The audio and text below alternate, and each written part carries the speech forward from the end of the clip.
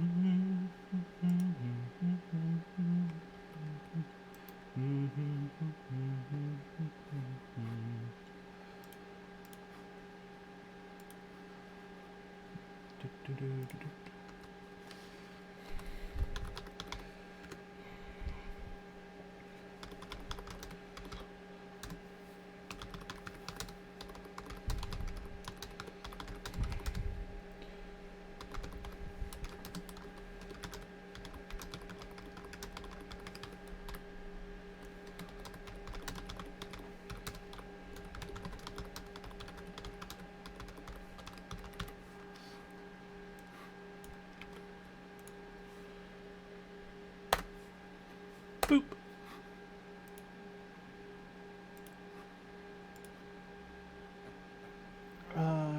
Posting hardware bot as well.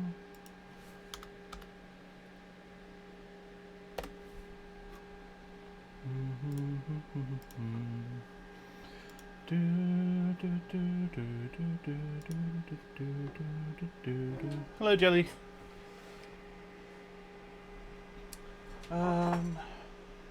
Right, what am I doing? I bought a temperature thingy downstairs and then I left it outside of the shot. Well, I just realised... So that setup, you can't actually see the postcode because the postcode is like under there. It's like just behind these tubes. But it's not going to show anything right now anyway because I'm in OS. So just while people are while people are filtering in, yeah, you can see like the LEDs from the postcode. You can see the reflection of them on the case, but you can't actually see the postcode, so that's no good at all.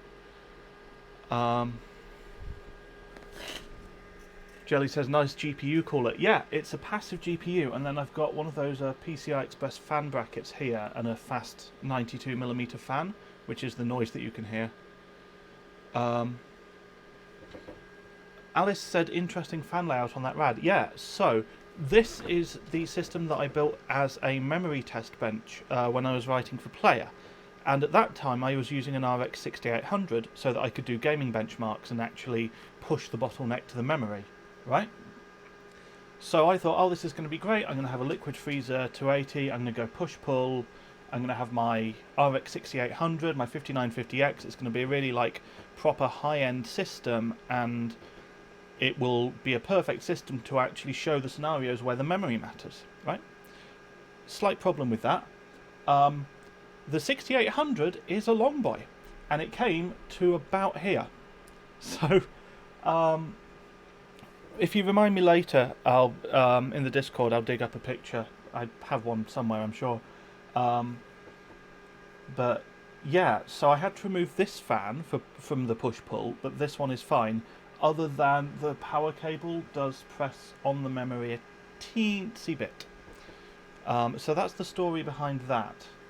Alright, let's...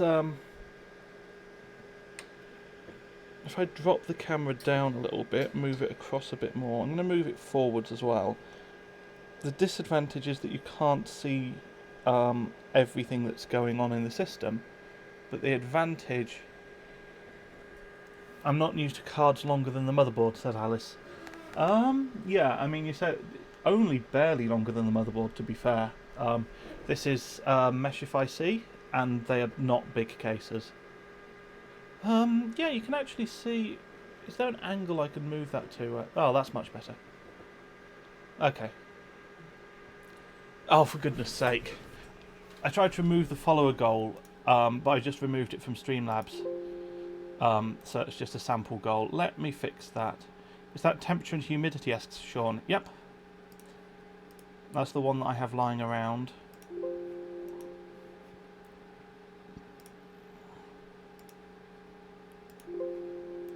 Okay, bye follower goal, don't need that anymore.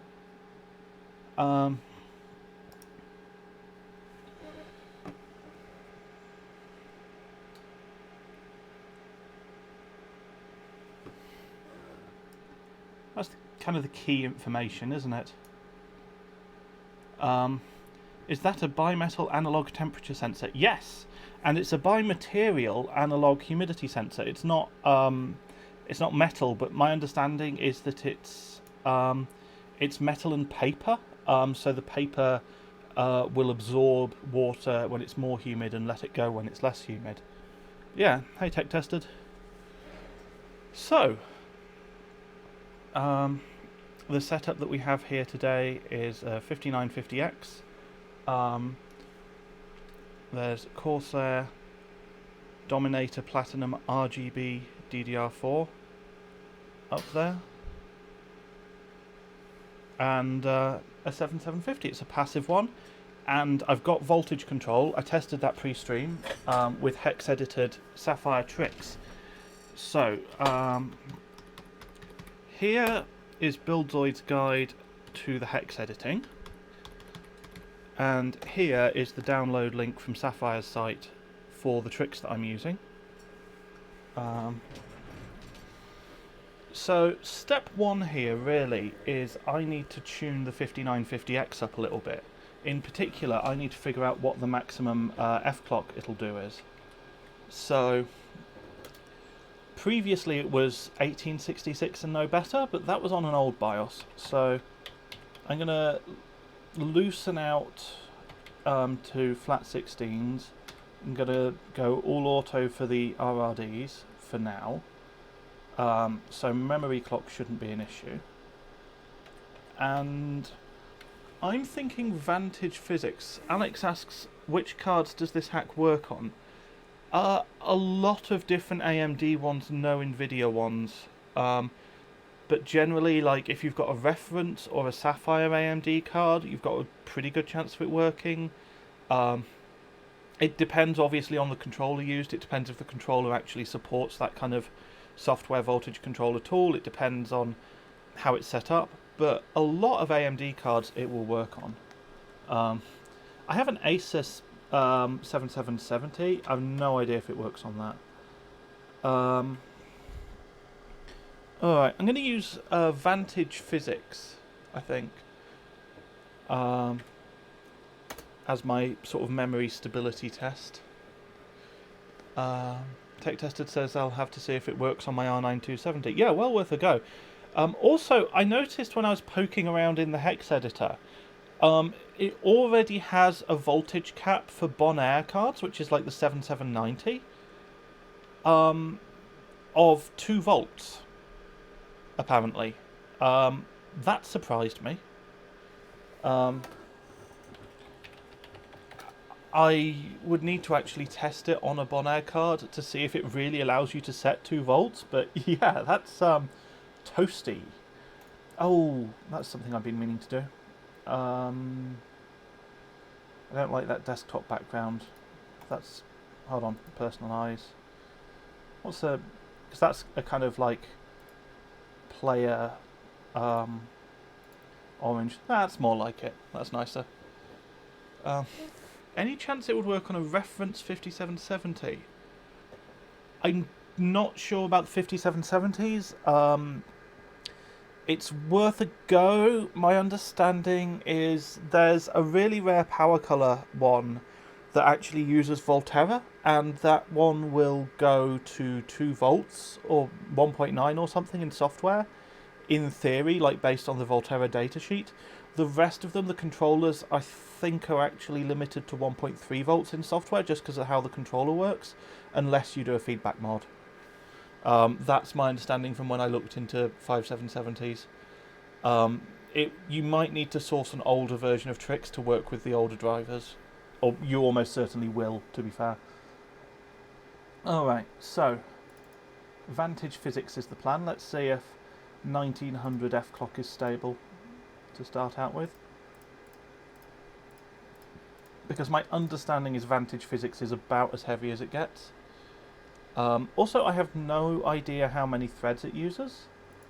So I probably ought to just test that. Or pencil lead mod, it says tech tested. Yeah, I mean, the pencil lead mod is basically a feedback mod, except you don't get to control the resistance. So, in a sense, like, it's a bit easier, but it's also really imprecise. I would encourage a real feedback mod rather than pencil lead. Hey folks, how's it going? Well, I've just started, and this is 1900 FCLK. I'm using Vantage Physics as my stability test for FCLK. The CPU is just running PBO at the moment. Pencil lead mod is for those of us with shaky hands and bad soldering skills. Yeah. Yeah, if your options are that limited. Practice can help with the shaky hands, honestly. But yeah, I mean, obviously not everybody can do micro soldering. Unfortunately, you can get someone else to mod your card potentially. I know Comanso can't solder, but he's got some modded cards off someone else. And to be fair, like, my understanding is that, like, Splave often gets Miller to do his modding. Alright, so that was 81453. I'm just going to write that down, one sec. So,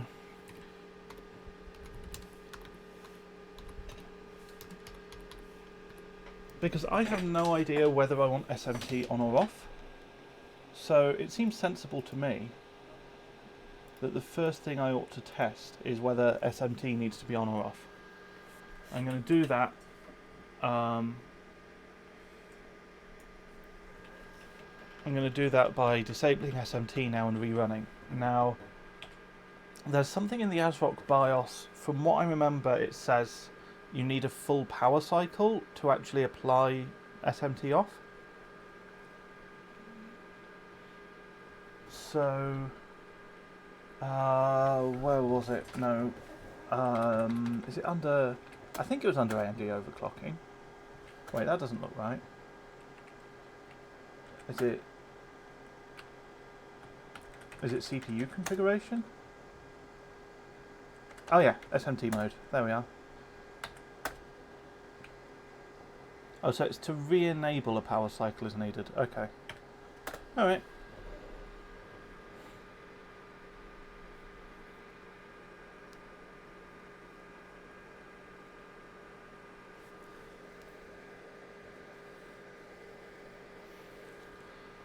One thing I do want to say, actually, about soldering is I don't mean to, like, discount. I mean, you're right that some people, it's not really an option.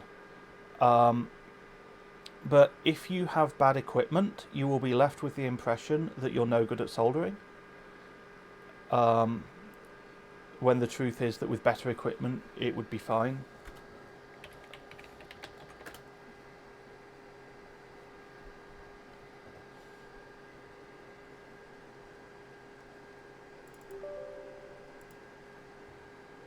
So I'm just going to check that SMT is actually disabled. Yep, it is. Alright. So let's run ourselves some more Vantage Physics, and we'll just see what it gets with SMT off.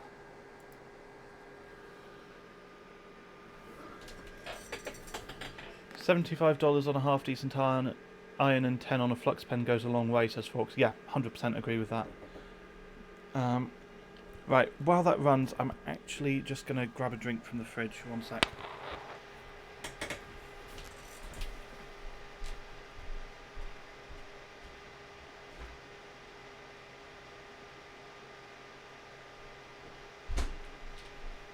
Alright.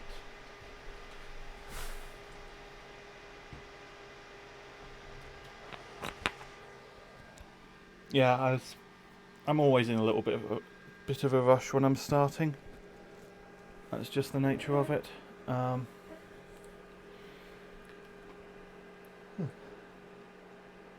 But yeah, so I was a little bit late to start today, and the reason for that is that I am a Twitch affiliate now, which is fantastic news, and thank you to everyone who got me there with follows. I'm actually up to 53 followers, I think, or I think Twitch says 54, but one of those is Streamlabs and doesn't count, I think. But yeah, which is great news. And as part of that, I had to enable two-factor authentication because they don't like. Oh wow, yeah, that's so the previous score was 81453, and that's 109k. So yeah, I think it's fair to say that SMT off is an awful lot better for Vantage Physics. At the risk of invalidating the stability testing, I'm going to run with that.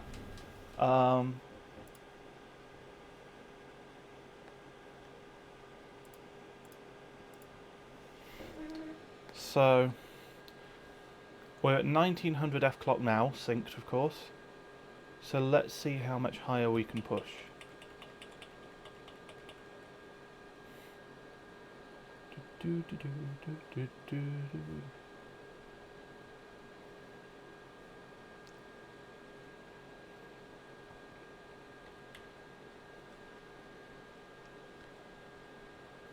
It sucks not being able to like properly see the system, but I am really happy with like this view of the postcode.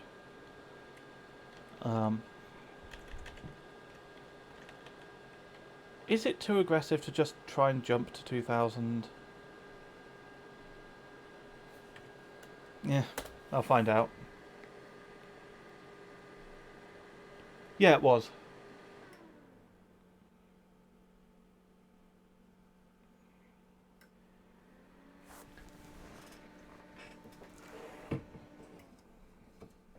Alright, well, hopefully that will recover in a minute.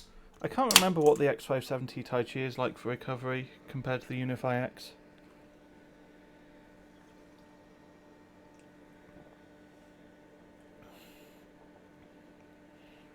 One thing I do really want to try out though is high voltage on the memory, because the Unify X has trouble. Infinity asks, what's the hydrometer for? The hydrometer is because sometimes the air gets too dry or too wet indoors, and it's nice to have a way of telling if it's doing that.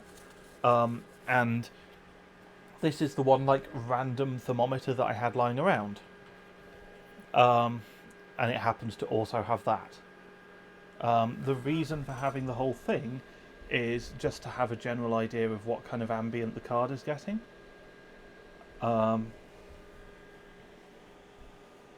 But yeah, it would be quite interesting with LN2 or dice if I was doing LN2 or dice, which I'm afraid I'm not today. Alright,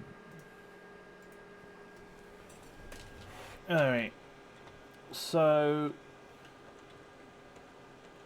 2000 was a bit much. Let's try 1933. Or it might just have a hole. I've really not tried pushing F clock, at least not on more recent BIOSes at all. No, so that's still F9ing, okay. Surely it's not, like, it used to wall at 1866, surely it's not gained only 33 megahertz.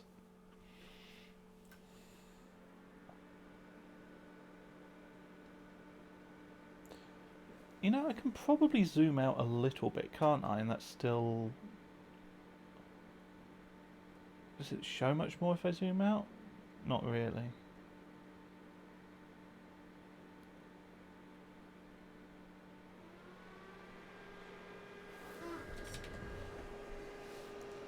Something else. So, there goes the picture.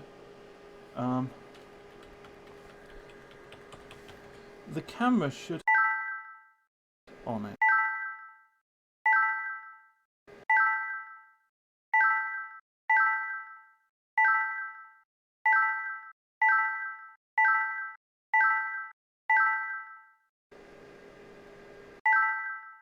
The light is though.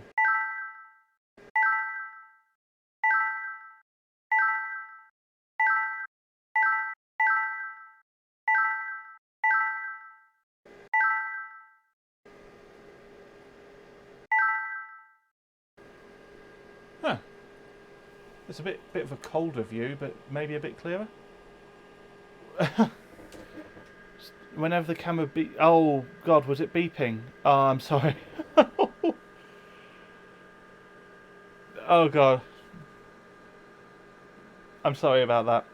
I won't fiddle with the camera menu on stream again. Oh Lord. Oh, hold on. This is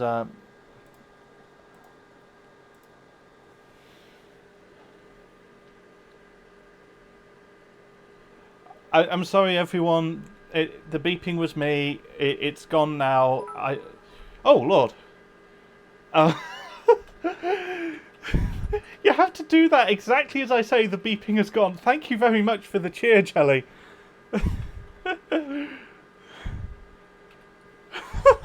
No more beeping. Beep. Thank you, though.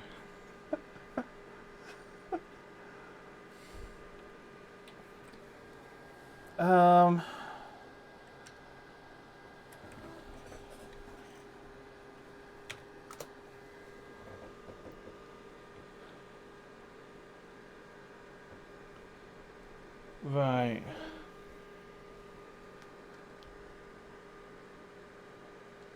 I want to just have a look in Zen timings and see what kind of voltages it's setting on auto for 1900 F clock. The thing is, I don't really know what I'm doing when it comes to AM4 F clock.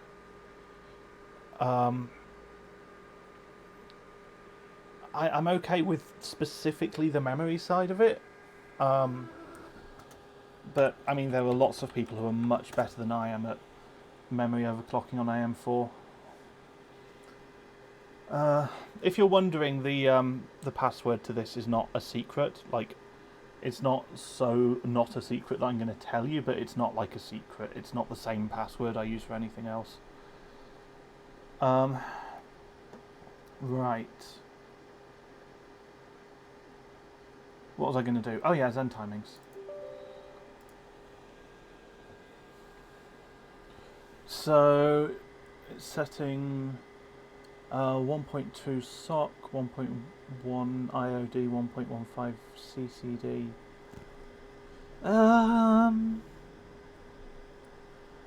To the best of my knowledge, that's not unreasonable. Maybe I could try 1.15 IOD?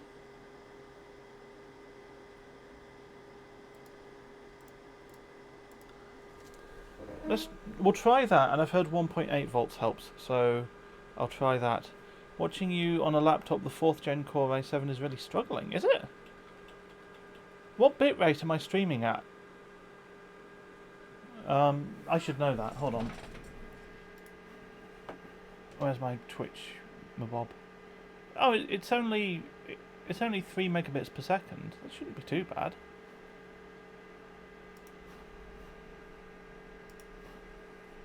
I'm surprised it's struggling. Alright, so I only get the IOD control after I've entered a number for CCD, whatever. Let's leave that as it is. And oh, right. Okay, yeah, actually, I'll go for a post with those voltages. And then if it posts, I'll try 1933.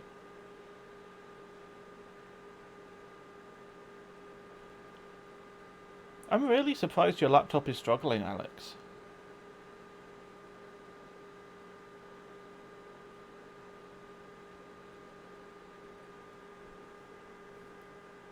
I missed the BIOS, didn't I?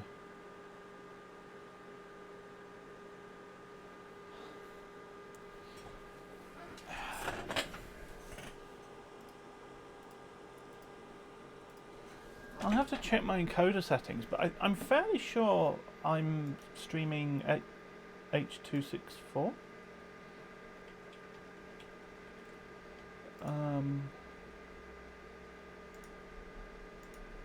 Output. Yeah, I'm streaming X264.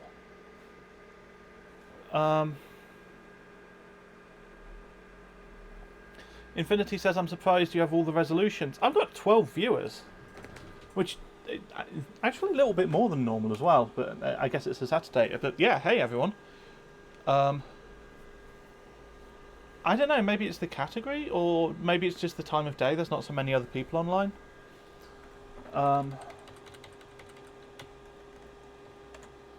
Let's try that.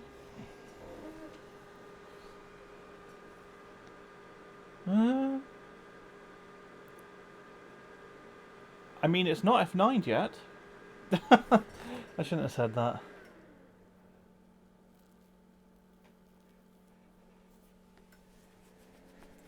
It's a good time for Europe and America, yeah.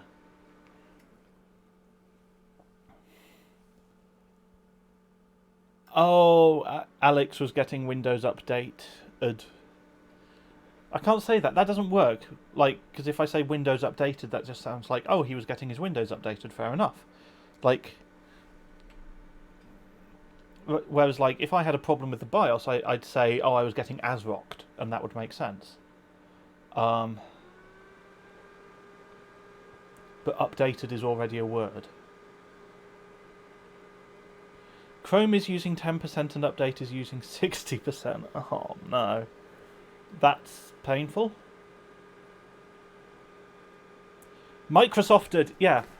Wait, did you say... Oh, even better, microshafted, yes. I missed the BIOS again. I mean, the problem is this isn't on restart from OS. This is like after recovering from a bad overclock, or just on restart from BIOS. So, as much as I haven't set up a batch file to reboot to BIOS, and as much as that would be quite a good idea, to be fair,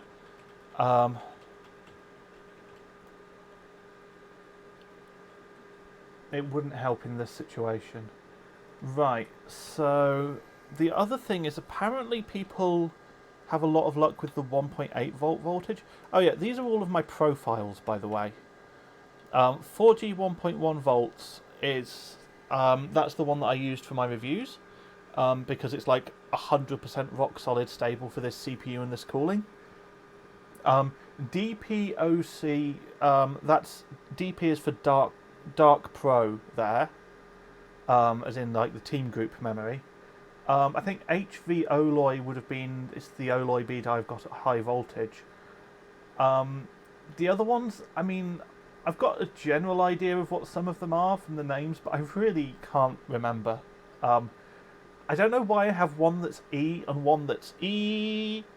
Yeah, it's been a while since I've used this system, if I'm honest. I'm assuming the one that's labelled Crunch is for Y Cruncher. Oh, wow. Yeah, that's shot up. I wonder if somebody joined exactly as I was just going E. Anyway, it's 1.8 volt voltage that I need, isn't it? That would be that one. Oh, come on, it's... Right, let's see if that helps. That doesn't help. Alright, no one can say I haven't tried. Okay, there's one more thing I'm going to try, which is a different ratio. On the basis that maybe it just doesn't like that multi. I have a general understanding that there are sometimes F-clock holes. That is a thing that exists.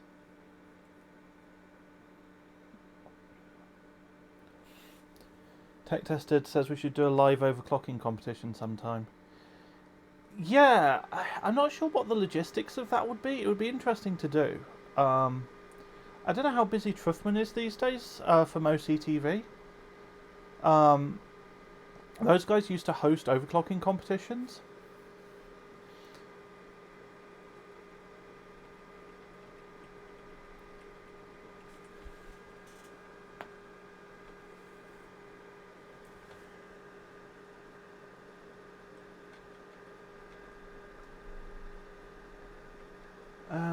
Right, so let's try just... Oh, you know what? Hold on. I just want to do a quick sanity check. It's not the memory, is it? Oh! Thank you, Jelly. I might regret saying this, but yeah, it beeps, like, down to whatever number.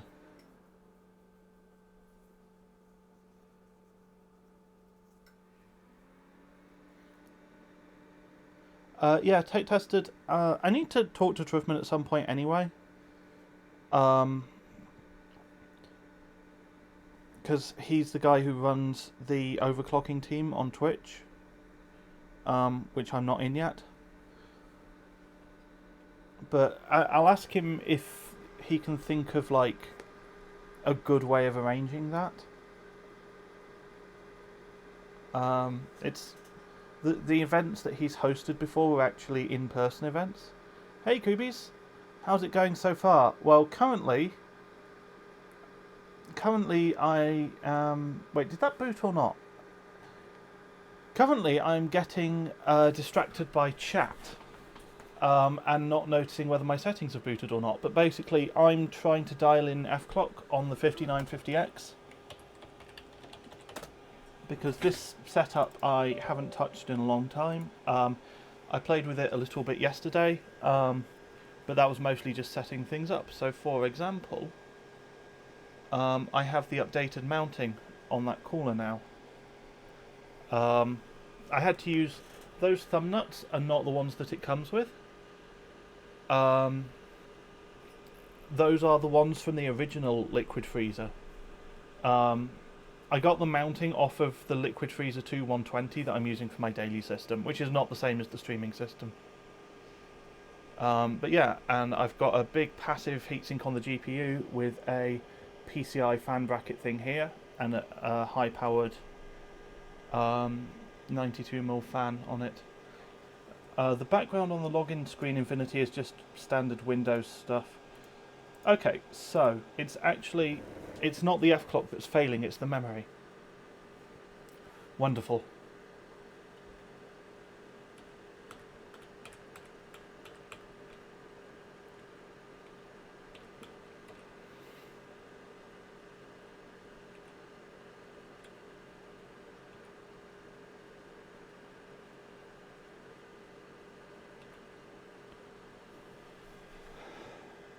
How did I miss that? I'm really not mashing delete hard enough, am I? Come on. But yeah, I didn't do this background, it's just what Windows 10 does. It's probably a sign that I have insufficiently debloated Windows 10, that it's still doing it.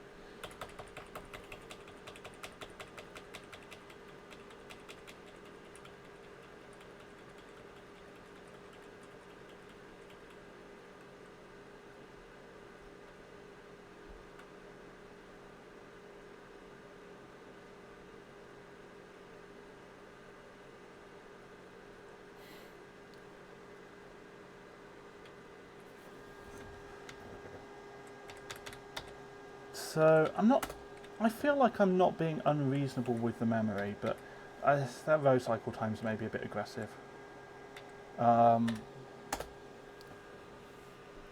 Let's try that, and then if that doesn't work, more memory voltage.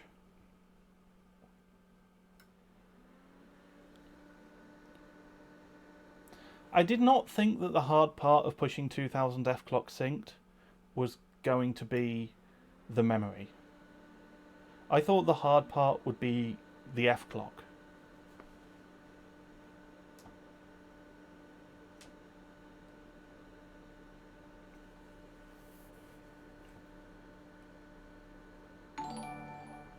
Oh, thanks for the sub, Jelly. So that's called a Prime Gaming sub these days, isn't it?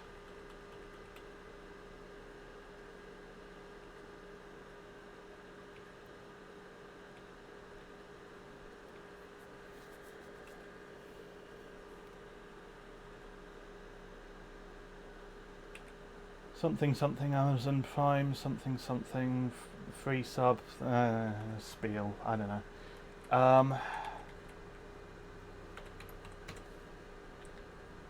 Surely more memory voltage. Like, I mean, I know the Unify X is 1 dim per channel. But the Unify X can take these dims to like 4400. Maybe, I mean, it might not help that there's a power cable that's sort of pressing on the dims a little bit. Or maybe the X570 Tai Chi is just not so good at pushing dual rank. I mean, that's entirely plausible. It might even be that I would need to dial in the terminations manually, which... Oh no, I've missed it, haven't I? Dialing in the terminations manually on stream would be a bit of an interesting one.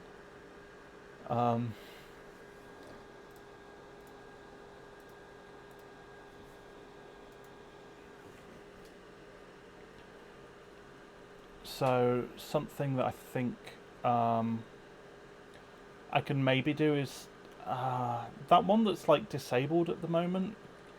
I can't remember which of them it is. It's like the top one normally. Hey, there we go, BIOS.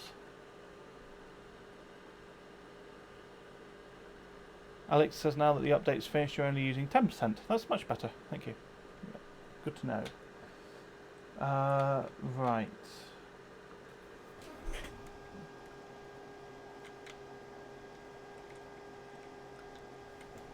Hold on, not that one, that one.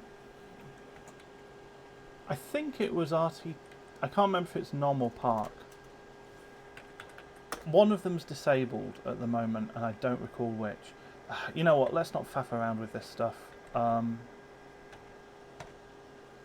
It booted at 3800, so I'm going to confirm that it still does that. And that it's not like... Okay. So actually having the unsynced F clock is maybe a little bit of a problem for it then. Alright then, so that's data. So I'm going to try even lower F clock, because I guess maybe... or it might be the... what's it called? U clock? I don't know what it's doing with that. Anyway, I'll set the F clock just to auto. And then it's just going to be pure memory. But it did 3800 sync, no problem. So I'm surprised that 3800 unsync isn't working.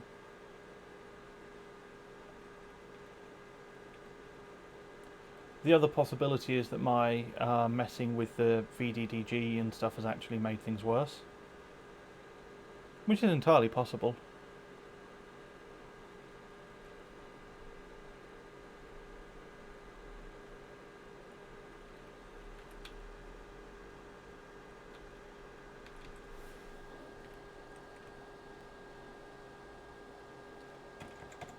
Right, Infinity Fabric Frequency Auto.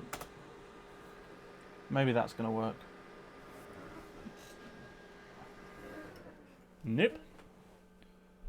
Okay, so fiddling with the auto memory controller voltages has made it worse. This is why I don't consider myself good at memory on AM4. Because I can't come up with settings that work better than auto does.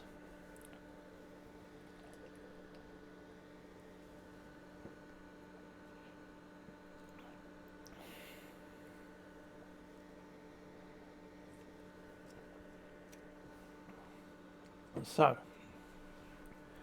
I think we've covered now.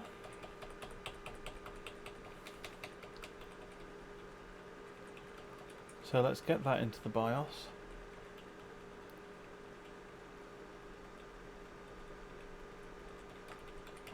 Come on. I'm mashing delete. I'm not going to miss it this time. There we are.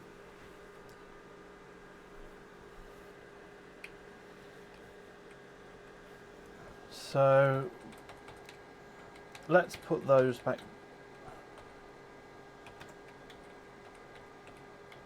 to auto, because apparently I am not good at setting these things. And let's see if that works. Really? What? Okay, why doesn't that work? So what? But it booted. Oh no.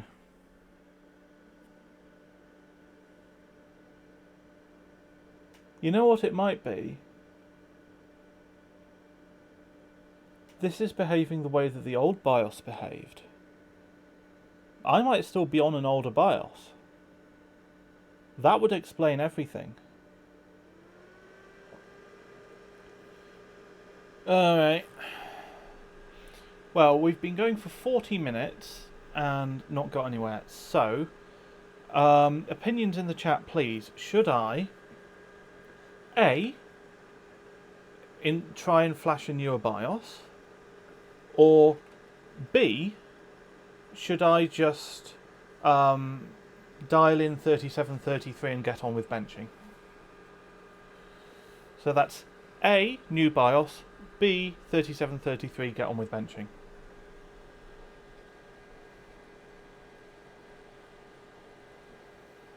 That's a lot of A's in the chat, okay.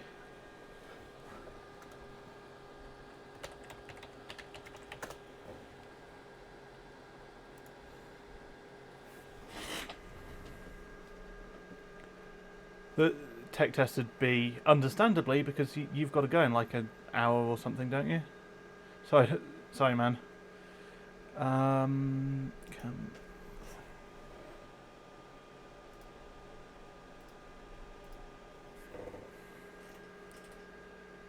Oh, 15 minutes.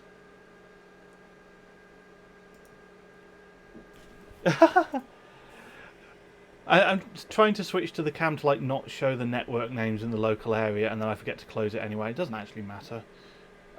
If it makes you feel any better, within 15 minutes I wouldn't have got anywhere either way.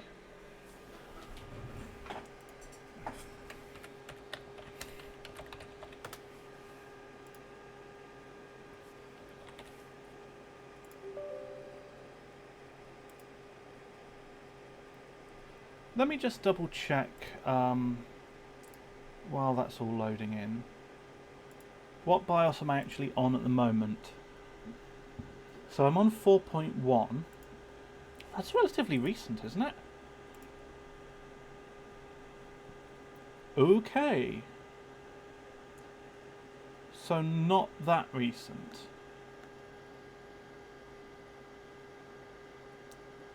But that's pretty recent, right?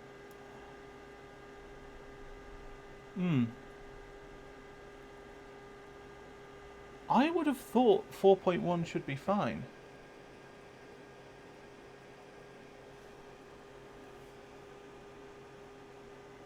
Alright then, well.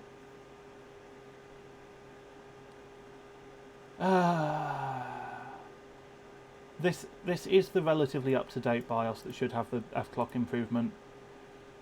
So I'm actually not going to update the BIOS. I'm just going to accept 3733 as my fate, I think.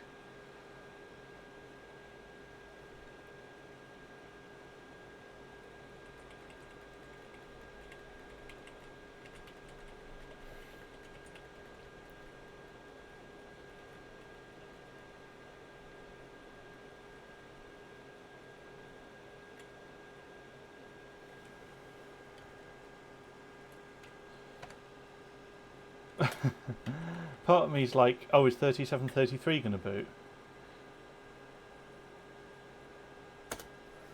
Is it better? Any plans for DDR5 streams, asks Infinity. I mean, we'll see. Maybe?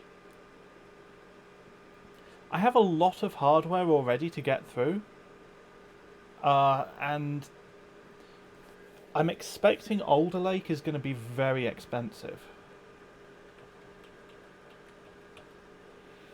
So I'm probably not going to jump on it right away, if I'm honest. Alright, 3733 boots, and that should work reliably, so we will stick with that, and I guess just see if I can get the memory to run some more aggressive settings, really. These are all going to end up mattering, aren't they? They actually are. I'm not familiar enough with all of these to just set them all off the top of my head.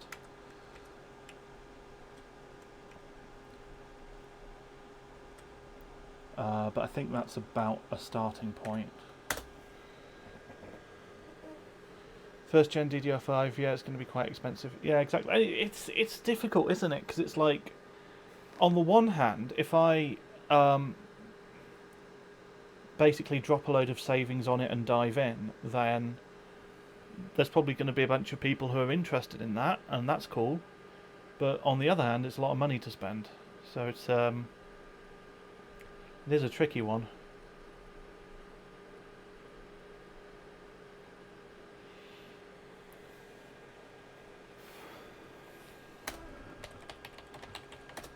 Alright then. Let's load up Vantage and let's run the physics test again to make sure that we are still reasonably stable.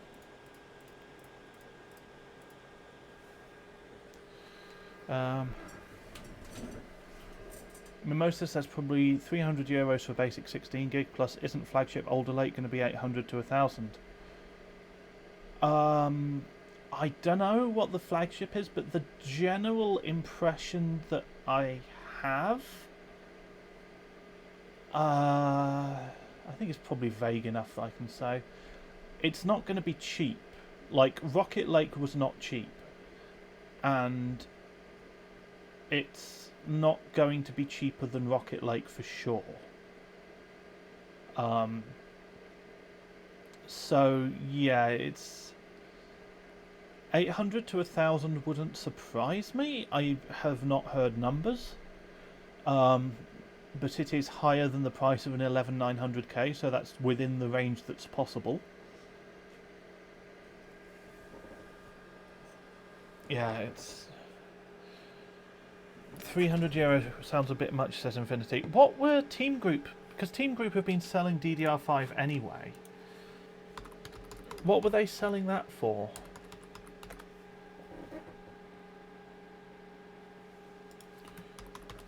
Team Group DDR5 price.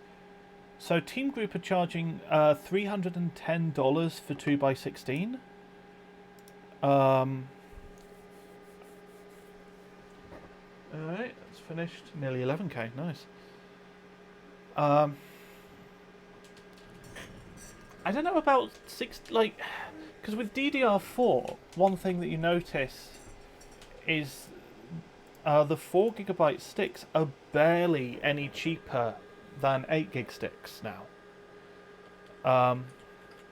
Infinity says, yeah, but it's pre-launch. Yeah, that's true.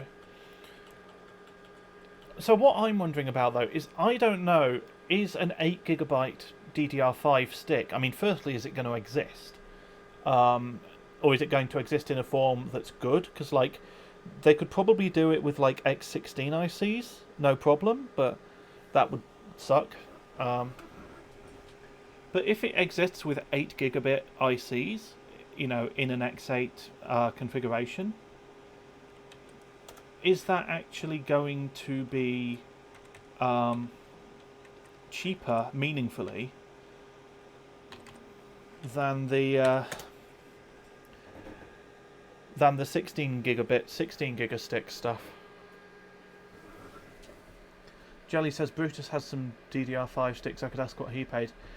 Yeah, that's the kit that I looked up. It would have been about $300, I think.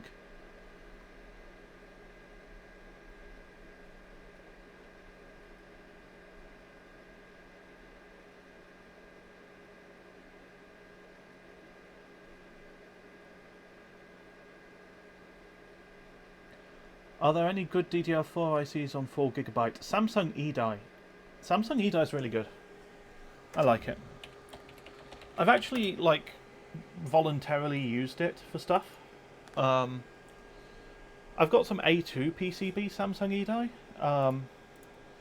which I've played with a little bit. I might end up having to do a stream with that at some point, I suppose. But I wasn't able to get as much clock speed out of it as I was hoping, sadly, despite the A2 PCB. But yeah, E-die is a bit like B-die, except it doesn't need max mem normally. And it doesn't have the TRCD voltage scaling that B-die has. It does really good TRTP though. I have strong feelings about TRTP. So, which is possibly one of the nerdier things that I've said on this stream, is I have strong feelings about TRTP.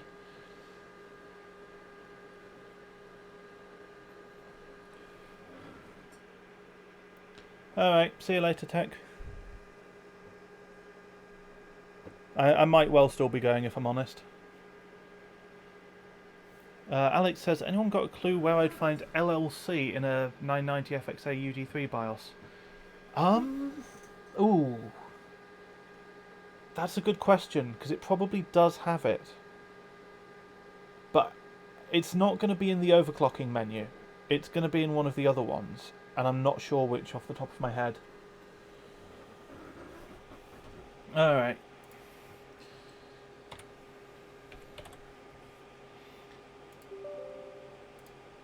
Oh, that reminds me actually. I have user account control enabled still. Let's get rid of that. Right. I'm going to set some max mem.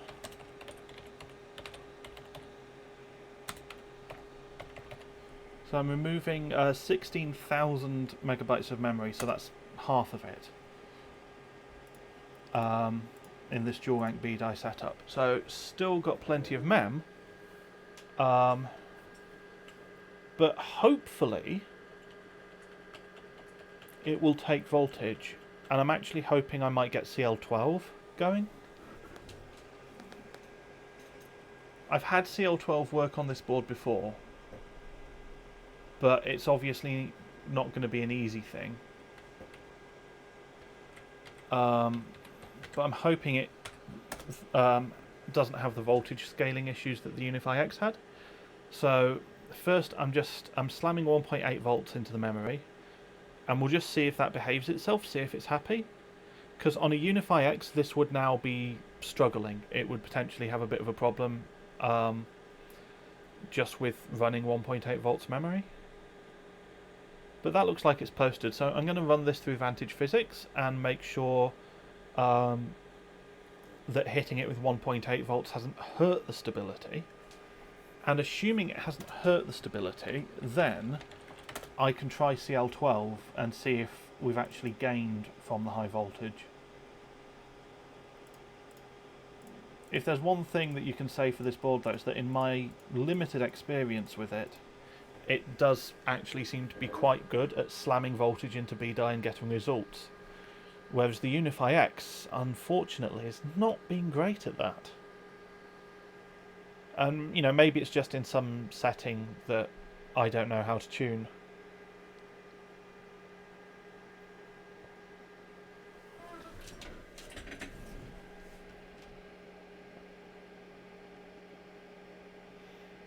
So Alex has looked through power management, no sign of it.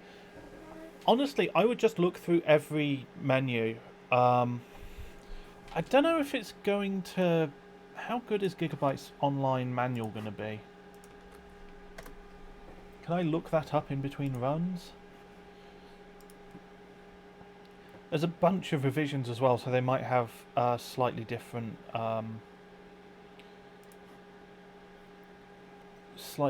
manuals, but we'll see. I'll look up one of them and hope that they're similar. Advanced BIOS features sounds promising. What page is that on? 43. So skip to page 43-ish. Advanced BIOS. Yeah, so advanced BIOS features has things like cool and quiet control, CPU core control. Oh, but no LLC in the manual. It's not impossible that it doesn't have it, but that would be surprising.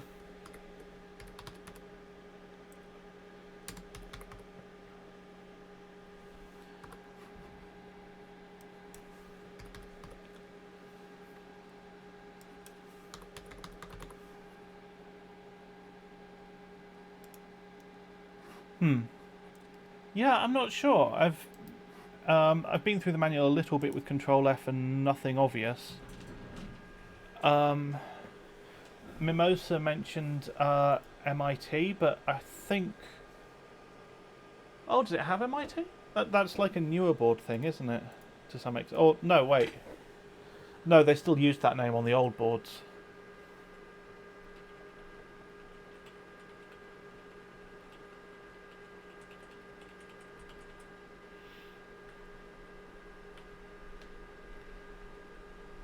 It's funny, the capture card always takes a moment once the system's turned on. So when you get the BIOS, then no signal, then the BIOS. That's the capture card doing that.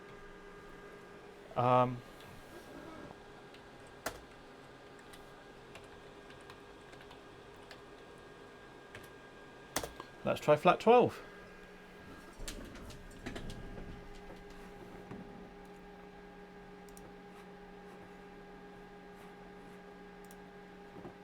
Okay. Well, that decides if it's going to post.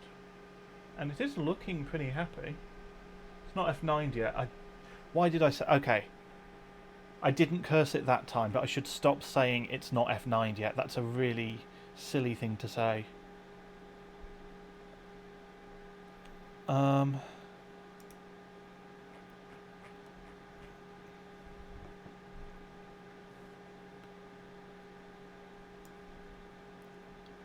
Yeah, just looking through the menu, I'm not really sure...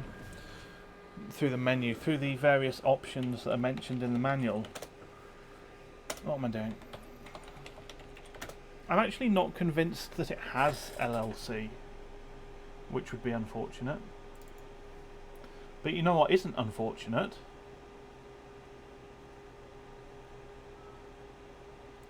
These memory settings.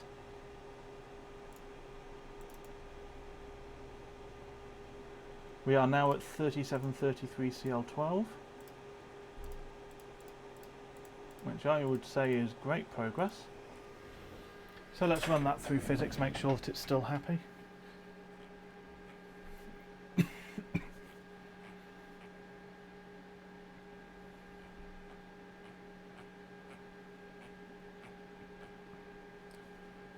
And while that runs, I'm going to just have a little bit more of a look at this manual.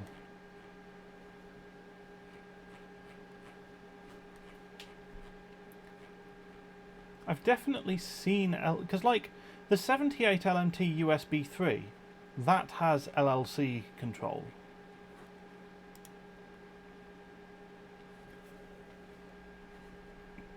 Alex says the Rev 4 board has LLC, but you have a Rev 1. Oh dear. That might be it then. That's entirely possible. It might just be that the much older board just doesn't have that function, unfortunately. Yeah, I can believe that.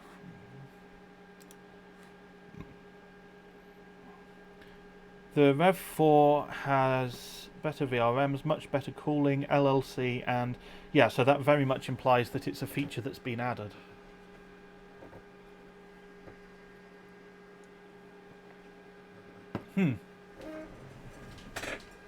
Alright.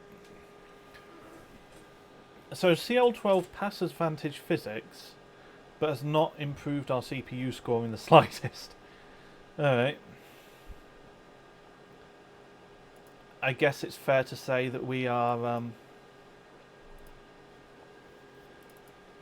we're probably not memory bottlenecked then in that test.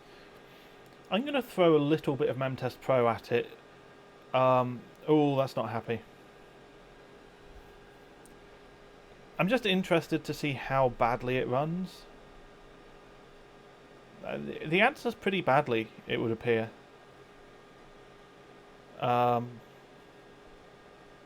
That's a lot of errors on a lot of threads popping up. Yeah, alright.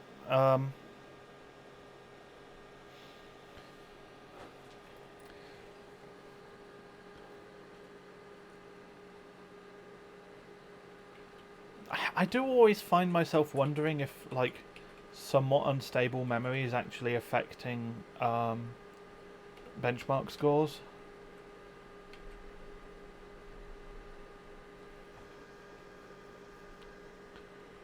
So I'm going to try and give it a little bit more voltage, and we'll just I'll just fire up memtest again, and HCI memtest specifically. Memtest could mean anything, but yeah, and I'll just see if that's made any difference. But if it's ridiculously unstable, then there's no point in pushing it because it might give me issues. But if it's like not ridiculously unstable, then alright, sure, why not?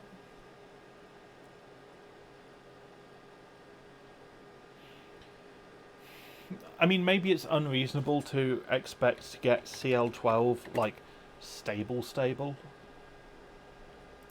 And for that matter, maybe the excessive voltage would be a problem even at CL14.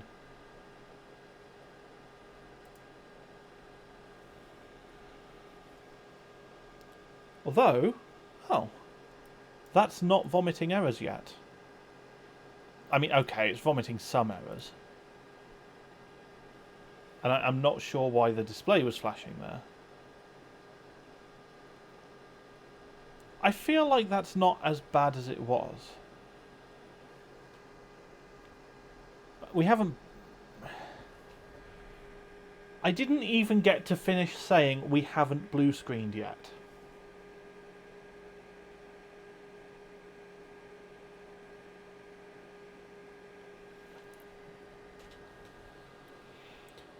You know, of course it can't be expected to pass HCI memtest at bench settings.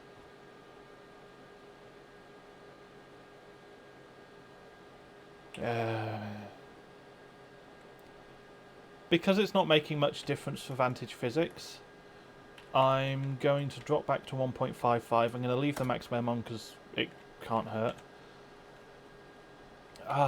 Was it RCD or WR?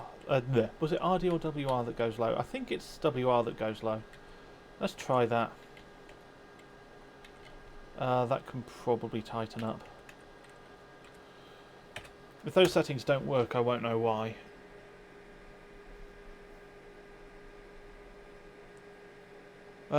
Mimosa says RAM instability flashes screen. You've had that happen a lot. Fair enough, fair enough. That would explain it, because the RAM was definitely unstable.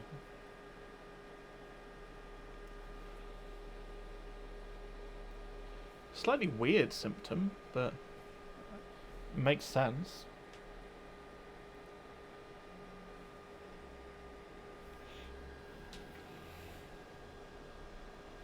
Okay. I'm gonna hit it with a little bit more HCI memtest. I want to move on from the memory, so basically what I'm hoping is that this is sort of single digit errors. Or none. None would be good. I'm okay with none. Feel free to not give me any errors, that would be great. But yeah, so once this has inspired some confidence, I'll just move on to CPU core tuning, which is going to be interesting. I probably want to have some kind of... you can run hardware info in the background, can't you? So I'll probably run hardware info in the background just to monitor CPU core temperature through Vantage Physics.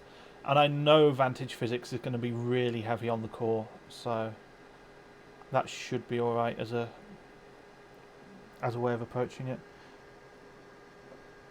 Alright, well, I'm not going to make you sit through ages and ages of this. The fact is it's not vomited any errors. So I think we'll call that probably fine for benching. Good enough for government work, as they say.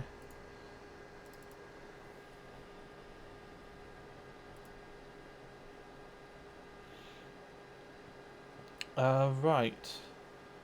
You can't see half of that, can you? Move that over here while I fire up 3D Mark Vantage. So, what I'm looking for now is, can I run Vantage windowed? Because I want to see what it does under PBO.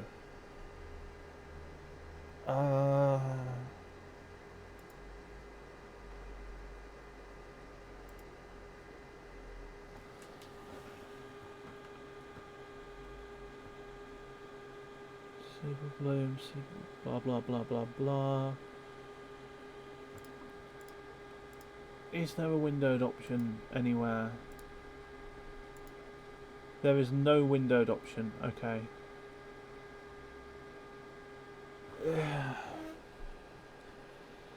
I want to see what like PBO does on its own. But it's going to be really difficult to discern what voltage it's doing. Okay, screw that then. 4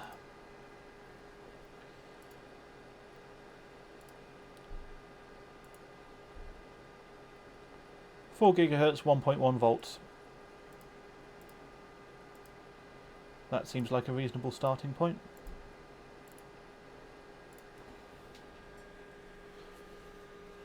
Thanks, Prime95. Of course, 4 gigahertz 1.1 in Prime 95 is pretty, that's obviously a pretty aggressive workload, but then so is 3D Mark Vantage Physics. So I'll set that and I'll run through Vantage Physics. No, hold on. I probably want to disable PBO first.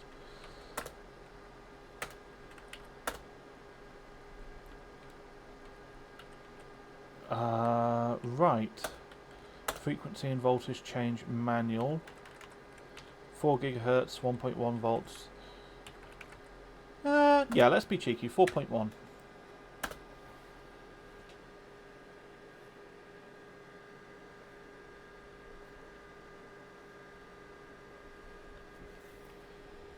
So we'll see if that passes Vantage Physics, and we'll see from hardware info what kind of temperatures it hits. Might be worth checking Time Spy or Time Spy Extreme CPU test as well, maybe? I mean, that's a whole thing unto itself.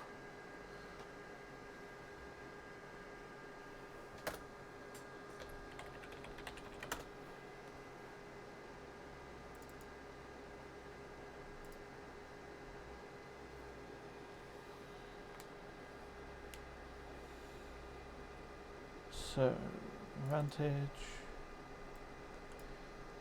So the key thing that I want to monitor is I want to monitor temperature, which is down here.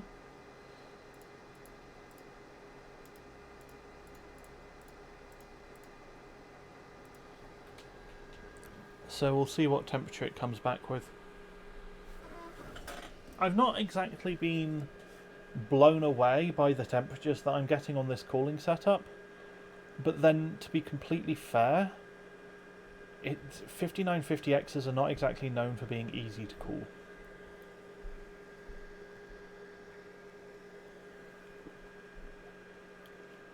Did I forget to disable one of the GPU tests?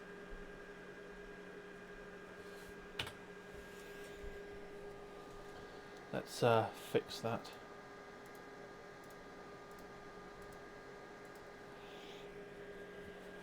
Anyway, I'm clearly not that with it, so need more caffeine.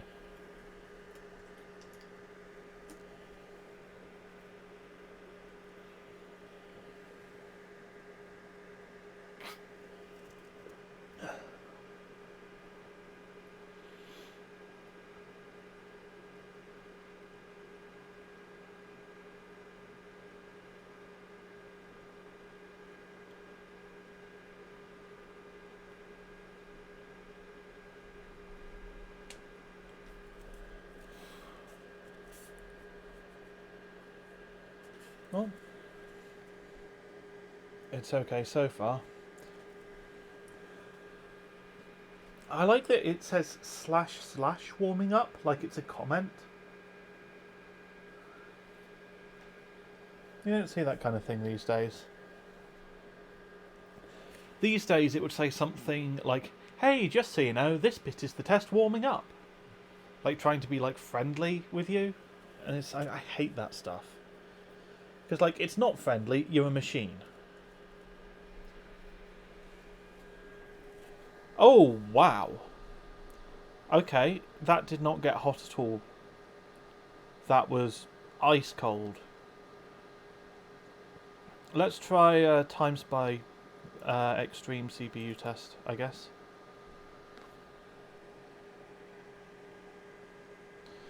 Jelly says, machines have no souls, they only want your data. Exactly.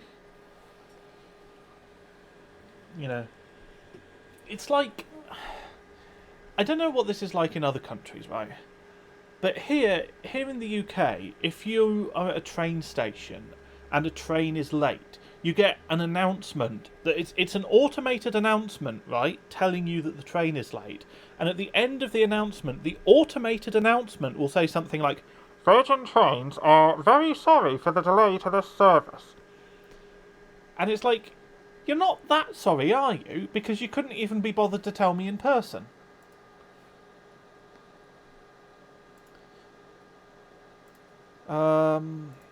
Right.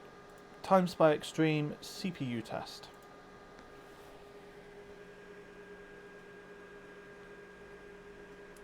Infinity says it's the same here. Yeah.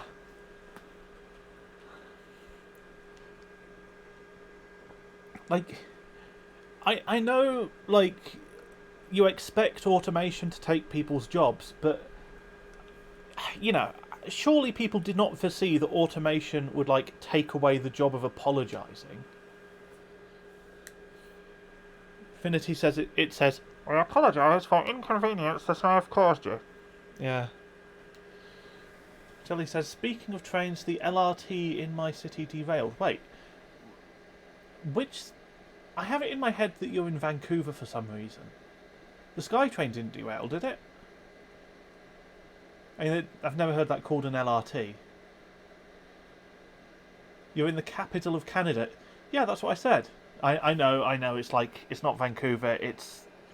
But I'm not 100% sure what it is. I think it's Toronto. Ottawa? Is it Ottawa? Oh, okay.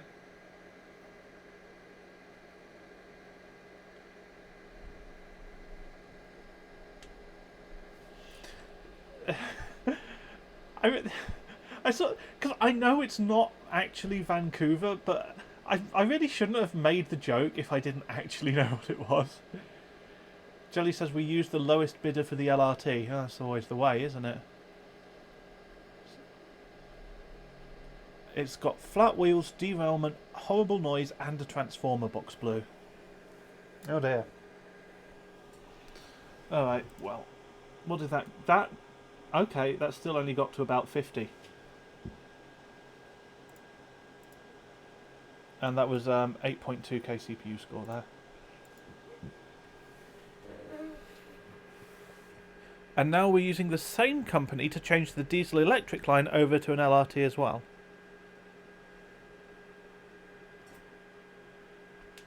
Alice says Toronto's the capital of the province Ottawa is in, though, which is weird. That is weird. Evening, Glenn.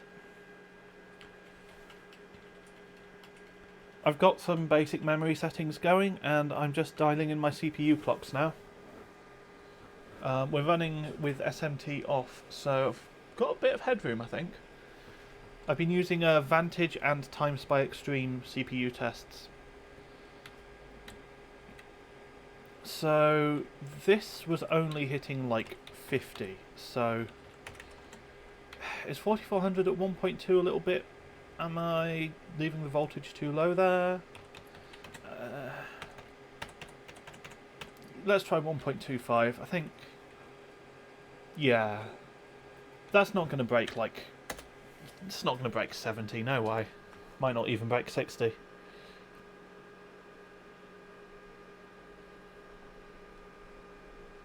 considering it was, I think it was under 50 at 4 gigahertz, 1.1 volts. I mean, again, that's with SMT off. So while that posts, for those who are just joining, I'm going to zoom out a little bit. And I've shifted the camera around in such a way that the system is... Hold on. There. That is the system that we're running. So we have a passive 7750. You have a PCI fan bracket thing with a fast 92mm fan screwed to it. Dominator Platinum RGB dual rank B die, 5950X under there, X570 Tai Chi, and an Arctic Liquid Freezer 2 280. This fan is missing out of the push-pull setup. The reason for that is to support longer graphics cards. And the case is a Fractal Design Meshify C. So, with that said, I'll move the camera back in. Oh, hello, that's ended up tilted. How's that happened? Let me just adjust that. Salty asks, VDDCI modded? No. And furthermore, I have no idea what that would entail. Oh, you're asking about the GPU, aren't you? Right, yeah. Of course. No, it's not. The GPU is unmodded at the moment. I kind of want to sell it at some point. So I don't want to go too ridiculous if I don't have to. Salty says, oof, if you want to push VCore, well rip. Oh no, that's, right, yeah, Buildside did a thing about that, didn't he? On, I think it was on a different GCN card, but yeah, isn't it that high VCore means that you lose mem clock?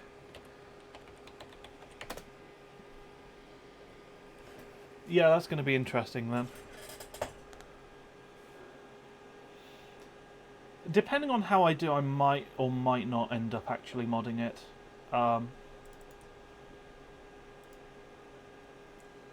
I'll see how I go. Yeah, this 7770 behaves that way. Alright. Yeah, so this will as well. The good news is, though, I have modded Tricks.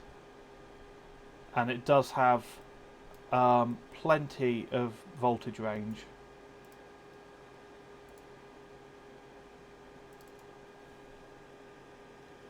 Past 1.275 volts, I'm going to lose mem clock. Oh no. Well, that's going to suck. Alright. At least I know what I'm in for.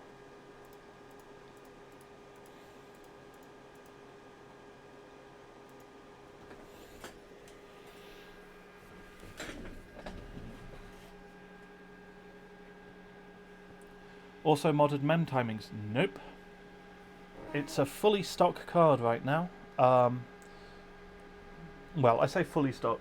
So the only things are I've repasted it with Cryonaut, but that was just because I took the cooler off. And you know, it's a passive cooler, and there is a fan blowing right at it. What's Vantage doing? It's not supposed to do this. I mean, I think it's fair to say that's a sign of instability, isn't it? Realistically. Yeah, that's not looking great. Bit more VCore. For what it's worth, I think GPUZ said it was LPDA memory. So it might be possible to mod the mem timings.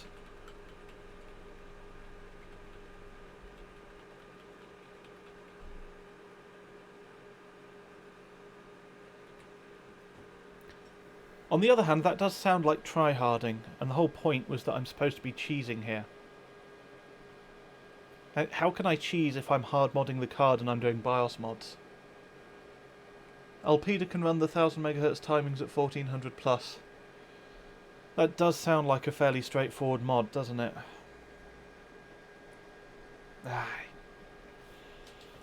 You're talking me into tryharding rather than cheesing. I don't like it. I'm supposed to be cheesing here. Also, why is it not in BIOS right now? It's showing the postcode for BIOS. Let's try that again. I really hope the capture card hasn't crapped out. I'm going to use the case switch rather than trying to reach into the case. Well, you're going against 12. That's true. He's on like Broadwell generation stuff, but yeah.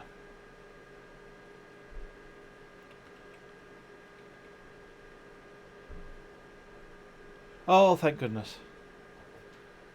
Okay, the capture card is fine. I was worried for a minute there. Yeah, let's give this a go. It's a little bit, I don't think I want to give it more than 1.3. We'll see what the temperatures come out as.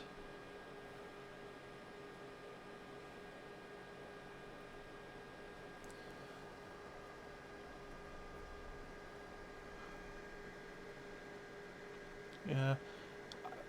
In the limited pre-testing, I have been able to get way more CPU score than 12. But to be fair, it's a 7750, so it's not like it's that CPU bound. Like, the excessive CPU score isn't going to do a whole lot. So, yeah, we'll see. I mean, to be fair, there's a reason I in the Discord, I called this cheesing. I didn't call it gold farming. I said the Sempron 130 I called gold farming because I thought I can probably actually get all or most of them. This, I'm not sure. Actually getting a gold might be a problem.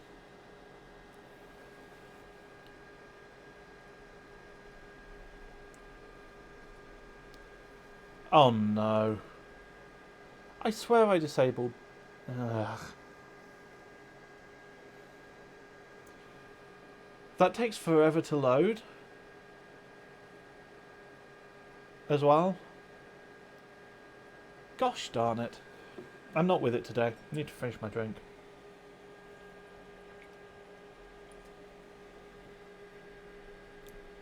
More caffeine.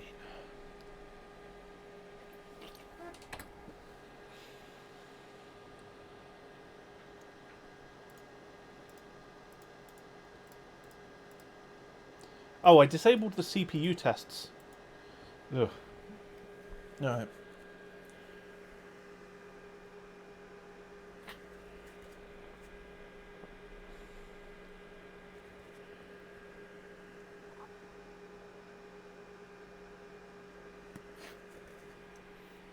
Right.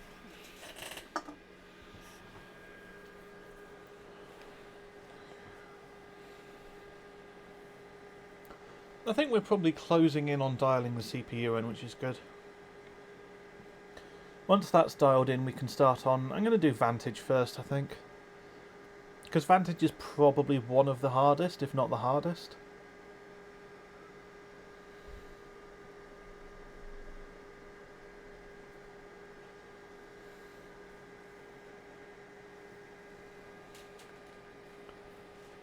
Then... yeah, I don't know after that.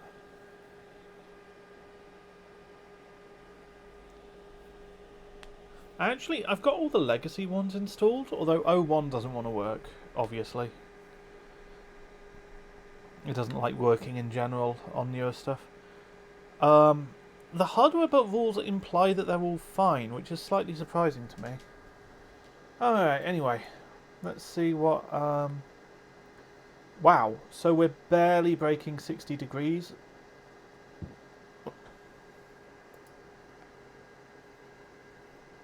So we'll try the TimeSpy Extreme CPU test as well. But that's a really, really good result there.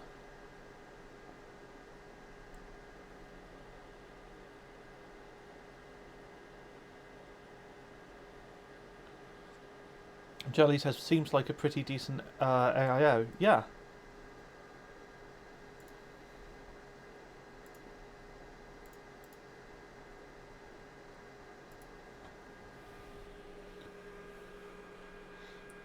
Yeah, the new mounting kit I think is helping as well. It shifts the cold plate down a little bit. So it's like right over the core dies on the 5950X. So that's really good.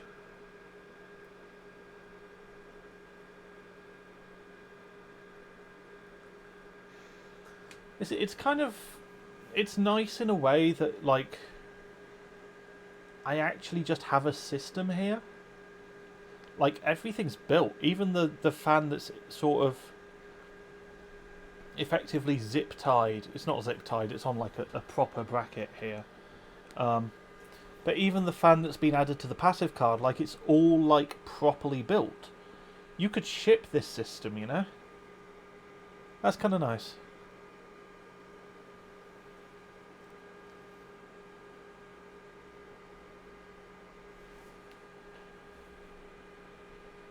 Glenn says, I emailed Arctic about the offset mount and you got one sent out. Oh, that's really good. I'm glad to hear it. To be honest, I just bought a Liquid Freezer 120. But does it have TPM 2? I think so. I think you've got the firmware TPM on all AM4 stuff, don't you? Yeah, so I needed a cooler of some description for my daily, which is X99 anyway. So that's not the stream system, that's my daily, it's a different build.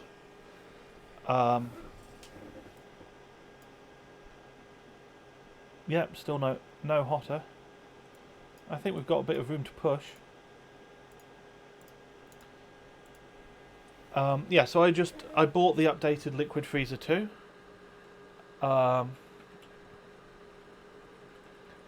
And that came with the new mounting bracket, so then I put the new mounting bracket on my old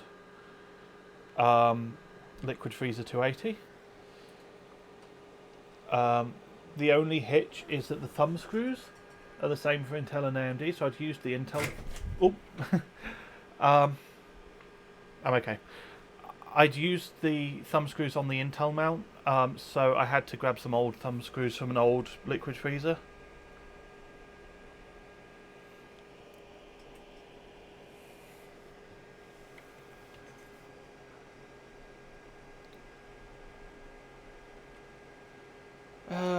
Right.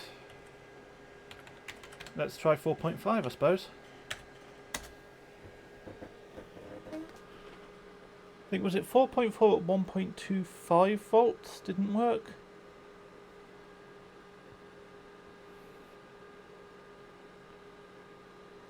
So, remains to be seen if this is going to work.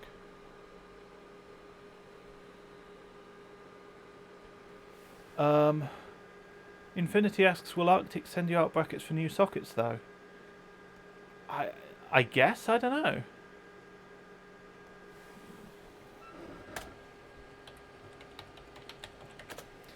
know. Glenn, no, not Glenn, sorry, Salty says it should do at least 4.65. Yeah, I don't know how good my chip is. It's literally a launch day chip. And normally with AMD, they get better and better as time goes on. I say that, like, for Bulldozer and Piledriver, the launch chips were not the best, but, like, the really late chips suck as well. So it's like... I'm not certain for Bulldozer, but, like, for Piledriver, I think it was... I'd have to check, but it's, like, either 2012 to 13 or 13 to 14 that you want. Alright, so graphics tests disabled, CPU enabled, feature tests disabled. Let's go. Your launch day 5900X does 4825. Fair enough. Yeah. I'll have to see.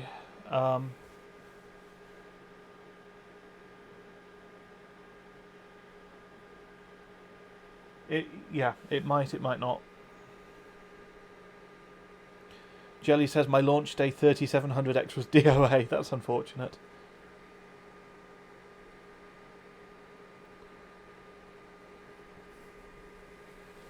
I could also legitimately try per CCX as well, to be fair. That's an option. If I've reached kind of a wall for... Because I'm not sure how much voltage I'm comfortable giving it.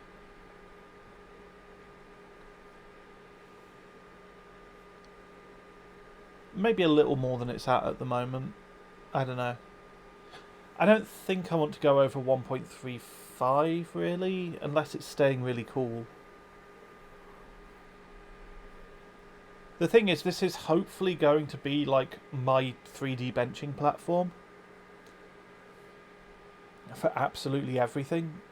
So I don't really want to risk damaging it. Okay, so that passed fine. Where's my temperature?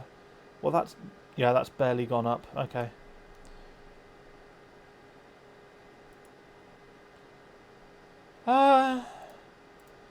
Let's not bother with Time Spy. Because Vantage does actually seem to be a little bit hotter. I haven't been seeing higher temps from Time Spy so far.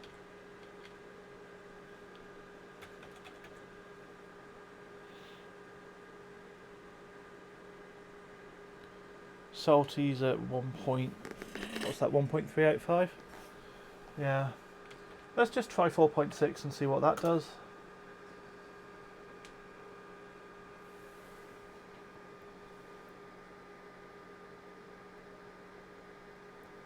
I'm very resistant to like jumping ahead on settings, because in the past when I've tried to jump ahead, I end up like nothing's working and I don't know why. So I really want to avoid that if I can.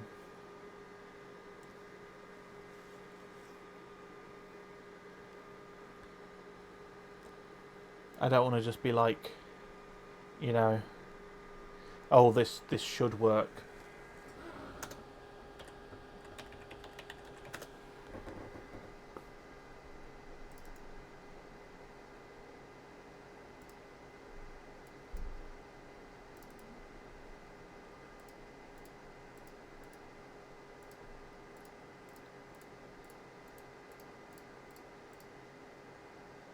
Alright, so the correct test's enabled.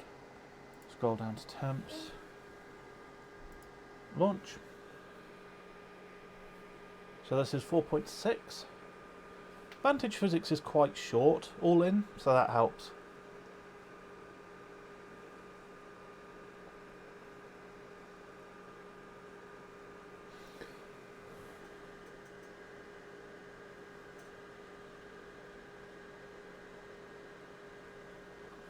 This is, it's looking alright. I think there was something else with batches as well, like I've seen people talking about, you have different codes at the end of, because you've got the date, which I think my chip is 2041 or something. Oh, hello.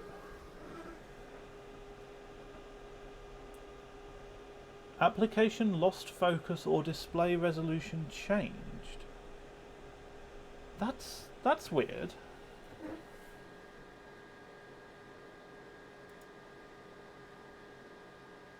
I mean, I'm assuming that's a crash, right? I kind of want to try it again.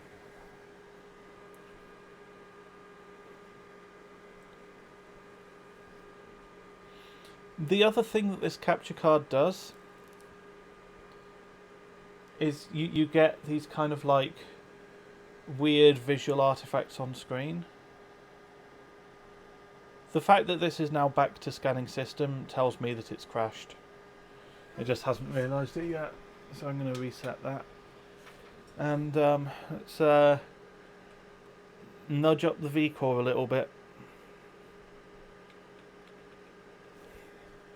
I think a 5900X probably is going to clock a little bit higher anyway, just by virtue of having less cores. Or less cores per die in particular. So that probably helps. Let's go to 1.325. The temperatures are staying alright. Like, if I was seeing, like, above 80C, I would be very concerned, but I'm not even seeing 70, so that makes me a lot more comfortable with voltage than I would otherwise be.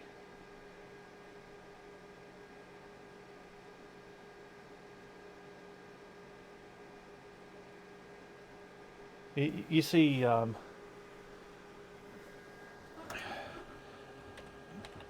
people on Reddit get into these kind of really bitter arguments over it, and like, you know, to the point that like insults are getting flung and stuff, because like they've sort of run out of like evidence one way or the other, so that they just start like saying, oh well, if you don't agree with me, then you're stupid.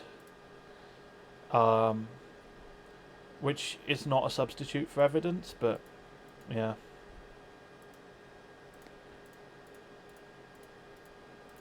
And it's a bit annoying because it's like, at the end of the day, what matters is people, you know, getting good clocks and generally not frying their systems if it can be avoided. So yeah, I would have thought it should be fairly straightforward to say, look, is it really worth 100 megahertz to you? Salty says, well, with SMT off you can crank voltage. That makes sense, yeah. I can see that, because it's like the utilization isn't as high, the temperatures aren't as high. I can see how it would make the higher voltage less unsafe.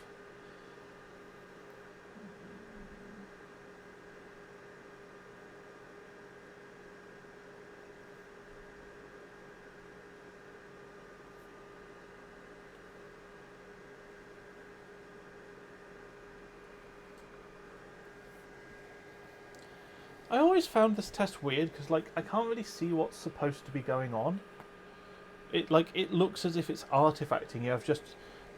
You've got like bits of planes here and there, but it's not clear. Like, it looks like it's just a whole plane, but with the bits like separated, but they're still moving in the same way. I don't know. Anyway, that was only hitting 63.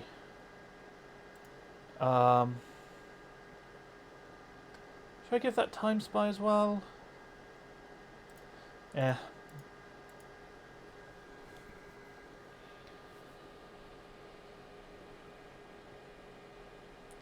Salty says if I'd follow Reddit's advice, I'd never be able to get into the top 10 of any GPU. Well, yeah, I mean, the thing about that is it's like, it's very, very different if you're talking to, like, someone about a competitive overclock, like if you're actually benching for gold, and if you're talking about a system that you're going to be running day in, day out.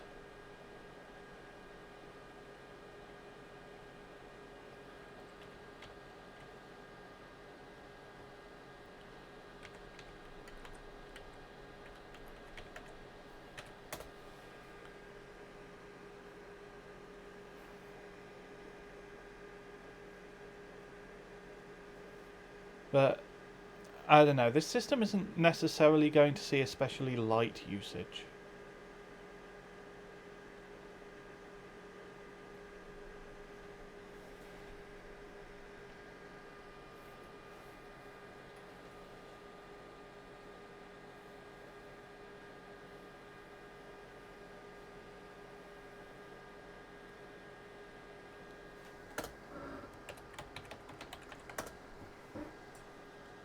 Right, well.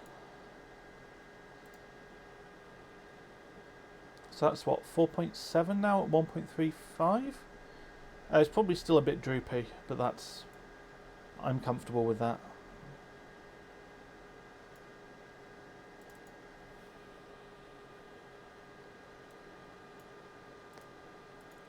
So CPU tests enabled, graphics tests disabled.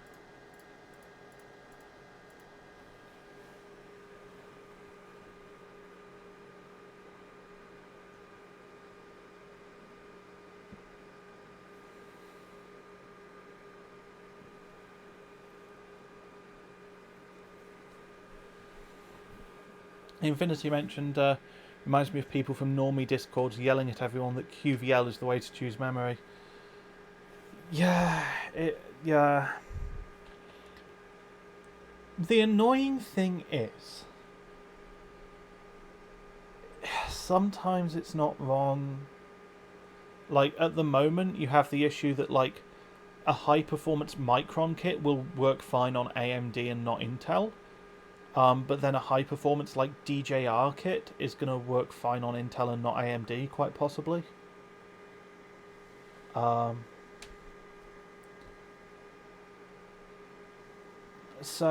the problem then is, like, I think Corsair have their AMD and Intel optimized kits. And then you've got manufacturers like Crucial or Clev, where it's like, okay, Crucial's going to be Micron, Clev is going to be Hynix.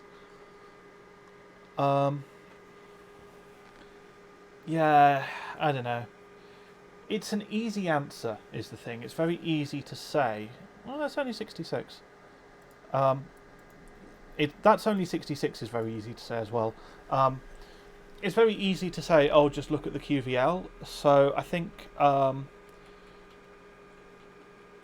people who like are saying, oh well, what memory should I get? What memory should I get? You can kind of just say, well, go and look at the QVL, and then you don't have to deal with them anymore. So it gets given as an easy answer. Let's try 4.8. Same voltage? That's optimistic. I'm an optimist. Alice says, or do QVLs QVL 4266 for 5000X? Oh yeah, you'll find QVLs that are at like 4600 plus for 5000X series. Unfortunately, memory being on a QVL doesn't make it a sensible choice. Infinity says, I meant in a more in a way of saying that kits outside QVL won't work most of the time and kits in QVL will always work. Yes, and that's at that point that's just straight wrong. But I think where it comes from is there's this tendency for people to like.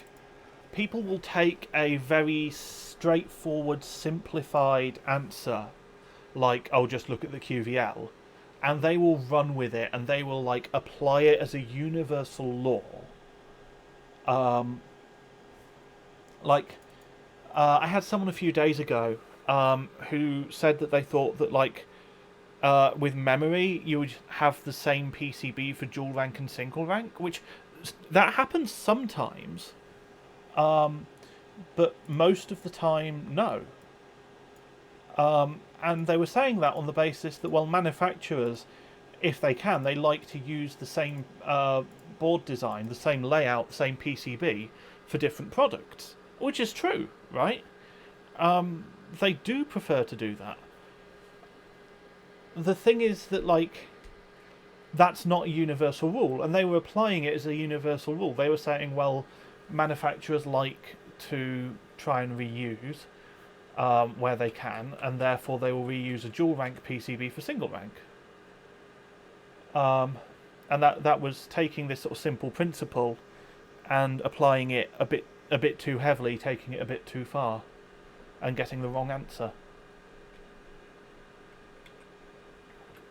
Let's try 1.375. And we'll see what kind of temperatures that gets to.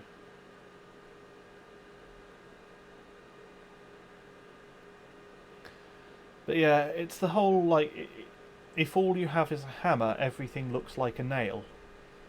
If you know sort of one or two things about how the industry works or how certain components work, you apply that universally. Like, you know that some memory isn't compatible with some motherboards, even if it's like it's DDR4 memory, it's a DDR4 board, but it's still not compatible. And you know that the stuff that's not compatible won't be on the QVL, and you know that stuff that is on the QVL is compatible. And that's all true up to that point, but I've kind of used weasel words there, haven't I? Because I've kind of said,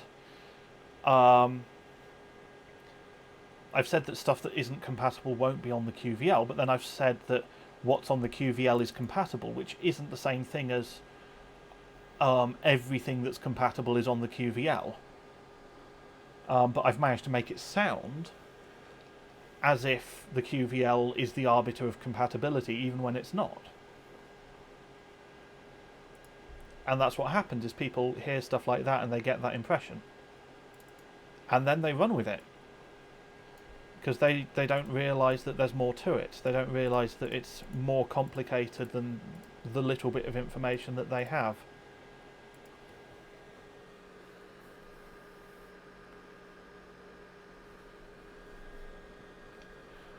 Mimosa said it's not like they're going to test newer RAM on X470, and yeah, that's a good point as well. Like, if you're looking at an older board, then the QVL's probably not going to be that up to date. Like, if you have new kits come out, are they going to work on it? I mean, quite possibly, yeah. And there's the whole thing that, like, Alice was kind of alluded to. Oh, hello. That's rebooted again, hasn't it?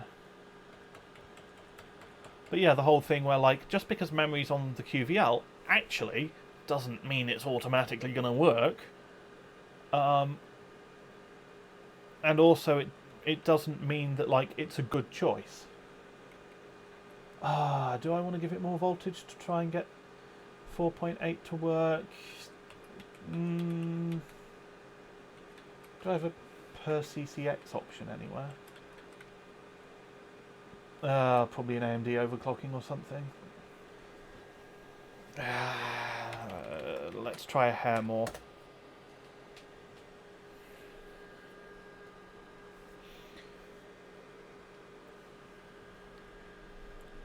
But yeah, and at the end of the day, there's so much memory out there. You know, a lot of manufacturers, like, you have kit after kit after kit that are all exactly the same under the hood. I mean, oh, Windows.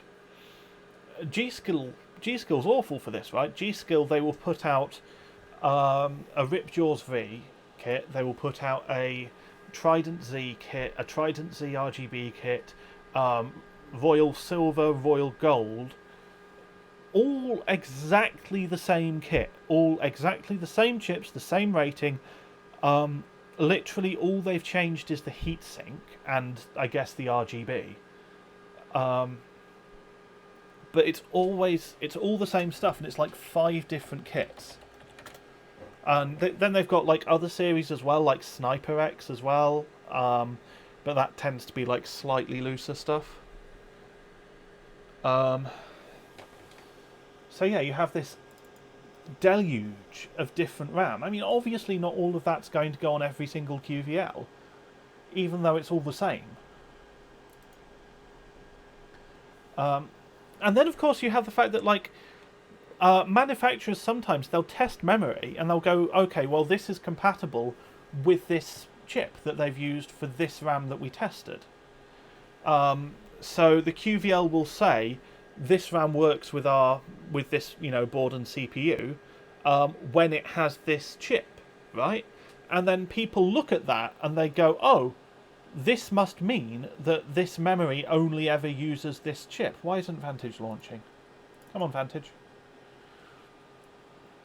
So you have people who, like, they see a kit of memory and they go and look it up in QVLs, and they find a QVL that has said, oh yes, this kit works fine when it comes with the B-die chips that we tested, for example. And they'll say, oh, look, this QVL says that this memory kit is B-die. So even though it's 3200 CL16 or 3600 CL18, this is a B-die kit because, you know, an ASRock QVL said so. Which is nonsense, because ASRock have no right to promise what IC some random memory manufacturer is using. They're just telling you what their kit came with.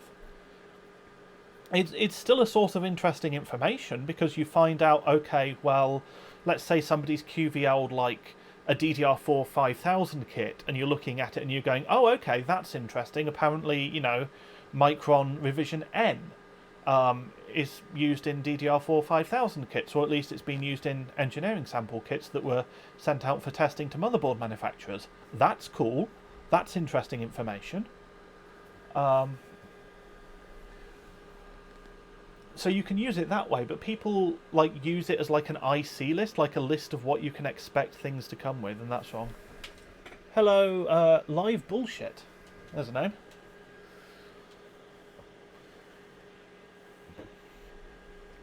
So for those just joining, I'm dialing in this 5950X, and because I'm doing it for demonetized, I think we're okay. The channel's set to mature audiences. Yes, so because I'm going to be doing GPU benchmarking on it, I'm using 3D Mark Vantage physics, and we're at 4.8, 1.375 volts right now. That's with SMT off, which helps. So it's not breaking 70 degrees. I'm going to run that through the TimeSpy Extreme CPU test as well, just to make sure it's stable for both. But if that's good, I think I might start pushing that, and we can move on to actually doing some GPU benchmarking. The idea is I've got a 5950X. It's a fast chip. It's a very fast chip. So hopefully it can get me all of the golds, or most of the golds on HardwareBot for this chip. Where was TimeSpy? There it is.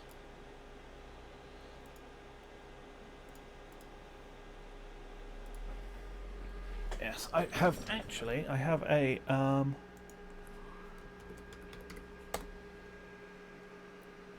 I have a thing. Salty says, to be honest, I just avoid Reddit or arguing on the internet. Yeah, I try and avoid Reddit as well, which for various reasons is not that easy for me, but yeah, prefer to avoid it if I can.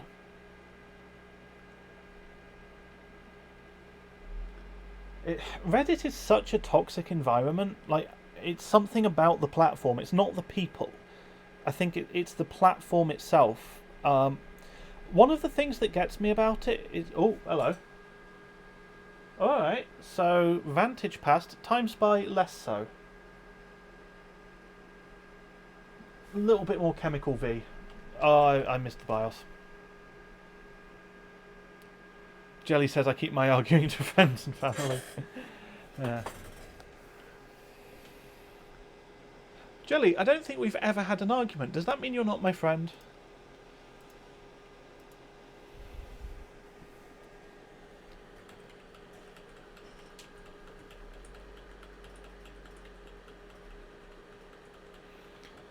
But yeah, so the thing with Reddit as a platform, right, is leaving a comment to agree with somebody is discouraged.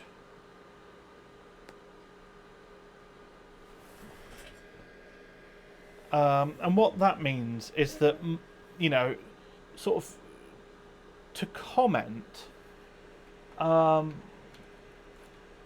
you kind of need to be disagreeing with somebody, you need to be being critical of someone.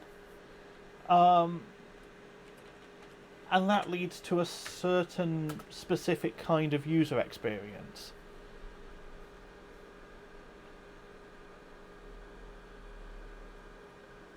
And, you know, obviously, like, yes, there are situations where it makes sense to disagree. You know, I'm not saying you should just, like, agree with things regardless of whether or not they're true, but it skews the experience, you know? That you don't get positive feedback, you only get negative feedback. And that leaves you kind of feeling a bit unhappy.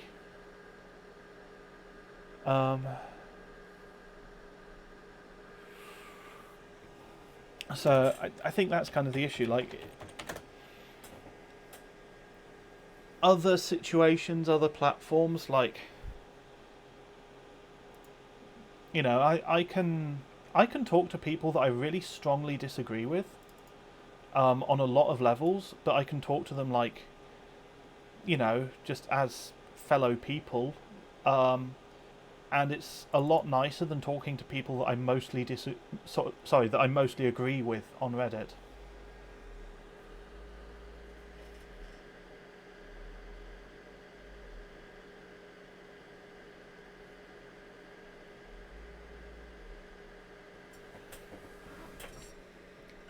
Live Bullshit says my 3900X is slowly dying, I think.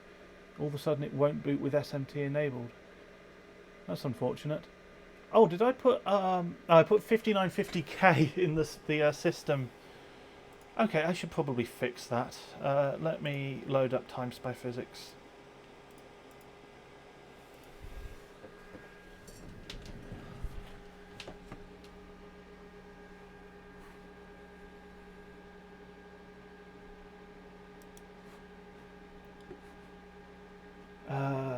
This is going to be in Streamlabs dashboard.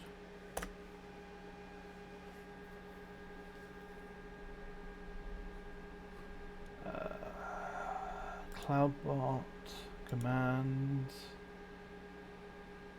edit.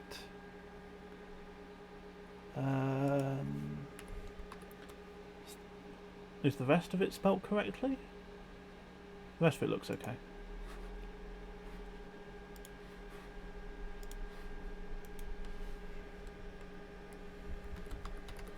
There we go.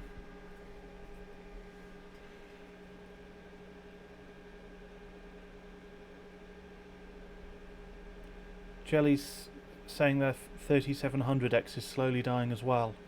That's unfortunate.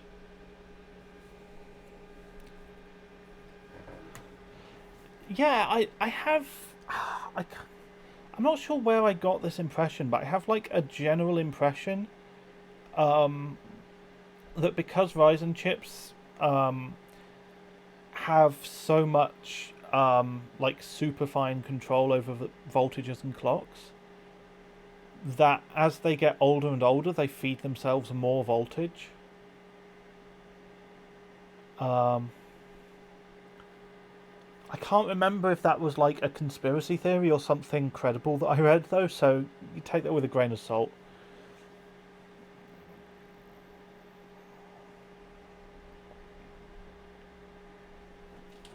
Yeah, Salty says I never managed to degrade a CPU. I mean, I'm sure it's possible, you're not trying hard enough. Alright, so Time Spy Physics passed there. Let's just double check temperatures. Yeah, so that was only hitting 64. I think, I guess Time Spy's a little bit heavier, but Vantage is a little hotter. So let's run Vantage as well, again, just to make sure that Vantage is also happy at these settings.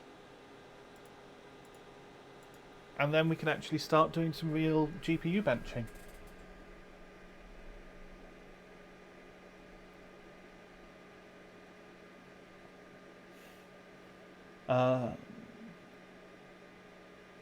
Live Bullshit says, well, I've been tweaking a lot, so I guess it's fair. Yeah. Yeah, it's a funny one, isn't it? Like, I've heard from people who have sort of said, oh, AMD chips, they die left, right and centre, I've had loads die on me. And then you hear from people who are saying, no, they're rock solid, I've put huge amounts of voltage through mine and they never die. So I can only assume that people are running different workloads.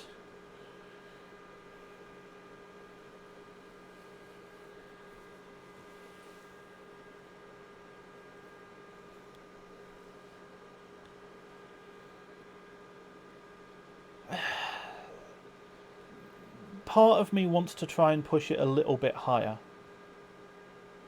because it's not hitting 70 degrees. But I probably shouldn't.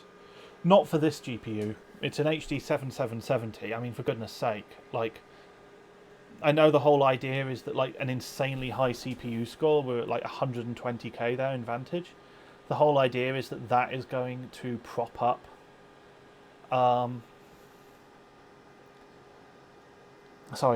that's going to prop up the GPU to some extent, but like only up to a point. Alright, so I guess let's get going in Vantage. I actually need a quick bio break, so I'm going to do that while I run a baseline for Vantage, and then once I'm back I'll update the title with the baseline, and we can do some real overclocking. So I'll be back with you momentarily.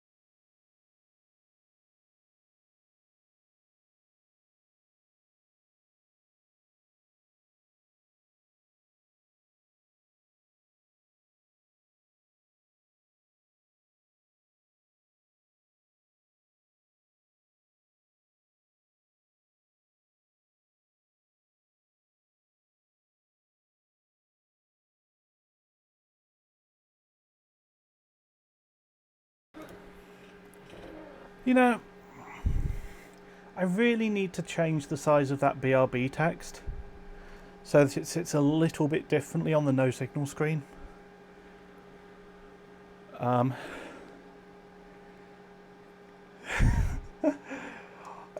Part of me is okay with it though. It's like, I don't know. It was genuinely unintentional at first, but I am considering keeping it anyway. I don't know.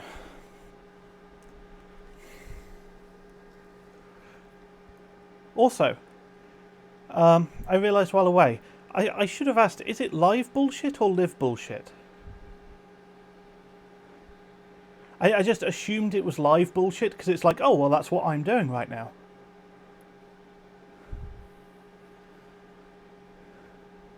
Also, I don't know how you would answer that in text. I guess, like, live as in live TV or live as in... I was going to say live as in alive. That doesn't work. Live as in live through, I guess. Living, that's right. Yes, what Jelly said, living.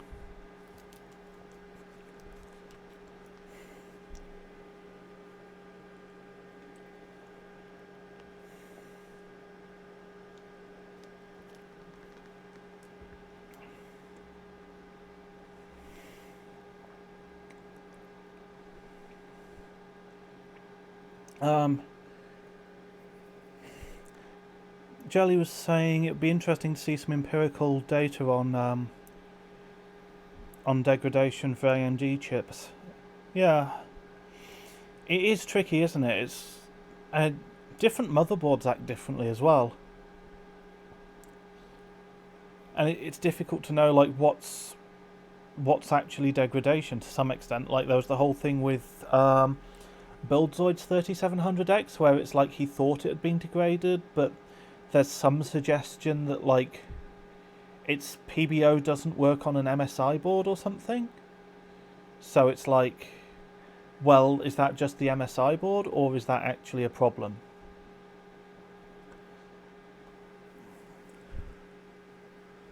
Like maybe the MSI board is just being really aggressive.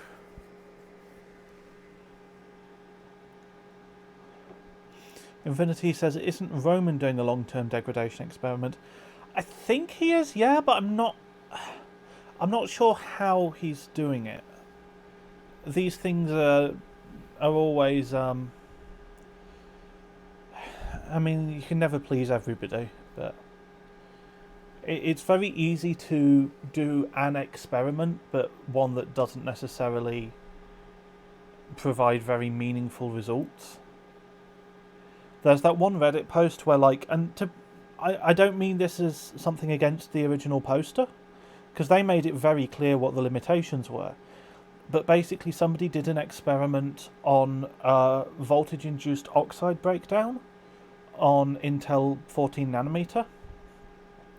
So that's like the kind of damage or degradation that's 100% voltage based, and people have been taking that to be a little bit too broad. Okay, I should really update that title.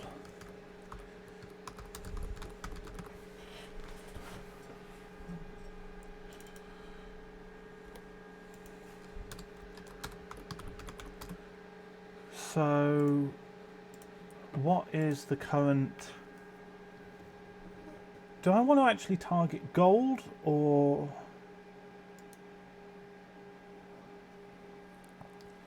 I might want to target silver. Yeah, silver is new life on air, so that's 19718. So, target 19718, PB 12641.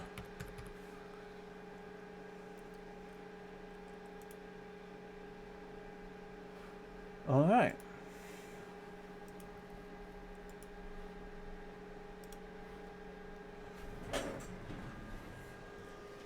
So let's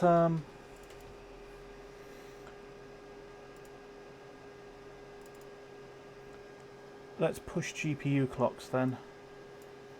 I'll leave the voltage where it is for now.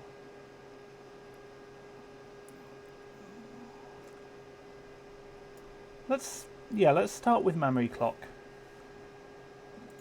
It's a bit of an aggressive jump, but let's jump to 1405 mem.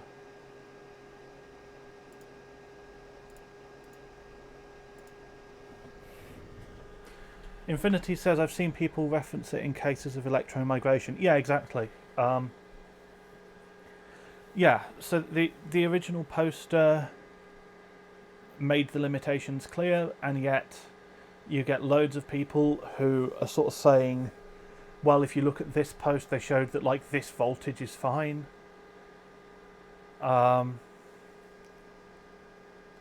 Which is, you know, completely wrong, and it's not what the original poster was trying to say, but people, you know, people take it out of context and miss the point, and just go, oh, well, somebody did a test and they gave it this much voltage, and so that means that, like, actually you can't kill Intel CPUs with voltage.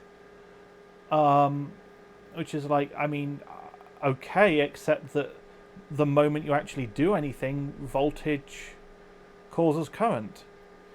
Welcome back, Alex. Yeah, I've been filling time by ranting about Reddit. Other than that, so I got CL12 to run on the memory, but I didn't see a performance improvement. So we're running 3733 CL14 on the memory. I've thrown a couple of slightly better subtimings on there, but I've not done a huge amount. CPU is at 4.8. That's basically what I've been doing over the last little bit, is getting the memory and the CPU dialed in. And we're now going with Vantage. So I've started by pushing up the memory. Salty says memory should do 1550 at an OK core voltage. What did I set? Did I just set 1400? Yeah, I can probably just keep pushing that then.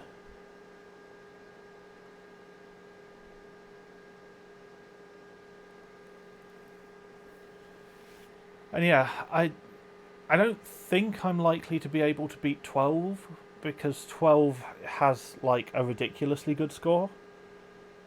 But I'm hoping that I can at least get like the best air score or something, so that would mean beating New Life. New Life's score is also going to be very strong, but I think it's...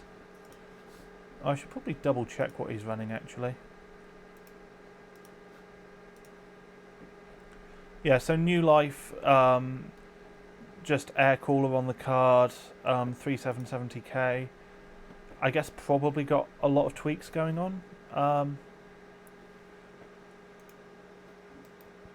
We can probably do a bit of tweaking.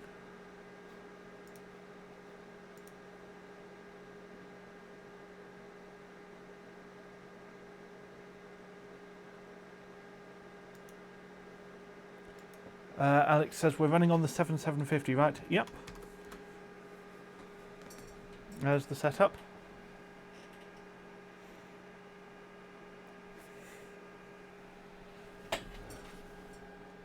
So I was just checking Discord. Infinity suggested having the current hardware spec on screen. Which is a good idea. But I don't want to like cover more and more of the screen.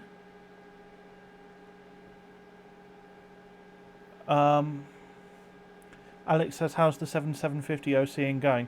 I've made one change so far, and we're just testing that. So that's, I think it was 1400 memory clock. I don't recall what stock is. But 1400 memory clock is a very sort of modest jump.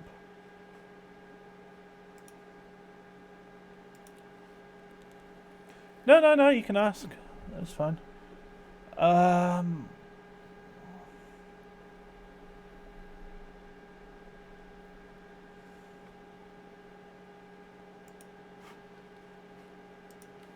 Maybe I should put like a little command list on the screen. That might be a good idea. Or at least a list of some of them.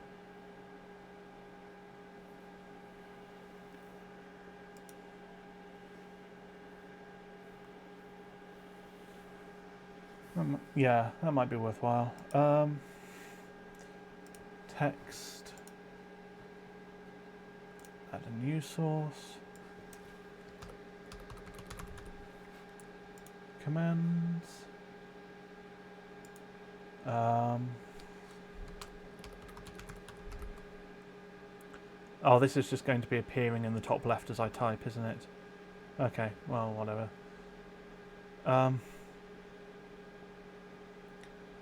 Alex says, I assume you have voltage control for only vCore. You assume correctly.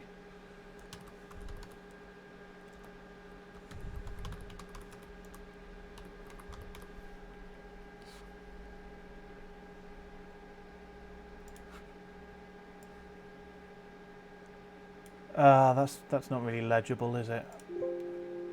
I'll work on it some other time. Oh, hello. This is why I need to pay attention. Something has clearly crashed.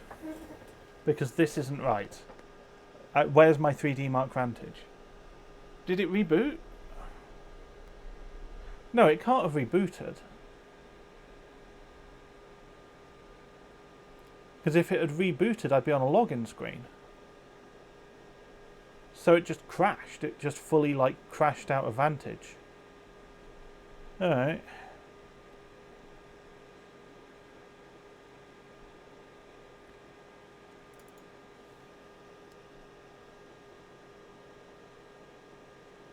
So I guess I should probably try a lower memory clock than 1405. I'm going to restart the whole system first, though. But yeah, Salty said if you have Windows 7, you could also choose 06. I don't have that set up for the 5950X. Does it actually require 7, or is that an efficiency thing? Because I was looking at the rules for the Legacy 3D Marks earlier, and I was actually really surprised. Like, they don't require Windows 7?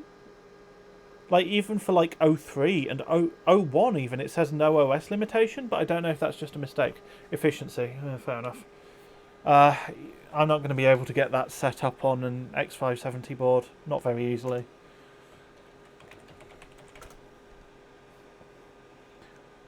Speaking of efficiency, I bet this is just everything, isn't it? That's disgusting. I should really do something about that, shouldn't I? Let's do that. Just disable some of the stuff that actually, like, that I notice, that I know what I'm doing with. Most of these services I don't really know what I'm doing. That's not actually going to disable Windows Defender anyway, is it? It's just... yeah.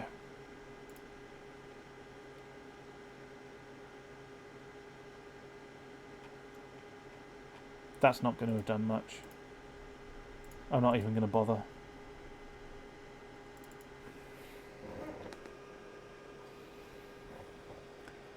Salty says if you want I can give you the USB driver for 7. It'd be handy. I'll have a look at it off stream maybe. Let's try 1350 mem. Since 1400 was unhappy.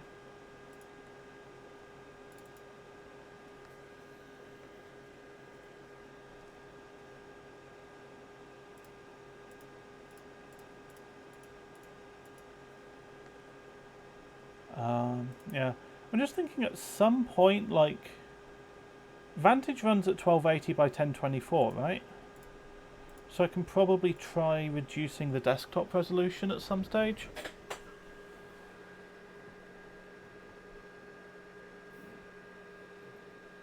That normally helps.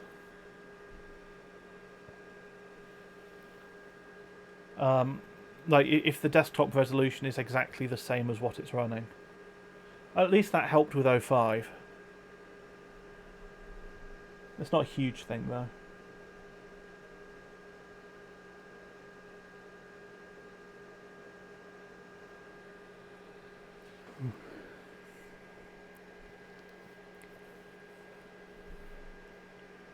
Yeah, setting up an operating system would take.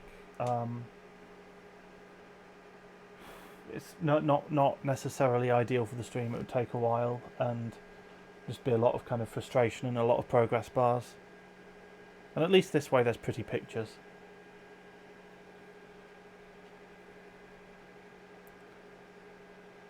Oh yeah, I mean, yeah, of course. Yeah, if you want to like, if you can link me something in the Discord, that'd be great.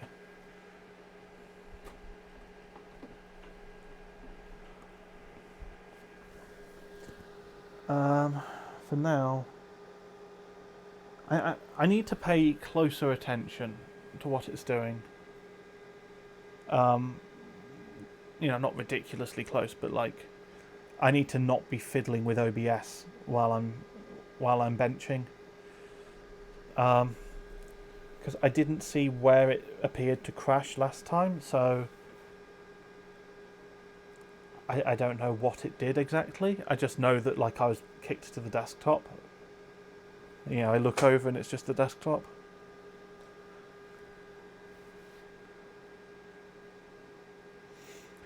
Yeah, it's funny, like, now I'm looking for it, I can sort of look at it and go, oh yeah, you can see it's kind of stretched a bit. It doesn't look quite right. Infinity says, ever wonder who comes up with stories for 3D benchmarks? I'd not given it a huge amount of thought, if I'm completely honest. But yeah, I mean, clearly, like, they've come up with something, and it's like, there's clearly some element of lore for some of them.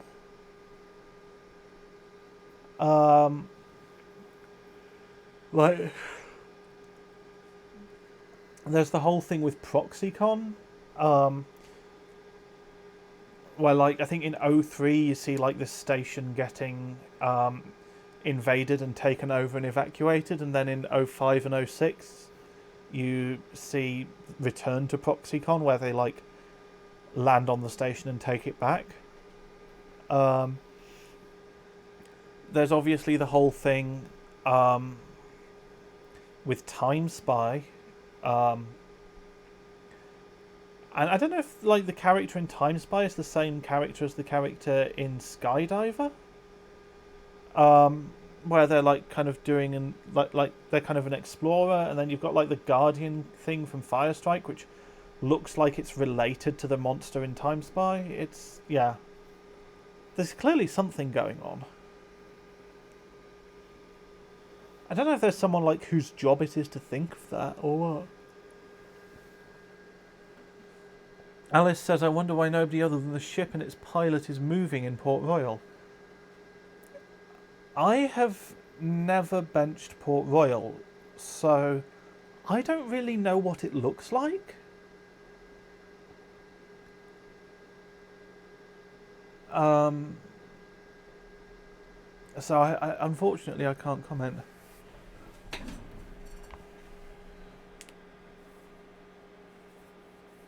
Alex says, got any ideas why my 8120 downclocks seemingly randomly under load from 22x to 14x? Temperatures are 35C, board reports 47C to hardware info, but I've turned off thermal protections. It's going to try and fiddle with LLC, but that's not available. So it's definitely not LLC. LLC would have nothing to do with that. I mean, what you can try doing is you can disable the things that allow the CPU to fiddle with its own clocks are AMD APM and cool and quiet. So you can try disabling both of those, and that should force it to run at a fixed clock. One possibility is you're not that high of a speed, but it might be VRM temperature. Oh, hello. Okay, that was in the CPU test.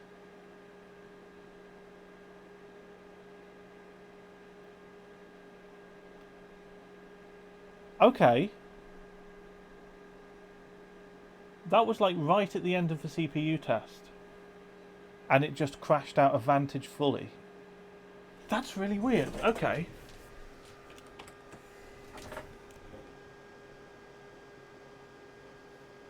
And like Vantage is just gone. Fascinating.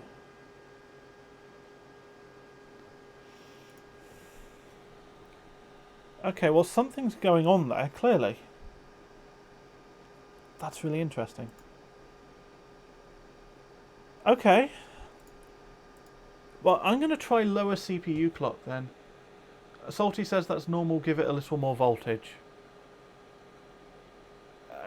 I guess the temperatures weren't that high.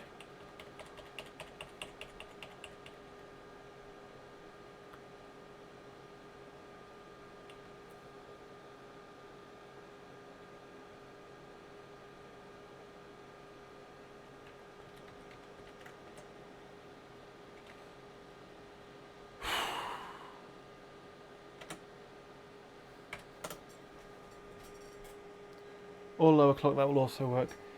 1.4 is probably fine, but I'm going to leave hardware info open in the background for this run.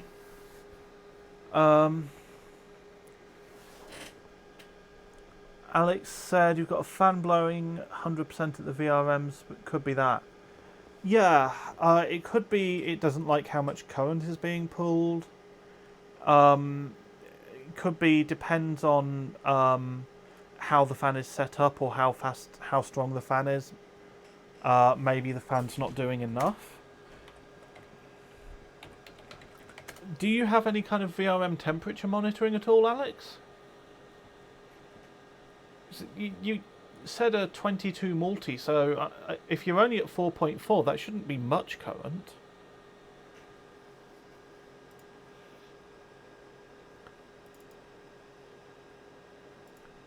Okay, I'm not going to do a GPU overclock.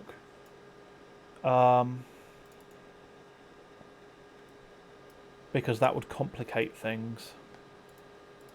So I'll leave the wait. No, but it passed fine with the GPU at stock, didn't it? Okay, so I am going to do a GPU overclock. What were we at? We were at 1350?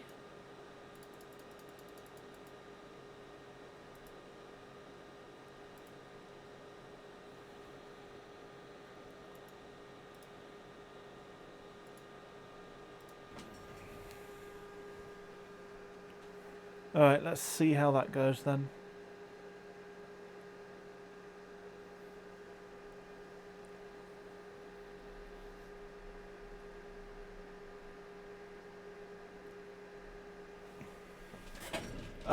Alex, the other thing was AMD APM, so stands for Application Power Management.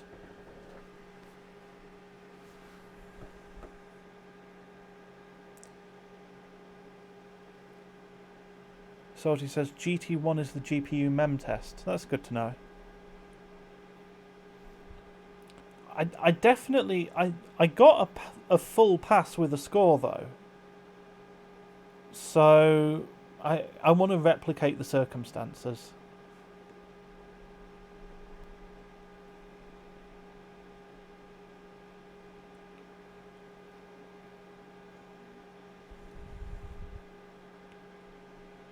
The fan is an NFA14, but the VRM heatsink is not even warm. Okay.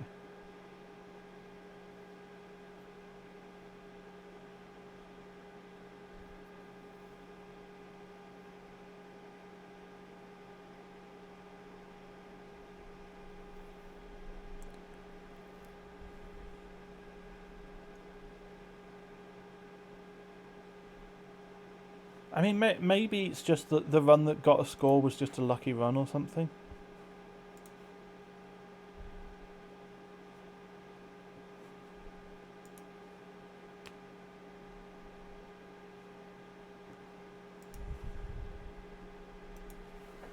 So yeah, we'll see. We'll see how this run does. In about... How long is this benchmark? Like it's... This test looks to be about 2 minutes on its own. So I guess the whole thing is what? 6, 8 minutes maybe? Oh, hello, what's...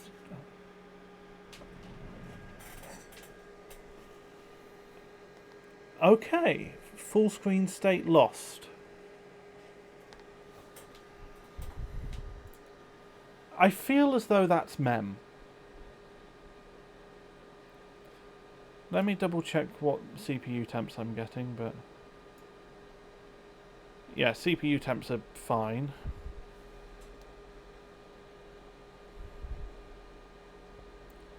Okay, that's interesting though.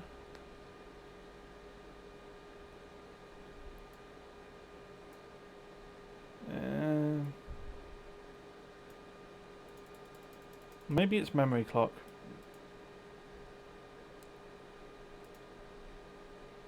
Is that actually... How finely can this be set?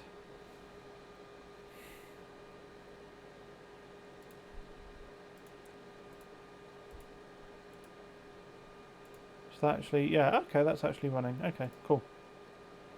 So let's try 1333 GPU mem then.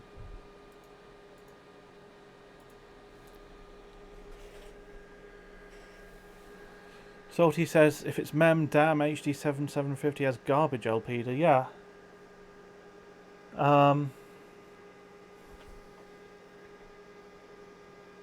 Yeah, I tend to agree. If it's memory, then that's a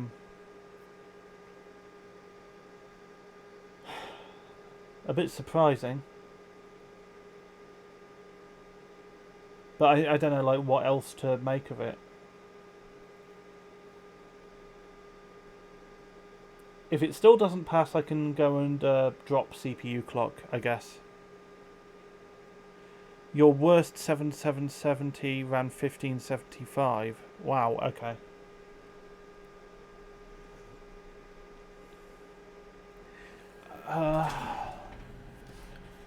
What's the spec for them?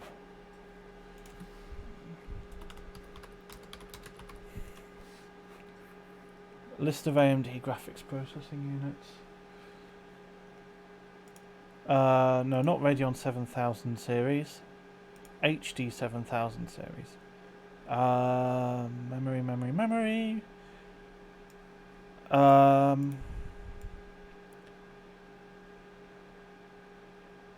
wow, so they're actually spec'd for the same memory speed. So it's not like it's going to be a different bin.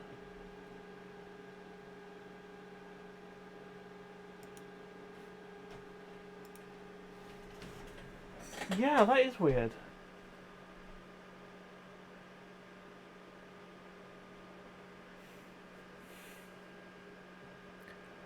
I mean, you know, test the options and see what you find, right?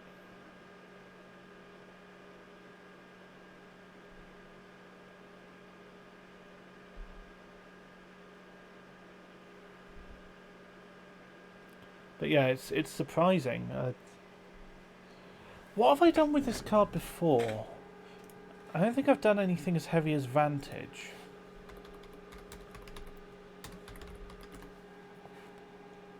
But this is the same card that I used for the 3D Marco 6 dual graphics. I guess you'd call it a world record. That was at 1500 ma'am. And it had no trouble there. That was like in a cold garage as well. I mean, I had even more airflow over the passive heatsink, so maybe that's coming into it, I guess. I could believe that.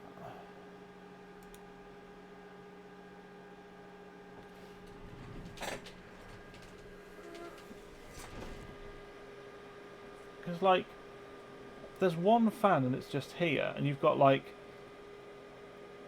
fins there that are angled in a way that would block most of... Yeah, they're blocking most of the airflow, so... I can believe that maybe the memory chips, which are, like, under this side, they might... Alex says, should I maybe disable core performance boost? Yes. I would be inclined to keep it disabled normally.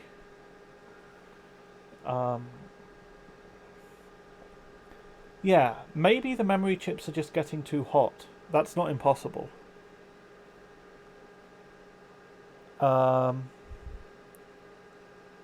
What would I do if that's happening? If the memory chips are getting too hot, or if I want to mitigate the risk that they might be, what I can do is I have a second 92mm fan that's much like the first. I could zip tie the two fans together with 4 zip ties. That might be a good idea, I guess.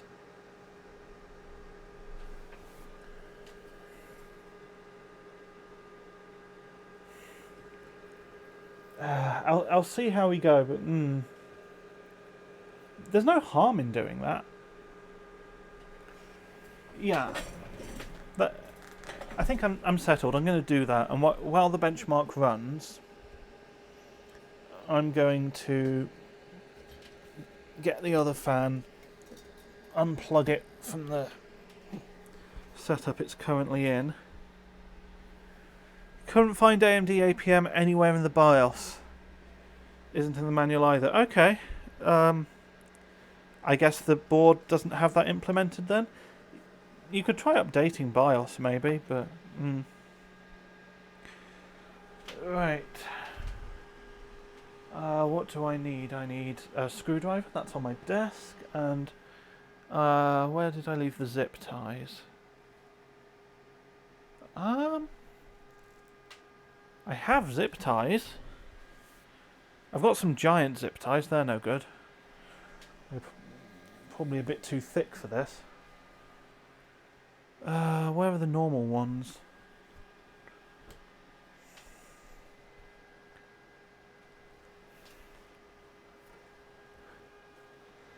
I suspect they're probably a little bit further away than the distance that my microphone reaches.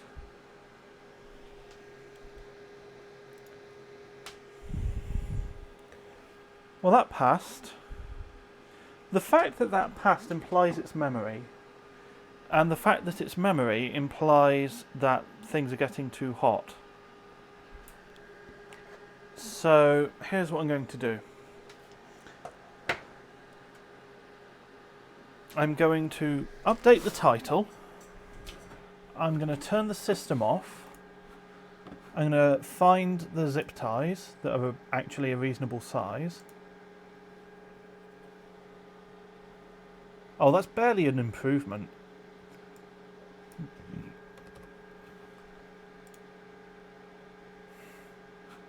That actually did next to nothing anyway, so I guess Vantage is not that memory bound.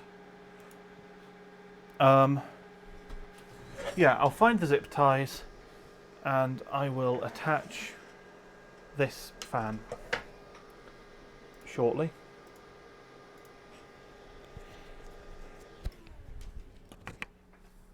I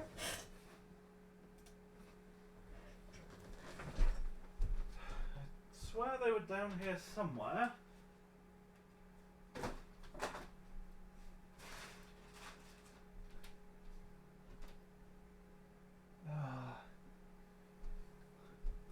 It's the old problem.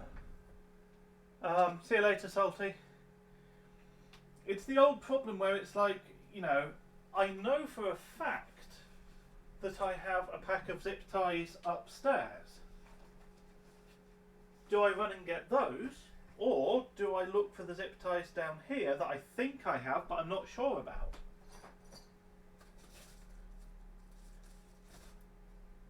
Okay, at this point I think I'm going to run and grab the ones from upstairs. I will not be long.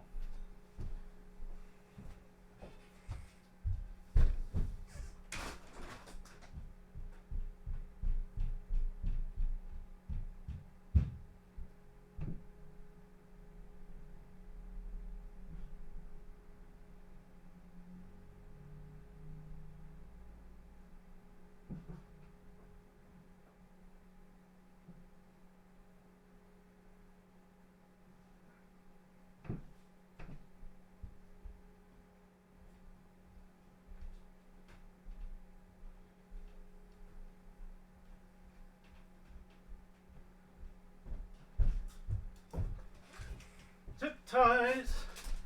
I have zip ties. Whew.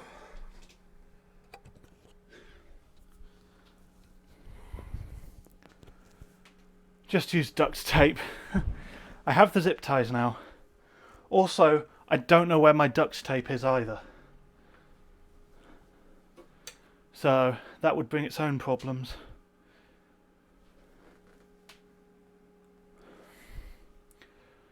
I was about to go to unplug it. I don't need to unplug anything.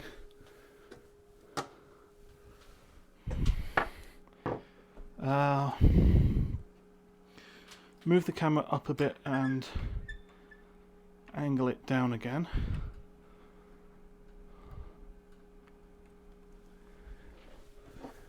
Right.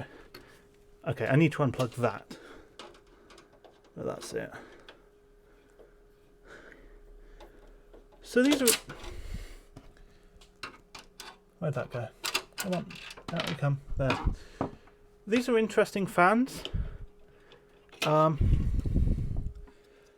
actually Aztec branded. So Aztec, who make the all-in-one liquid coolers, they used to make phase change units. Right, like actual proper honest-to-God phase change coolers. Under the VapoChill brand. And then they decided to expand into other forms of cooling. And what they did is they started making heat pipe coolers. And they argued that, well, a heat pipe, that changes phase. There is a phase change happening inside a heat pipe. And so they made heat pipe coolers under the VapoChill brand as well. And these fans are 3800 RPM 92mm fans from Aztec VapoChill heat pipe coolers. They were unbundled by Scan UK at some point, who I guess had decided they were never going to sell through coolers that now no longer had the mounting for modern sockets. And so they just sold the fans separately at really good prices. They've got something similar going on just at the moment where they have like really old DDR1 memory heat sinks available for like 50p each. And it's like a proper copper heatsink. There's no reason it won't work on any modern dual rank memory.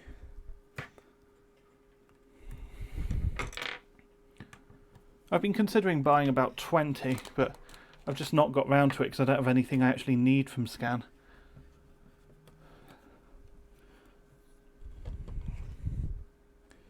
Right. That's not quite loose yet. Somewhere I have proper clips to do this with. But I don't know where, which is a bit of a problem. So zip ties it is.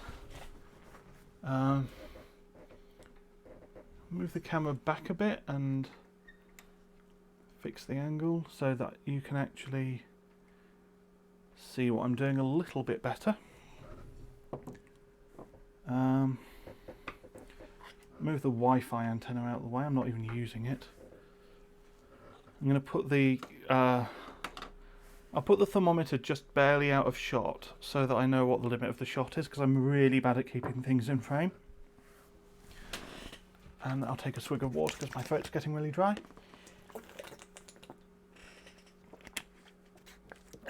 Right. So, in terms of where the fan cable goes, I've got a header free up there. Once again, I'm reaching out of frame. So I've got a header free up top, so I'm going to angle the fan like that so that it goes to that header. And then 4 zip ties.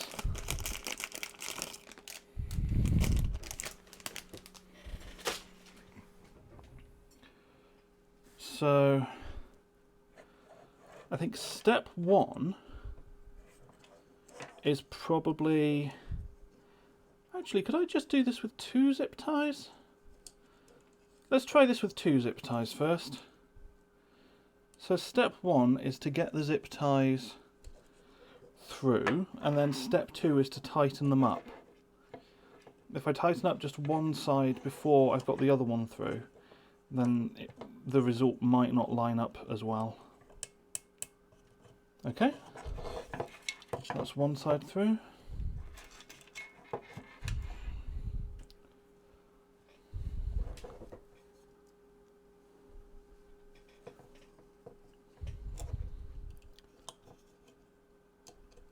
Come on, there we are.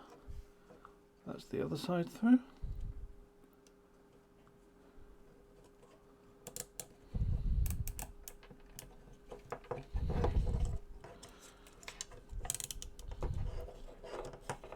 Yeah, that's going to work well. Look at that. Jelly says, should get some blowimatrons. I have some giant server fans actually. The problem is that they don't use standard connectors, and I have yet to attach connectors to them that would work. Also, I am running this on stream, and that does impose a limit on the amount of noise that's acceptable eventually. Alright, I think that's zip ties tightened up. That looks really good. Rock solid. Right, I need some kind of scissors or flush cutters or something to get rid of those. Scissors. I have a lot of like random crap lying around that's in reach, which is very helpful.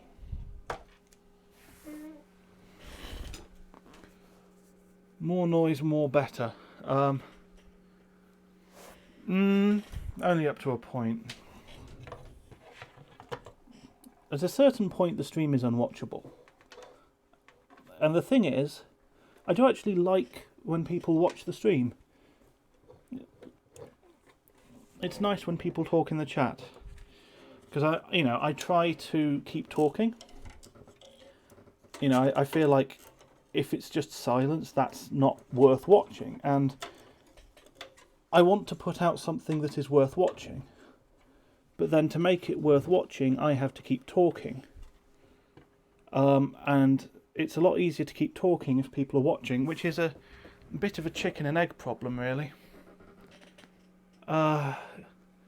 Infinity says, have you seen that Linus is switching to Linux on his dailies for the foreseeable future, and then clarifies which Linus, thus preempting any joke that I might have made about that. Yeah, I was actually watching that this morning. Him and Luke. That's going to be interesting. Nope. That's not gone well. Let's try that again. Ow.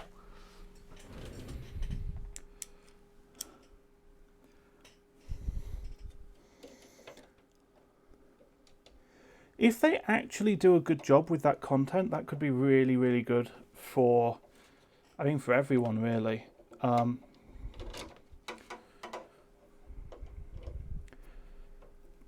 Because even for me, like, I have experience with dailying Linux, and I'm not even that big of a gamer, right? So you'd think, oh, I'm the perfect target market for Linux. Since I don't really play video games. Now, I need to plug that into a header that's like up at the top. So I'm going to use the light from the camera so that I can see it. Alex says, where would I find the BIOS version on my board? The easiest answer to that is CPU-Z motherboard tab. It's not necessarily the best answer, but it's the easiest answer. Oh, this is going to be a bit of a pain to get to sit in place, isn't it? Alright, let's try doing that. Okay, having bent the wires a bit, it's taking the right angle, and yep, that's in. Perfect. We now have more fans. Perfect. Wonderful.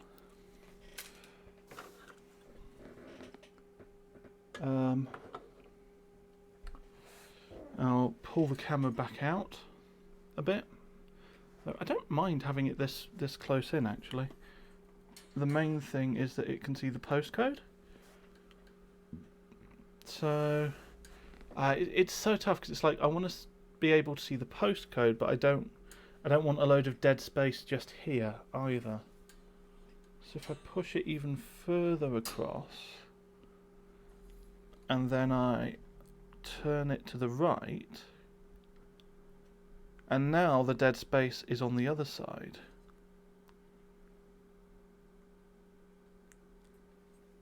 And that's fine because when I move to the other view, it's cut off. Right. Let's fire that up. Infinity says, you're interested what distros they'll pick. The only real choice for dailies is Arch and its forks, you reckon? I think you might have a point there, yeah. Because they're actually... Oh, hello. Thanks for the sub, forks. Yeah. Arch and its forks are maintained and they're documented, and that's really important. The fact that they're documented is really important. That's really valuable. They talked about Ubuntu and Mint, but Mint is not that well maintained, and Ubuntu's a meme. Yeah, I'll be honest, if I was trying to persuade people that Linux is a good alternative to Windows, I would not try to persuade them by familiarising them with the work of Canonical. If I was trying to persuade them that Linux was exactly like Windows, then I might well show them the work of Canonical, and they might well go, oh yes, I see how this is exactly like how Microsoft behaves. But at that point, I don't see why they wouldn't just run Windows. The whole point of competition is you're trying to provide an alternative, right? You're trying to put forward something that is different. If you try to compete by being exactly the same, you're not going to succeed unless you have a bigger advertising budget. Or otherwise like a bigger platform. Alice says Ubuntu is good because Microsoft has a pre-made Hyper-V image. Exactly.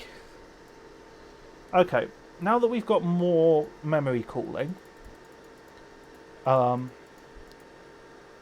just going to see if 1500 memory works on the basis that I ran that through 06 in a cold garage once. 2 fans is significantly louder. Yes, it is. Well, also you had a long period of quietness, so it's more noticeable.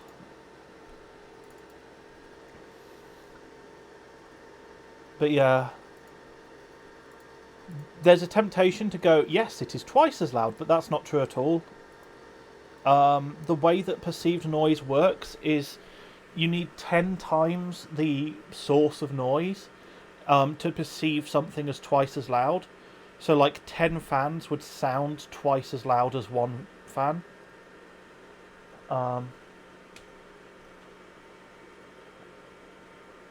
Which is an interesting effect. And that's why it's always better to have multiple quieter fans. It's still far better than the sound of 99% streamers. Sorry. The nature of having been going for 3 hours is that my immediate temptation is to pick up on the typo there and to just be like, oh, they're a class of speedrunner, 99% rather than 100%. No, I see what you're saying, and I can't talk about typos because I make them all the time. Yeah. I've been thinking a lot about music, and it's a really difficult one because I don't want there to be just silence. I don't like the idea that when I'm not talking, the stream is just only hearing the fan noise. But on the other hand, like, I mean, firstly, I guess I don't want too much of like a busy stream, like audio wise. Like, I don't want it to be overloading for anyone. Um, but the other thing, and I think this is a really big thing, is I don't want to get lazy. Like, I don't want to start feeling like I can just keep my mouth shut and let the music, fill the silence for me. And just, only speak when I'm replying to something in chat. Infinity says also no copyright strikes. Yes, I mean, that I think would... Oh, hello.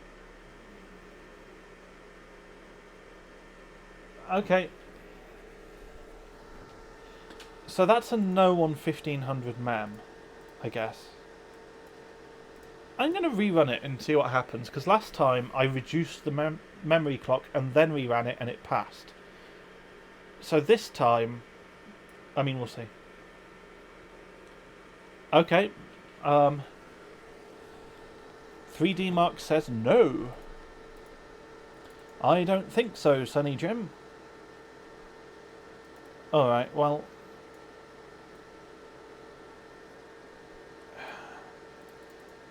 Let's try 1400 now.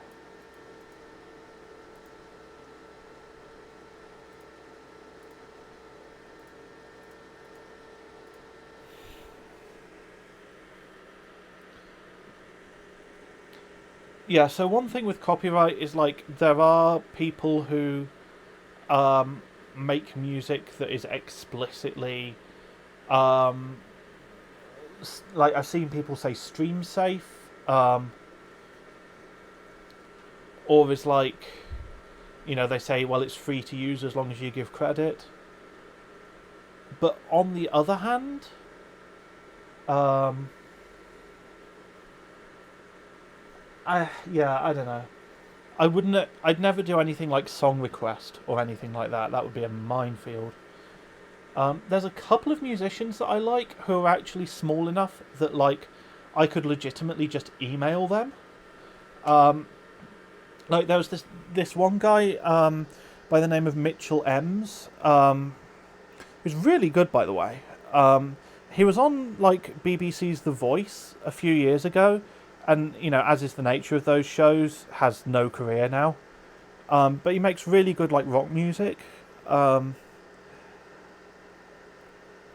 like, when I bought I bought a physical copy of his old album on Bandcamp, and I guess he didn't have them anymore or something, and he just, like, emailed me from his personal email to be like, thanks, but I'm afraid I don't have these.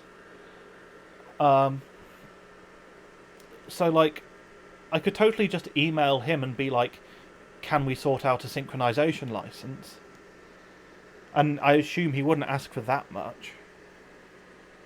I wouldn't expect him to, like... I wouldn't expect anyone to be like, oh yeah, you can use my music for free.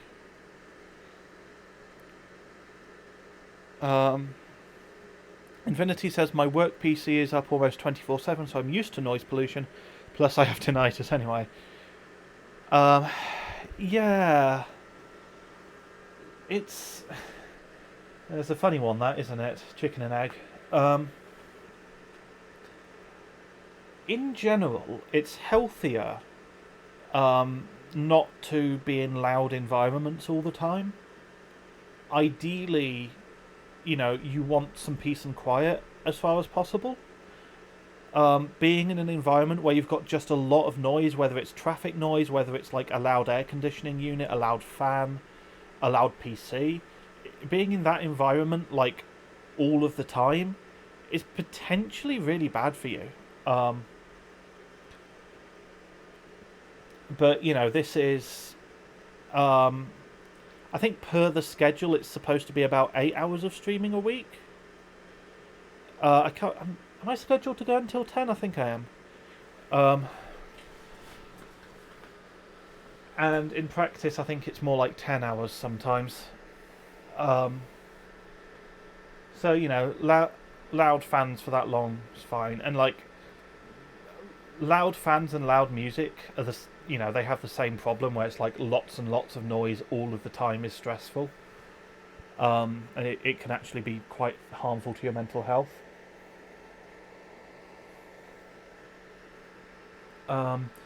I got it from school where all the kids were screeching like they were tortured. Now I hear ringing if I stay in absolute quiet for a while. Jeez, that's awful. Getting tinnitus from school. Goodness me. I mean, that's got to be the building's fault to some extent, right? Like, a badly designed building, noises just echo and echo and it gets really loud. And then because it's so loud, everybody talks louder so that they can talk over how loud it is. Whereas if you've got a building that's a bit better designed, then it doesn't feel like a loud environment. Noises aren't as loud. Even if somebody is screaming equally loudly, it's not as loud for other people in the area. Especially if you've got a lot of people doing it.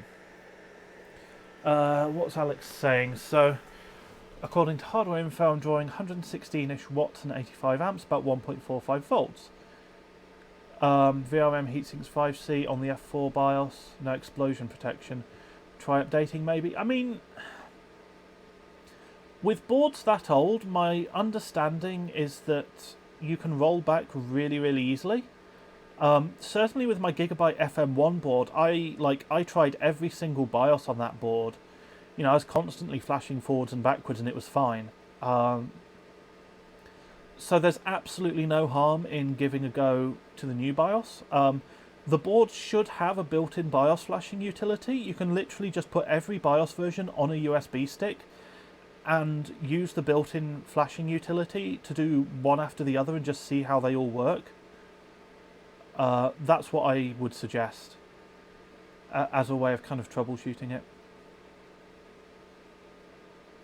Infinity says, yeah, that's the issue. I think it would help a ton if they actually had sound panels rather than just giant empty hallways. Yeah, absolutely.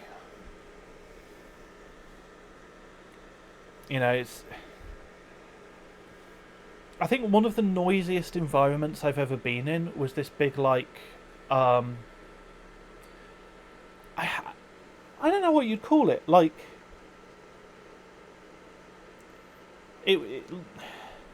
Sorry, I'm really struggling for the words here. It's like a public swimming pool, but explicitly aimed at children and as kind of an attraction. It had loads of water slides and stuff, and I'm completely blanking on the name for that. I know water park is a thing, but to me that means something else. That means a place in Vancouver that people can cool off that's just a load of fountains that it's socially acceptable to stand around in. I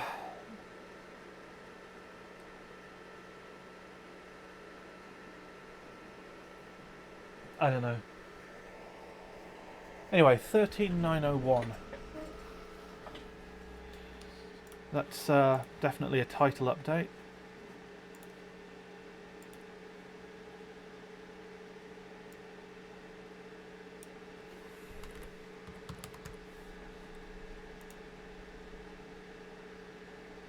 Alright.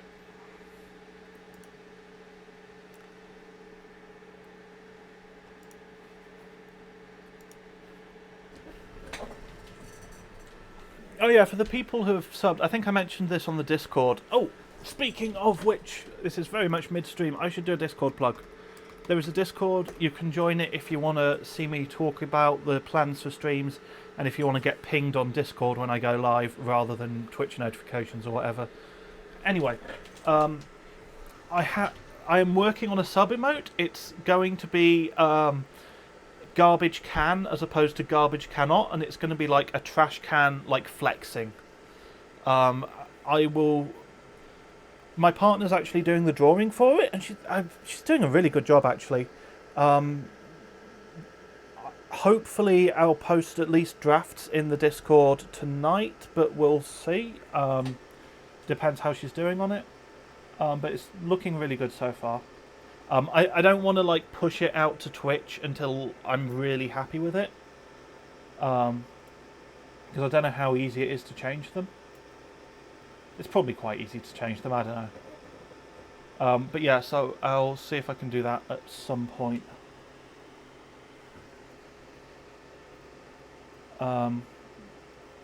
Obviously, like, I'm not saying sub now in anticipation of that, because like you'll know, I'll post on the Discord about it when it's actually done, and you can see what it looks like, and you can see if you like it. But yes, anyway. So 1500 crashed, 1400 passed. I mean, binary chop, right? What's slap bang in the middle of that? 1450.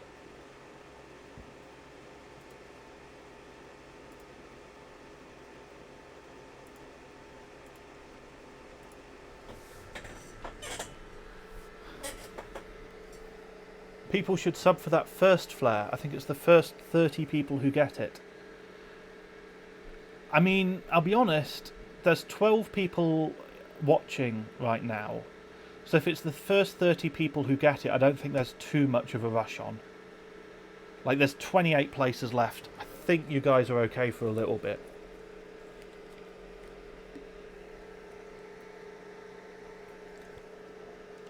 Not to say that you shouldn't subscribe to me or anything, but just, you know, let's be realistic here.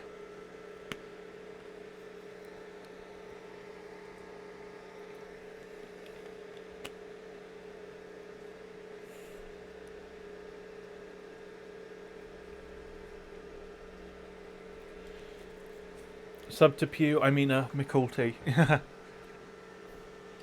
Yeah, that's different, because subscribing to PewDiePie on YouTube doesn't cost anything. Subscribing on Twitch costs you something.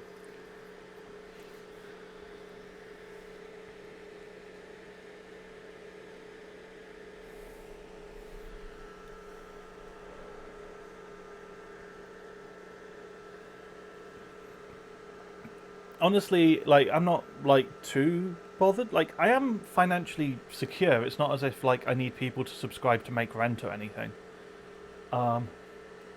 It's, but I do actually like want this to be something that I can like do as the thing that I do. So, you know, it is really fucking nice that people have subscribed already. I am really happy about that.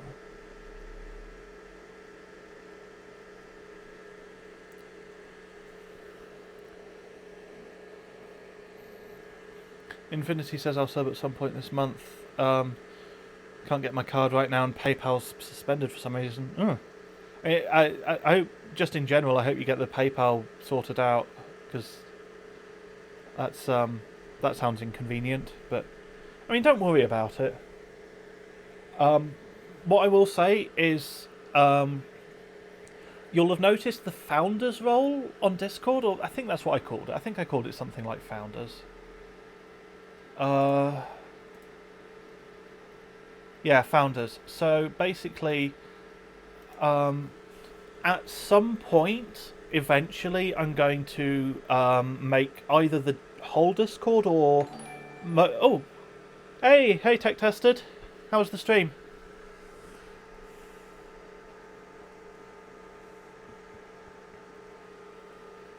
But yeah, what I was saying is, at some point, I'm going to make the Discord, or most of the Discord, subscriber only, just because I don't want it to get too big.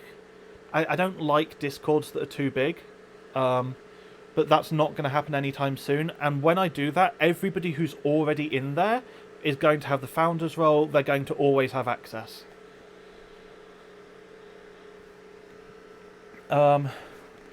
Razors says, I hear the hums of some fans. Yep. Those two are both 3800 RPM, so it's a big passive cooler on the GPU. And then I've got a PCI fan bracket for the first one. The second one is zip tied to the first. So yeah, between those and the great big passive cooler, the GPU, I'm not concerned about temperatures.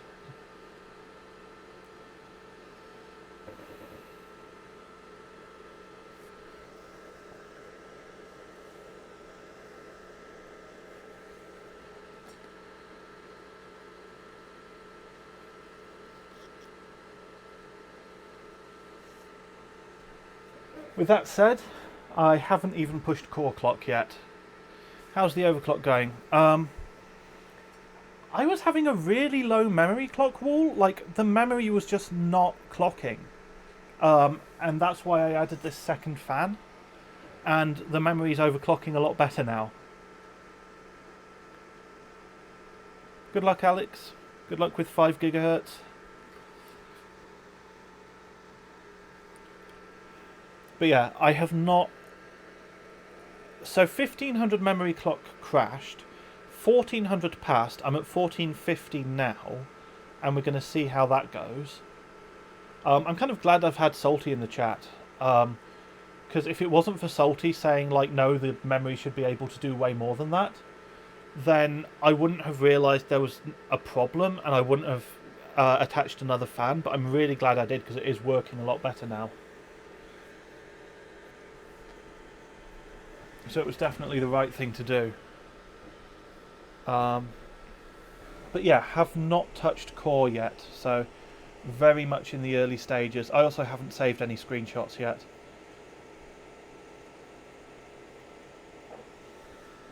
And the CPU is at 4.8. We're at 4.8 gigahertz at 1.4 volts on the CPU.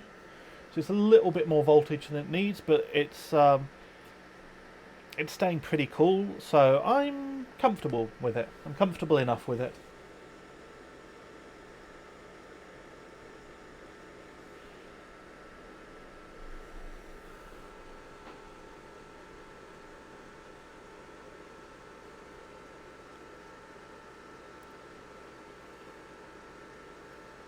And that passed, and there's our score, 13944. So I'm going to pop that in the title.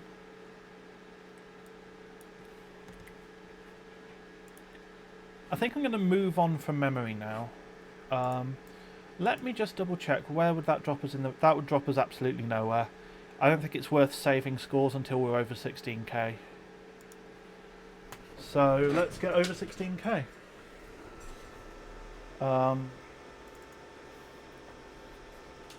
So for those who are just joining, I have hex edited Sapphire Tricks. So this here voltage slider, that goes to 1.6 volts now. And that is actually a real voltage. But for now, I'm just going to give it 1.1 volts.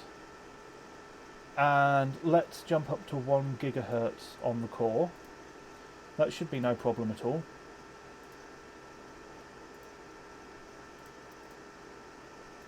And we'll see how that runs. So, if anyone currently in chat is unfamiliar, you can hex edit Sapphire Tricks for more voltage. I've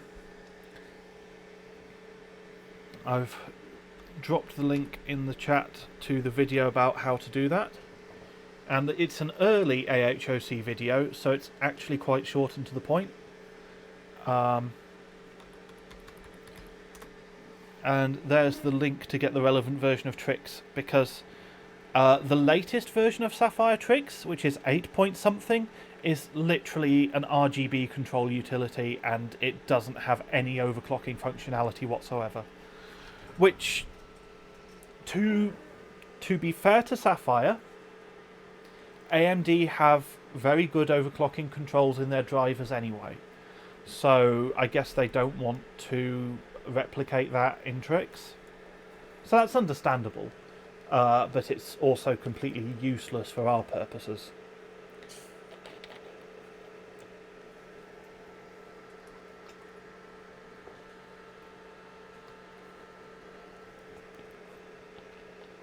So I haven't tested all 1.6 volts. But I have tested a higher voltage than the normal limit, and it does display in GPU-Z sensors, so I think it works. Infinity says except modern GPUs are basically locked. What do you mean by that? Like, locked in what sense? The clock limits? Because as far as I understand, that's actually like, that's a physical limitation of the clock gen. Like that's why, yeah. I think that's a physical limitation of the clock gen. That's why the... Is it XTX, XTH or something is better.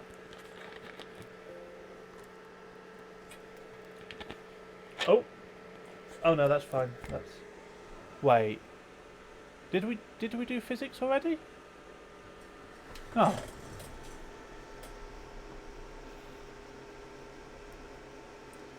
The lost focus thing is really weird.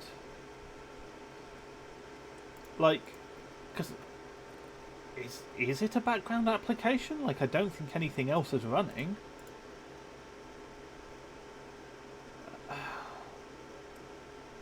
But it makes me want to just try again, you know? Navi 20 XTXH is the over 3 GHz. Yeah, that's the one. Oh, whoops. Hit the camera there. I have a lapel mic, it's wired to the camera. Razor says, I did see one of these on eBay. I'm looking at 5 and 6 HD cards for a 775 rig. The prices seem to be very whack. Yeah, it's... The market sucks at the moment. Or it sucks if you're buying. Tech Tested says, oh, lapel, that's why the audio's so good. Yes. Not a cheap lapel mic either. It's...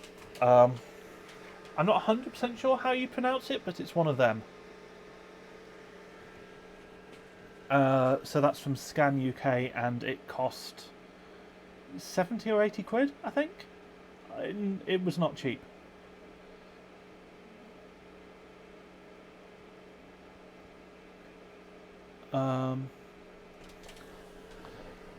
But yeah, it's funny, isn't it? It's like...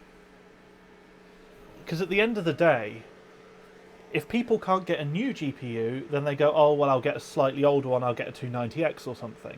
So then the people who would have got 290X, they go, oh, well, I can't get a 290X, I'll get a 7970. So the people who would have got a 7970, they get a 7870. So the people who would have got a 7870, they might get a 6000 series, and so on and so forth.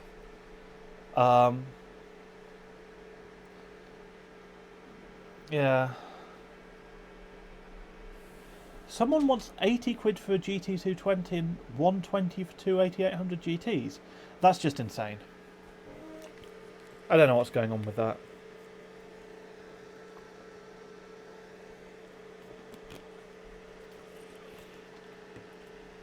The funny thing is, I had my 7990 on eBay recently, but in like the final testing that I did a couple of days before it finished, it was mostly fine, but like I noticed a couple of artifacts in Night Raid, and I think it's because one of the fans, it was spinning, but like it wasn't spinning as fast as it should have, I think. And I think that might have meant the memory was getting too hot. So yeah, and a couple of artifacts in Night Raid, killed the auction. I don't want to deal with that. I'll probably list it on Hardware or Kex it or something. Also, hey Bears, good to see you. Market for any GPU is awful right now. Yep. You know what the really funny thing is there's at least 2 people that I advised to hold off on buying a new graphics card because there were new ones coming. You were one of them, Bears. And then the other one was like not on Twitch, but yeah, neither of them took my advice, which is great because it turns out that would have been a really bad idea.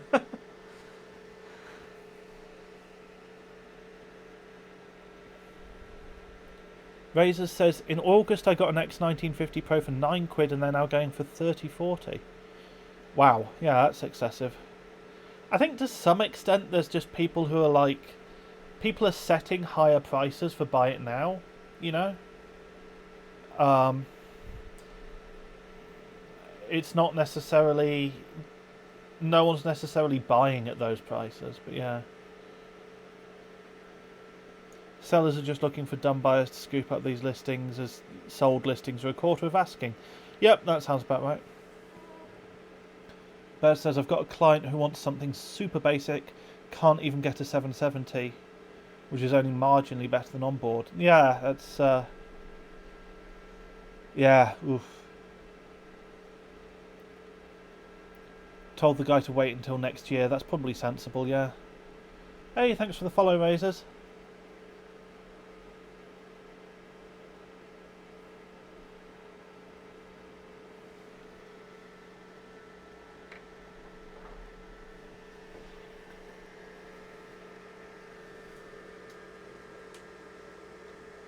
So, where are we in terms of... I think... Did it crash at the end of the first test previously? Or was it at the end of this one? Oh, well, we're still going. Okay, that's a good sign.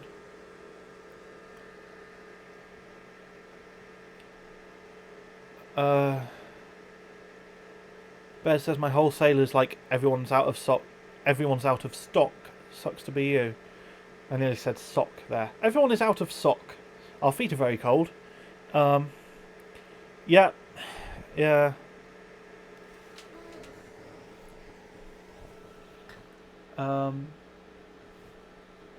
Tech Tester said right before the GPU crisis I got a 970 for $30. Now they're 200 plus. Yeah, it's wild. There are people who like, and I wish I'd done this. A lot of people in the UK bought 2080 Ti's because right as the RTX 30 series was announced, 2080 Ti's, 2080s and that, like, people were dumping them super cheap. Like, Lawrence, one of the UK overclockers, he actually renamed the GPU channel in the UK overclocking Discord to 2080 Ti Owners Club. I even wrote an article about it on Player, which has aged in a very interesting way, about like RTX 2080 Ti prices in freefall. And it's just like, if you look at it now, it's just, oh boy. But the punchline, of course, the punchline is that Lawrence sold one of his 2080 Ti's and he got scammed on it. Because that's the problem with this market, is if you try and take advantage of it, there's a lot of buyers who feel like they can just, you know, the price is high, so they're like justified in, you know, at best having really, really high standards, or at worst, like just outright scamming people. Alright, so that's 14522 that we got there. I'll update that in the title.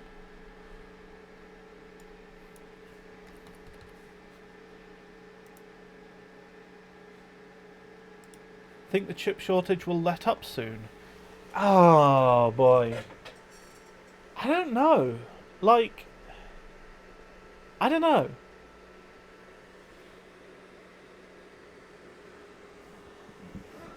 Yeah, there's clearly not this year. I honestly, sincerely think the only way that it's going to let up is if Bitcoin price like falls more, and well, actually not Bitcoin so much these days, but like if Ethereum price falls, if it gets less profitable to mine, that's the only thing that's going to do it. But yeah, I mean, there's ongoing shortages of basically everything. Like, COVID has had this really weird impact where it's like reshaping the economy. So it's not like there's been a crash, but it's like people aren't spending their money on like international holidays, for example. Because why would you go on like an international holiday? You know, half the time you literally can't, you're not allowed to. And so people are not spending their money, you know, doing that. So they have this disposable income and they have more time at home. So you've got some people who are going, oh, well, I want to buy a car because I don't want to like share a subway carriage with people who are going to give me COVID. Or you've got people who are saying, oh, well, I want a gaming PC because I don't want to share an outside world with other people who are going to give me COVID. And these people have the disposable income to buy this stuff because they're not going on holiday. And so it's not been a recession, but it's been like a reshaping of the economy with really like wide-reaching implications. Right, so let's try. It's a bit optimistic, but I'm going to try 1100 core. Why not? Give that a go.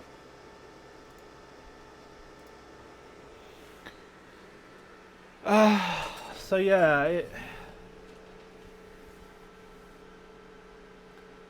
I think the thing about TSMC adding... Oh, okay, that's a no. The thing about TSMC adding capacity, I think, is... I mean, that's the thing that's going to make the difference, isn't it? It's funny, because before the shortage, I was sort of saying as a joke that I think the UK needs, like, domestic manufacturing other than that one micron plant near Glasgow. And that's mostly just because I really like the idea of having, like, a CPU made by British National Semiconductor. It would probably be shit, right? Like, if you think of, like, British Leyland cars, I'm imagining, like, the CPU equivalent of that. I'm not saying I think it would be good. Oh, okay. I guess Trix might have some GPU acceleration going on there.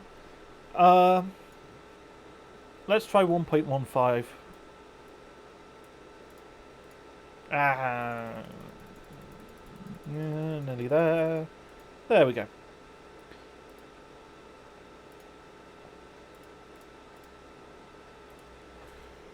Bear says that was a hard no there. Yeah.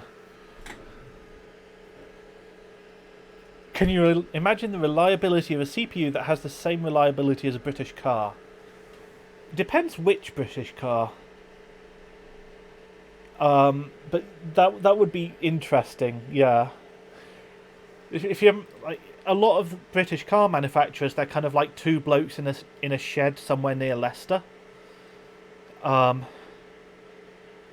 that would be interesting. Yeah. It's like I've got to send my CPU back so that someone can like hit it with a hammer until it works again.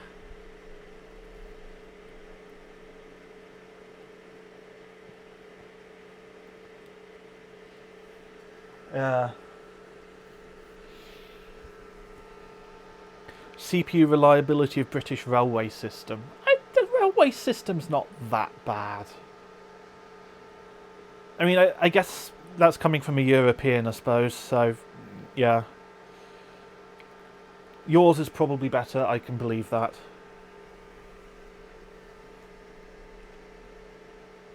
Some guy in a shed gets out the old Birmingham screwdriver, yeah.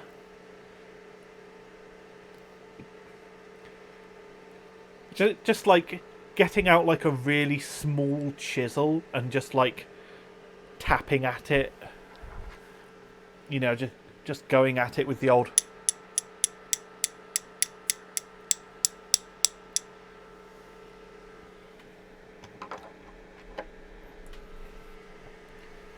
Yeah. The thing is, it would be shit, but I'm really on board with it.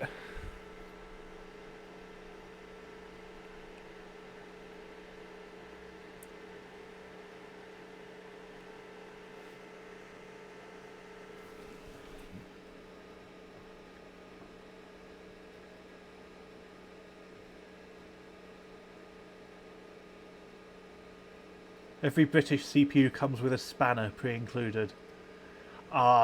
They'd find a way to make it so that you have to use a spanner to install it. Okay, well, 1150 is a bit happier. The good news is, we have lots of voltage to play with here.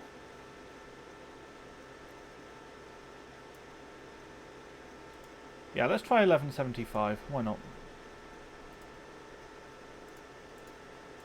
It might... I'll have to see what the score's like. It might not score properly.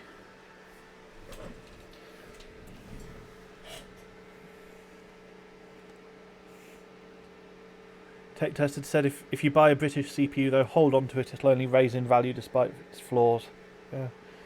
Alex asked, do you think the Trix hack would work on a Gigabyte G1390X? Gigabyte, especially with that sort of time period, have a little bit of a reputation for voltage locking their stuff.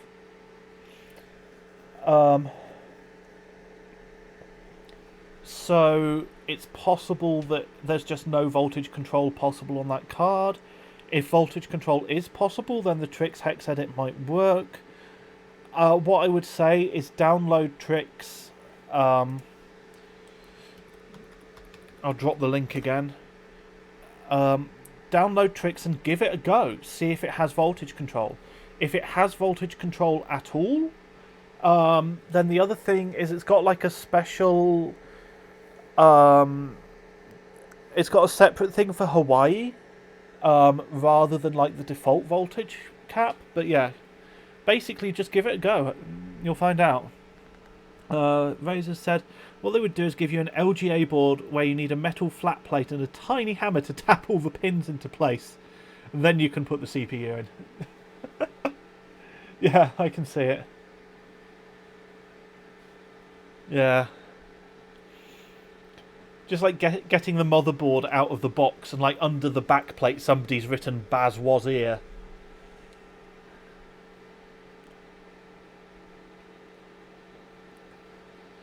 Jelly says the jiggle physics on the lady in this bench are absolutely hilarious. Yeah, yeah.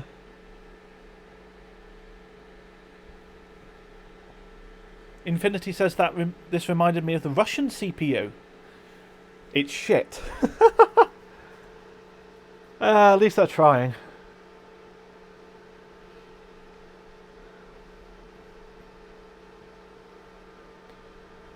Yeah, I heard a great story about Russian technology, which is this guy who was hired. He worked for this small engineering company, right? And he was hired by a mine. So this mine, right, they have these big underground tunnels, and they have a problem.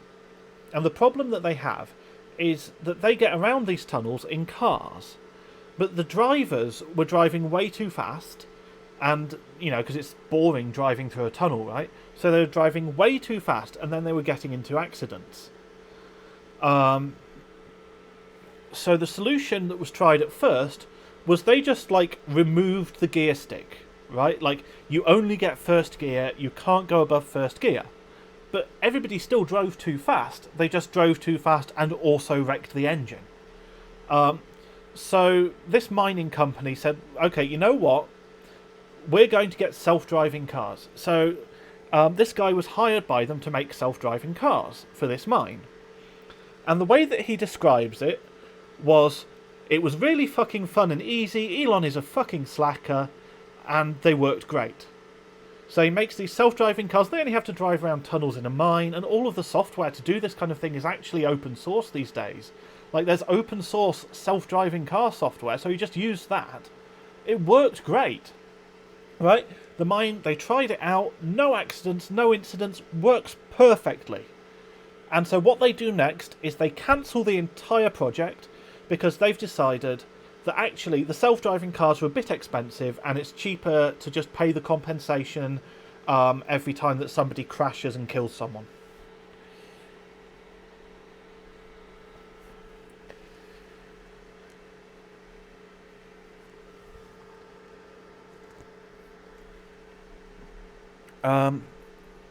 Infinity said it's 32-bit, can't run anything above XP, and the big presentation of it included a pirated version of Morrowind.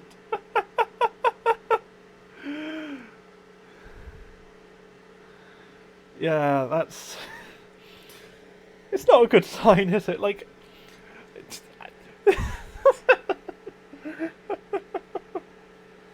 It's the Morrowind bit that really gets me. Like, not even Skyrim. Like, Morrowind. Like, Skyrim can, and unless you prevent it, will run on everything.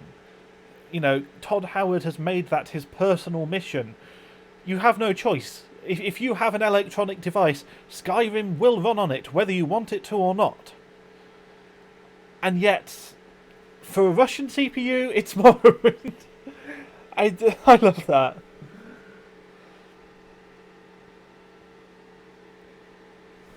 Well, this is looking good.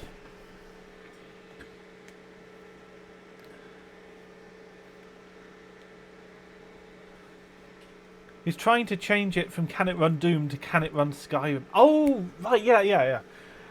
Sorry, I mixed that up with can it run Crisis for a minute and I got confused. Yeah.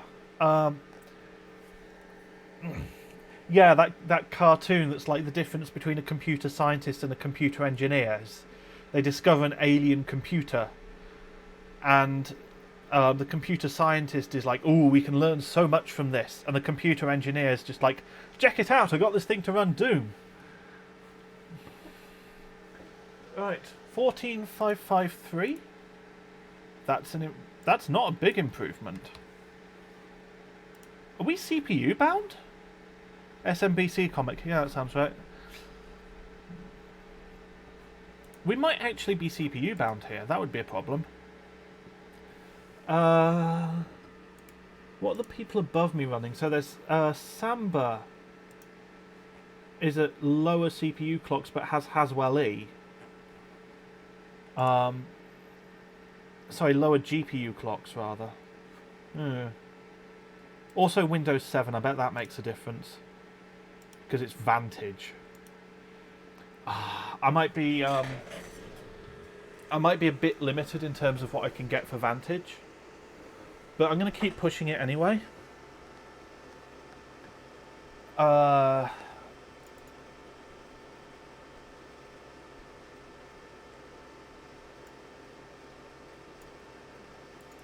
So at this rate, for 1200, I'm going to need like 1.25 volts, right? So that's getting into the range where it might start affecting my memory clock. But yeah, let's just give this a go. A clean boot is probably going to score a bit better. So this is more. Really, it's more about does it actually. Oh, you know what else I should do? I should save a profile. How does one save a profile?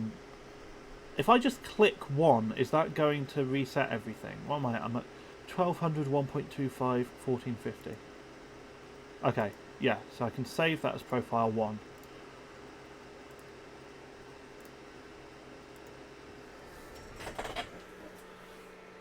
Time to download more cores. I'm on a 5950X. The one thing I don't need is more cores. I'm fine for... I've got cores for days. Gigahertz could be better. Cores, I am fine, mate.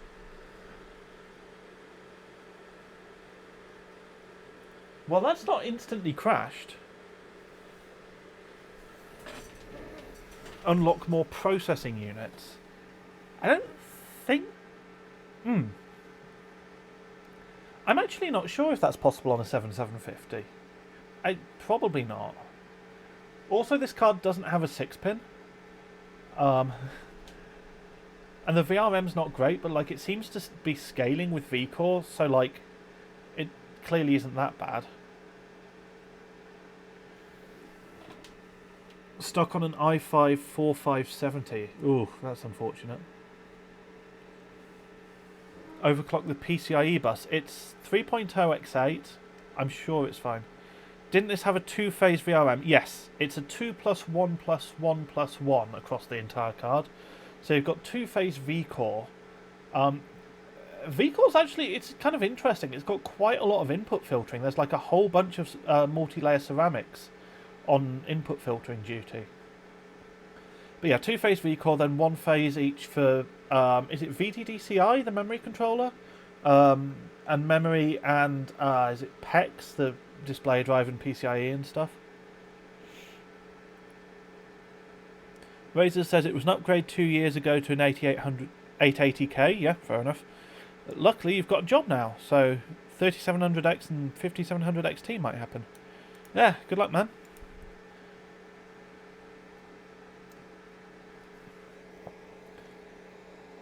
Actually, the 5700G is not too awful price-wise, or the 5600G. And that's actually got an iGPU as well, which is nice. This is looking really good. It's looking like it's scaling okay with vCore, which is really good news. That's kind of my biggest concern with the VRM, is like, if it doesn't scale with vCore, then that's a sign that like the VRM just can't deliver clean enough power. I sort of have it in my head that as like the current draw goes up and the voltage goes up, the power's going to get noisier and noisier. So if it's still scaling with vCore, that makes me think, well, okay, the VRM isn't too bad.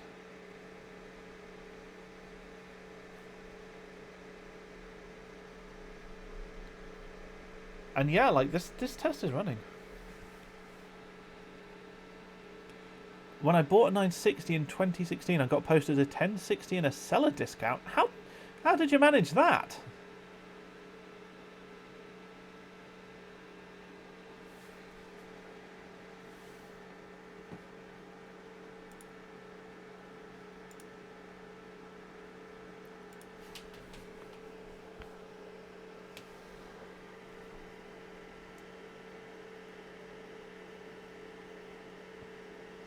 Like, getting a discount, yes. Getting a 1060 instead of a 960, sure, lucky, but how did you get both?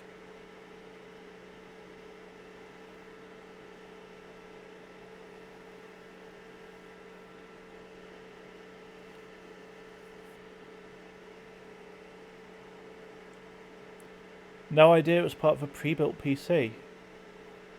We also got 16 rather than 8 gig. Nice! That's really cool. Yeah. I need to sell some more RAM. I need to sell some of my DDR3 or something. I've got money off eBay selling fees this weekend. It's so tough because it's like, I want to get rid of GPUs, but I don't want to get rid of GPUs without benching them first. I mean, that's part of what I'm hoping, I guess, to do here.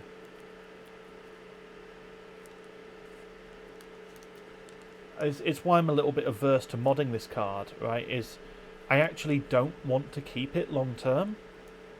I would much rather get rid of it. I want less things taking up space, just in general.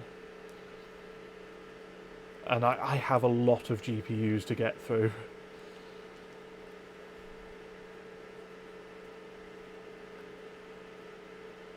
What GPUs do you have that are unbenched? Oh no, oh no.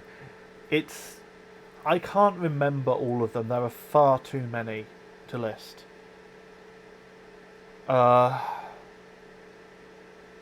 What can I think of? What can I remember that I've got? I have a GTX 470. I have a GTX 580 SoC. I have a GTX 580 Lightning 3 gig. I have, I think it's 2 GTX 460s. Like the Asus ones with the cooler that has the green stripes on it. I've got a 7770. I can't remember if I have a 7790, but I have an R7 360E, which is Bonaire. I've got, I think, 3 7870 XTs. I've got, what was it? I've got a 7850.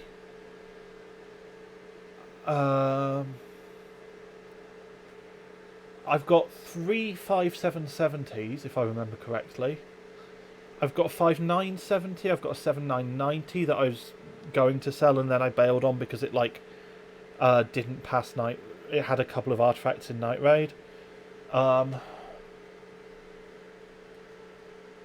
That's a few of them off. I've got some 560 Ti 448s, I think. I'm not completely sure about that one. There's an 8800 Ultra in there somewhere. There's a couple of GTX 280s. There's 2 or 3 GTX 285s, I think. There's an HD 7470 that I need to rebench, 6 450s, 5 450s. There's, I think, a 5670 in there. There's a lot, alright? There's a lot.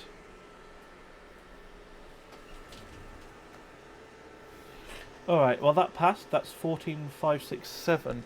Is that even scaling at this point?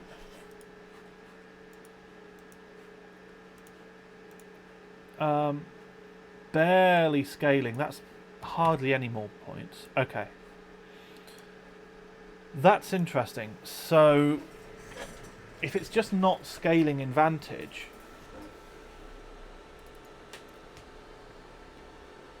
I'm going to make sure I've got the profile saved.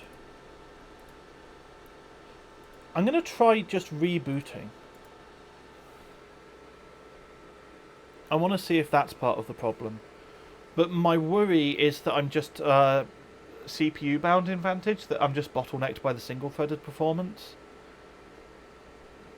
And if that's the problem, then I need to move on from Vantage. Or, yeah, I need to make a score, save the score.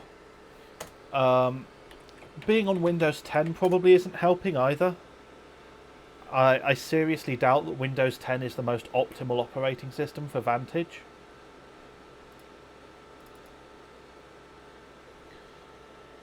Time to run Windows 11. The classic, have you tried turning it off and on again? Yes. Right, well, as this, I think... Oh, I must remember to actually set the clocks. So if I click on profile, I click load, apply. Okay. So if Vantage runs at 1280 by 1024, then the odds are that if I change desktop resolution to that, it's going to give me a better score. So let's give that a go.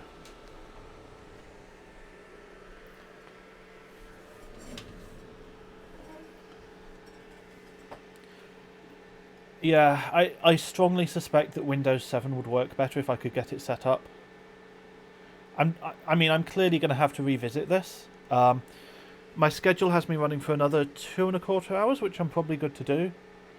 But there's no way I'm going to like finish off everything this stream for this card. Not a chance. So the good news is that's Wednesday sorted. I know what I'm doing on Wednesday.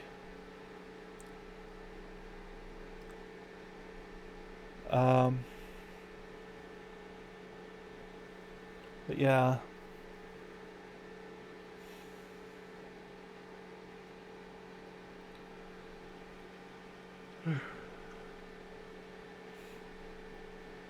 So I suppose the next thing is Firestrike. Well, I'll save a Vantage score, and then there's also Vantage Extreme on HardwareBot now, and that one's actually a free gold.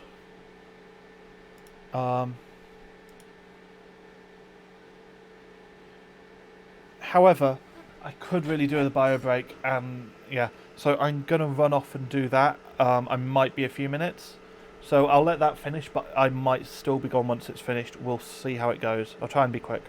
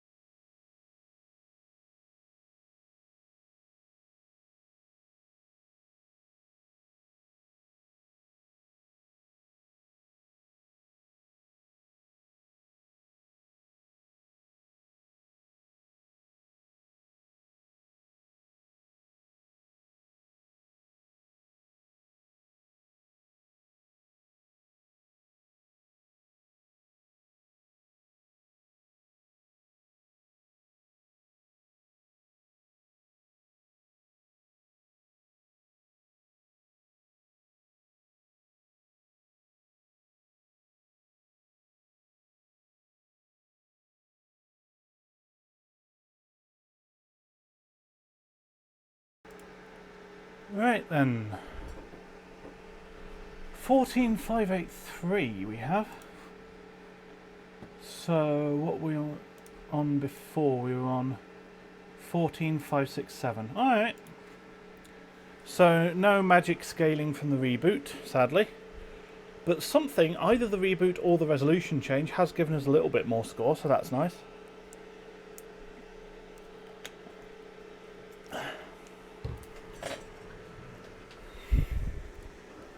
I bet at this point it would like more FCLK or something. Anyway, I don't think I'm going to get very far with this particular setup. And to be honest, I could stand to actually try my 5960X at some point, since I have a 5960X. So I'm going to save this score, and then I'm going to do Vantage Extreme, which is Vantage Extreme is a free gold. And then I'm going to move on to a different benchmark.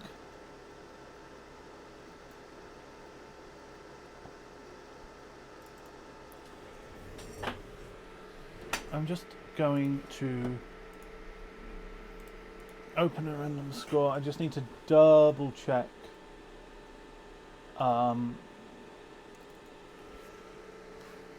double checking the rules whether I need a validation link. I don't think I do, but you never know. Verification required via screenshot and verification link. Okay, so I do need one. Alright. Well, that's why I checked.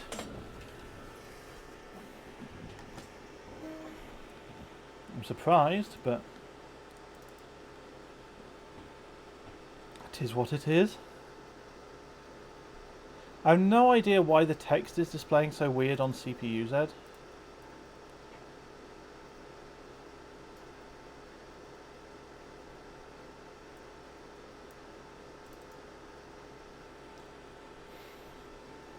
Like, it's not just me, right? Like, that's bigger than it should be.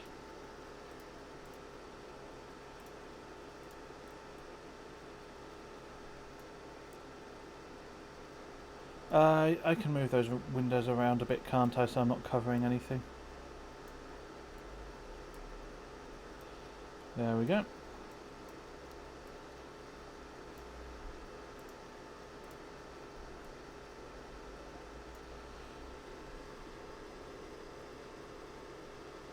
Alright.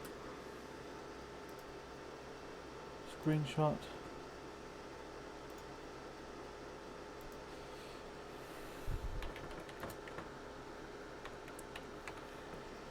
You can very much tell here that this is like, this is the same system, the same operating system even, that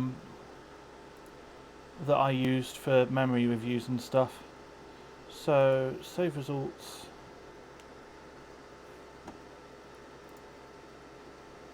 If it will let me.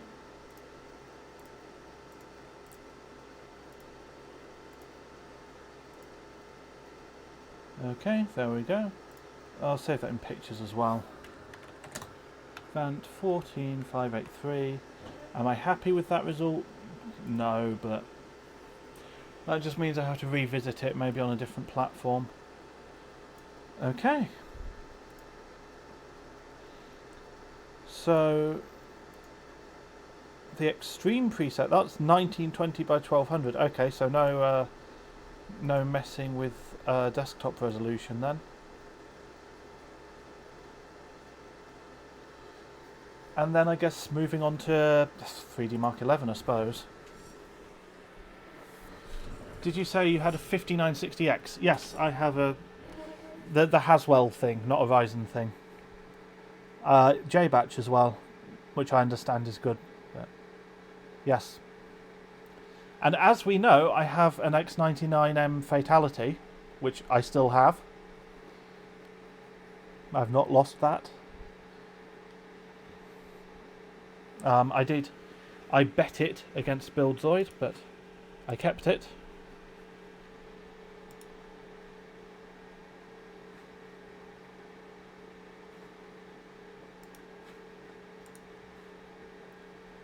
Alright, so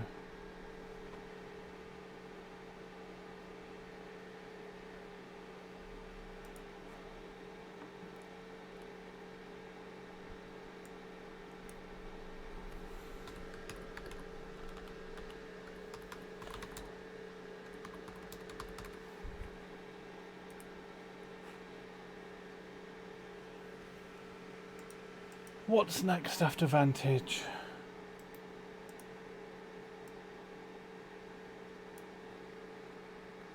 There's no point doing the older benchmarks because I'm going to be absolutely nowhere. Is GPU reference frequency still a thing on Hardware Bot? I could do that. Oh boy. Absolute meme of a ranking.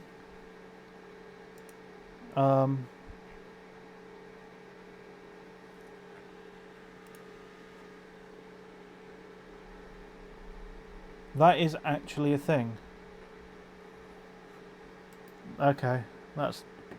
I can do that at some stage.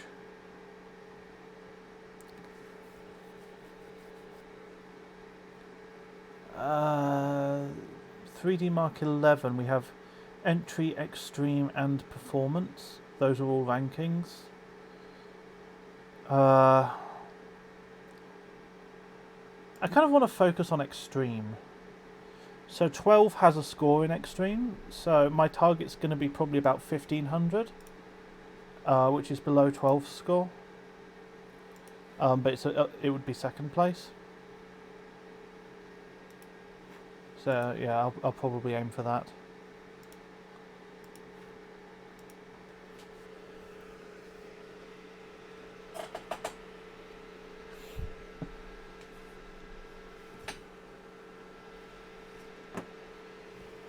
Yeah. Finish the Vantage run and then 3D Mark 11. And we'll focus on 3D Mark 11 Extreme.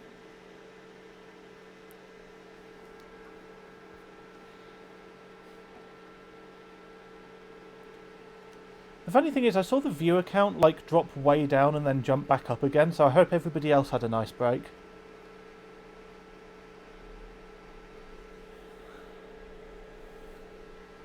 Don't blame anyone. I tend not to take that many breaks. Like, I mean, that's my second in 4 hours. Synchronized pee break, yeah.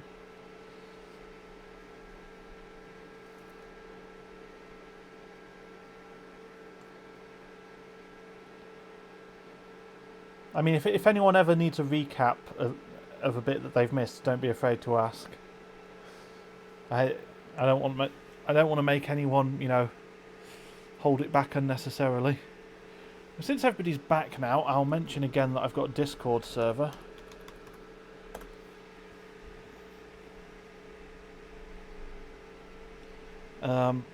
Which is great if you want me to ping you when I go live on Discord, and it's great if you want to see me talk about my plans for streams. I run polls and stuff as well sometimes when I can't decide what I'm doing, which is most of the time, to be fair, but no promises.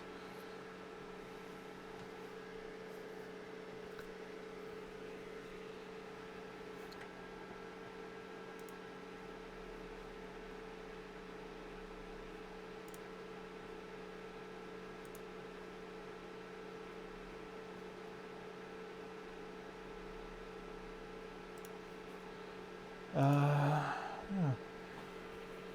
2 minutes 7-8. This is a long test.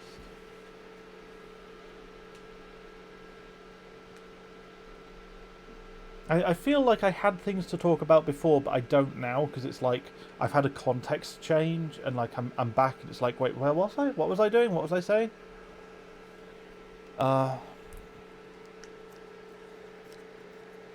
Yeah.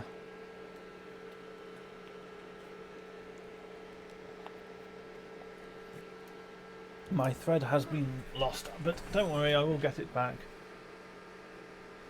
at some point.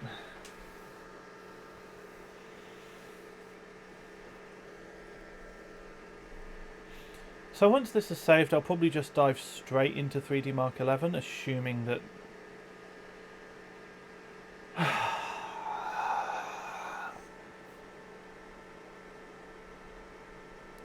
assuming that that doesn't happen.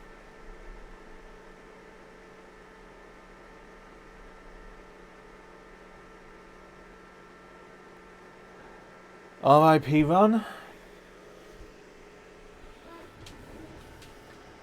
Right.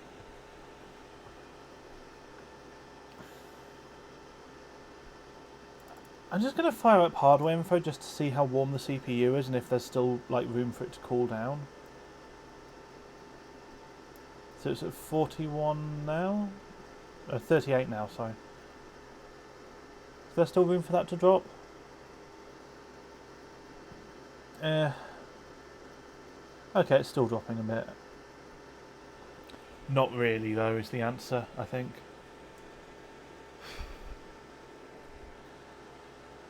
I mean, it's a case really of just rerunning, isn't it? Bah. Alright. Preset. Extreme. Options. Feature tests. No.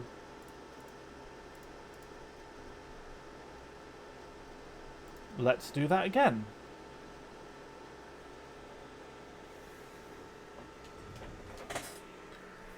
Got so far through as well. Like, is extreme heavier on the CPU? Could that be it? Do I need to downclock? I mean, we'll find out.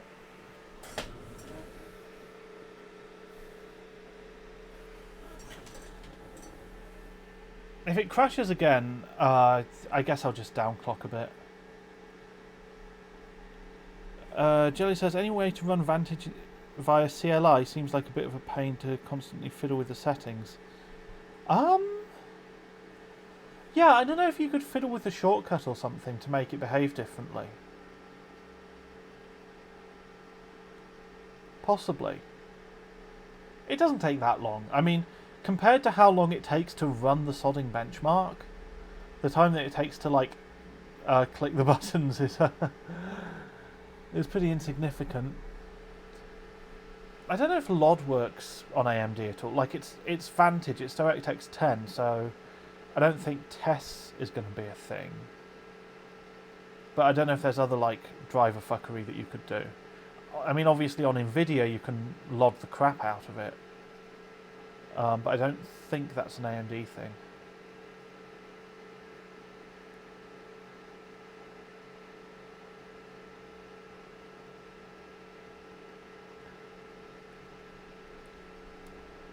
I mean, it's really convenient that that kind of rocket boat thing was right there, isn't it?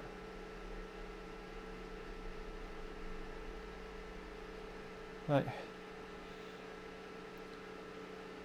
this is where we keep the vehicle for, like, enemy spies to make their heroic escape.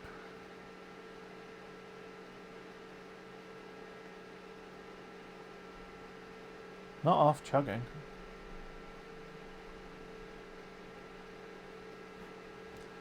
I need to fix the BRB screen at some point. Yeah. And then this takes absolutely forever. This one. It's a nice enough bench, but goodness me, does it take a long time. The thermometer's reading 24 degrees. Change the BRB font to Comic Sans. Okay, one sec. I'm going to switch to the BRB screen to do that. Ooh, I don't know how easy that's going to be to do. Hold on. I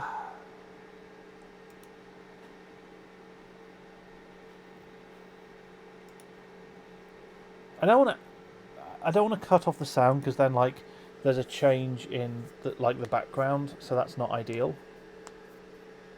So I'm going to add the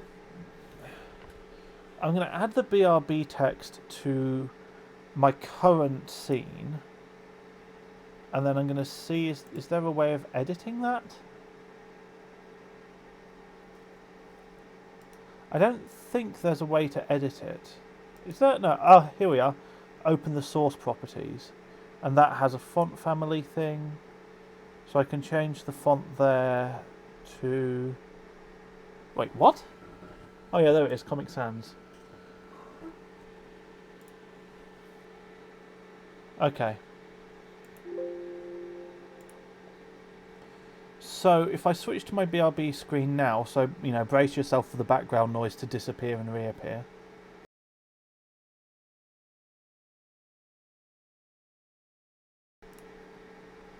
Yeah, I'm actually okay with that.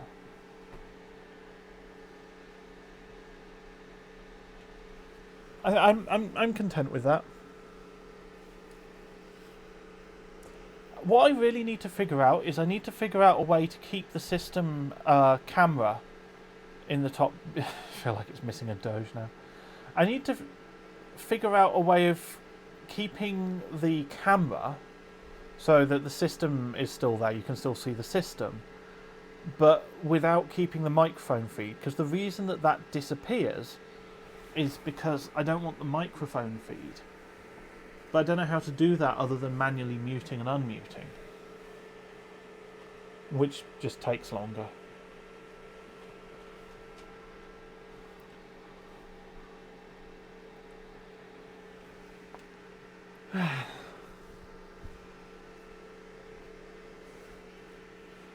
Oh, I missed my opportunity. I should have switched to the BRB screen there to see how it lined up. The mic is connected to the camera, right? Yes, the mic is indeed connected to the camera. I could wire up the mic separately somehow, and that would work. But I have quite a nice camera, quite a nice microphone. So I think this is a setup that works. Oh no. I think this is a setup that works well.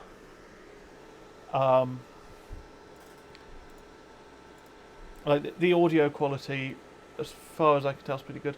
Are you using OBS? Yes. I'm using Streamlabs OBS though, which is a little bit different, but yeah.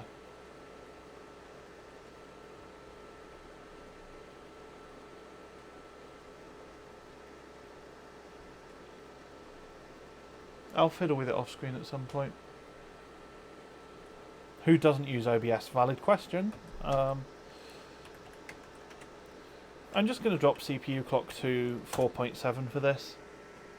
I mean, it's crashing in the CPU test. It's pretty obvious what's going on.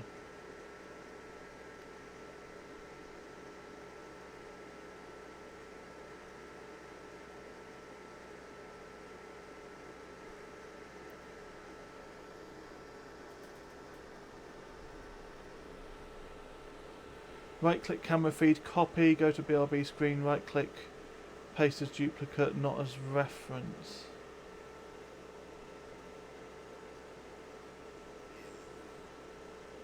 Then you can edit that. Yeah.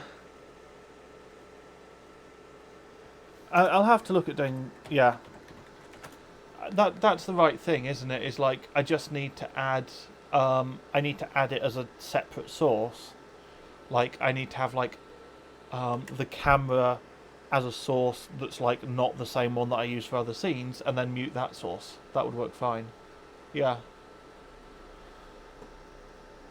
Yeah, that makes sense.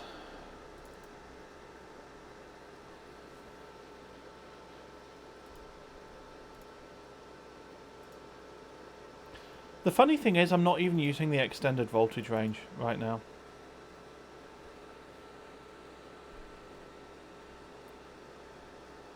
Like, I have the capability to go up to, 1.6 volts, but like, the stock voltage cap is 1.3.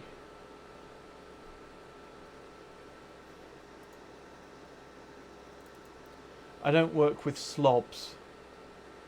Do people actually call it that? Like, is that a thing? Is that the name people have for it?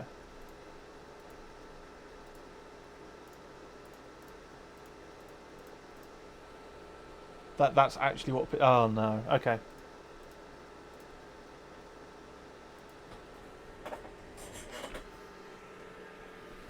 But I do a lot of stuff in regular OBS, you were saying. Yeah. Yeah, I mean, it seems to be pretty much the same thing. It's just a couple of differences in terms of, like... regular OBS has the Twitch stream info built in. So I can do, like, title updates without having to switch window, which is nice.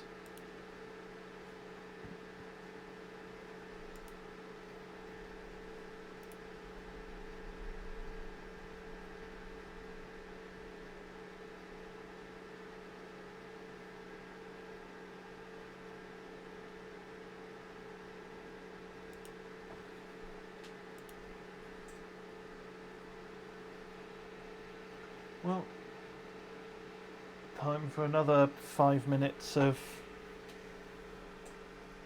same. But I'm glad that we're moving on. I really hope this passes, because if this doesn't pass and like I have to go back and do it again, it's like another what, 10 minutes or something. Getting on for 10 minutes. Yeah.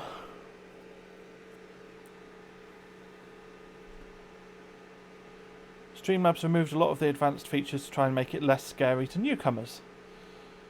I don't get that. Like, it's Streamlabs, right? If you're setting up with Streamlabs, that seems to me like a less newcomery thing to do.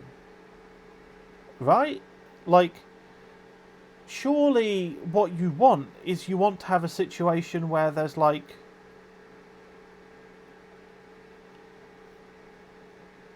you want to have like a basic thing that people can use, and then you want like there to be a more advanced thing, and Streamlabs OBS is like, I mean, I guess the idea is like maybe you would use regular OBS and you're just using like the web sources, but yeah.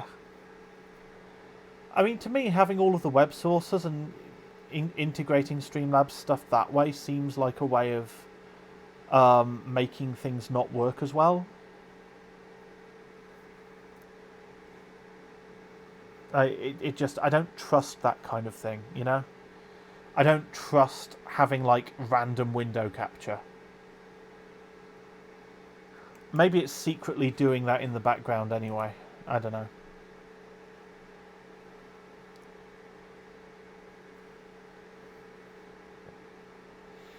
I need to have a new goal at some point, but I don't know. I want to go, like, maybe a couple of streams without a goal of some sort. You basically end up in vendor lock-in with slobs. Yeah, that's true, yeah. Like, Streamlabs is, at the end of the day, you know, they're a company, right? Like, they're for profit.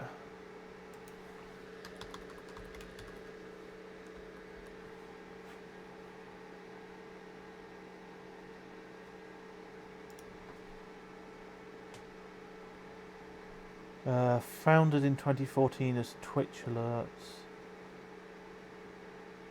Oh yeah, wow. Logitech bought Streamlabs for like $89 million in 2019.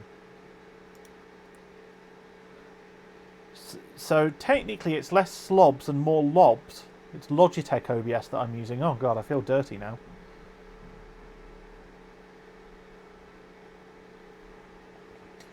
OBS has a WebSocket system, so it can be controlled by any client with the right IP address.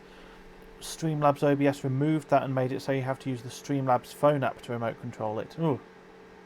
Yeah, that's not ideal, is it? Yeah, I've seen... there's a guy called Rendy who does, like, RuneScape videos. And he has this absolutely crazy streaming setup with like a gazillion different like he's got like different scenes, different effects, all kinds of things built in, and it's like this crazy setup. And he's got like I think it's like an old phone that he like wears on his wrist, right? So he can like control things from his wrist. So he's like getting up, moving around. There's like 3 different places that he can like sit. It's an amazing setup. Bear said I use a spare phone as a remote control for my setup, which uses the WebSocket. Yeah, makes sense. That reminds me of Sushi Dragon. I've not heard of Sushi Dragon, but yeah, it wouldn't surprise me if it's the same kind of thing. I tried slobs again the other day to see if it was any better, and my phone instantly stopped working. Well, you got your answer. Had to revert. That's unfortunate. Oh, it's in physics. Did I see artifacts there? I think I saw a couple of artifacts.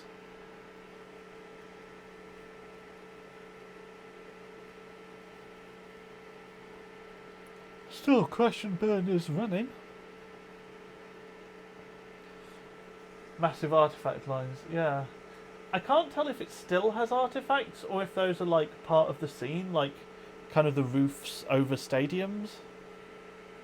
Hey! Well, it passed. That's the main thing. I've got my score, I've got my free gold, I'm happy.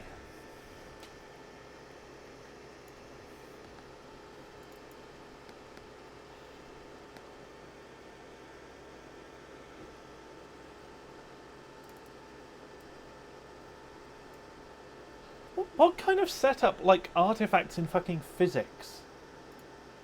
Like, you pass all of the GPU tests and then you artifact in physics, for goodness sake.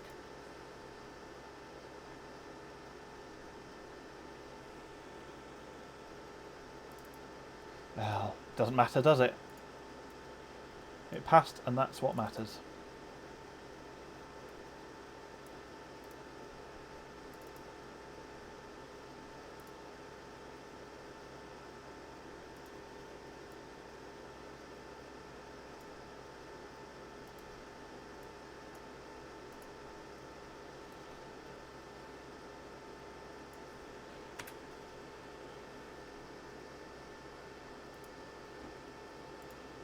Five, 3, 1, 3.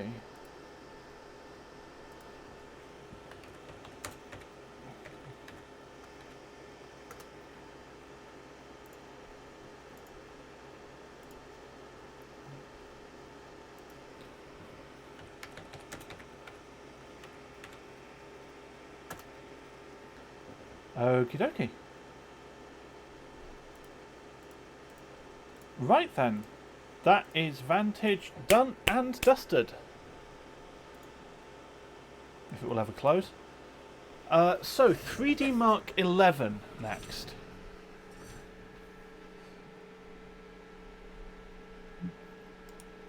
What was my target? 1496 is my target.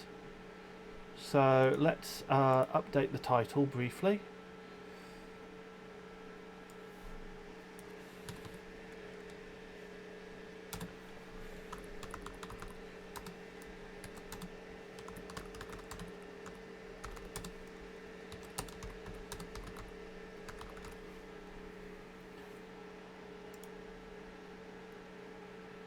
Alex asks, have you flashed the card or something? It said R7200 series on GPU-Z. No, I have not flashed it. It's just the way that... I think it's AMD did it, actually, but, like... It's just the way that the 7000 series cards report these days, at least this one. Unless I've forgotten something that it would not make sense for me to forget, it's not flashed. It's just modern AMD drivers. Okay.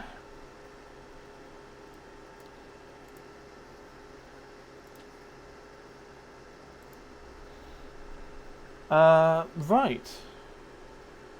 Yeah, let's dive straight in with 3D Mark 11 Extreme, I guess.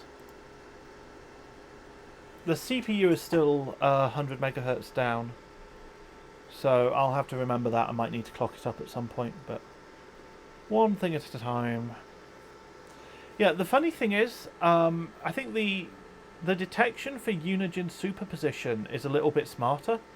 I think it must look at clocks or something, because it gave a couple of cards it might be, but they included the 7750. It was like it's a 7750 or it's a 250E or something that it said.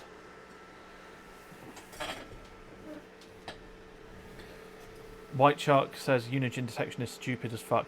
Oh wait, did I say heaven? I meant superposition. But yeah, I don't know. It's doing something differently anyway. No signal.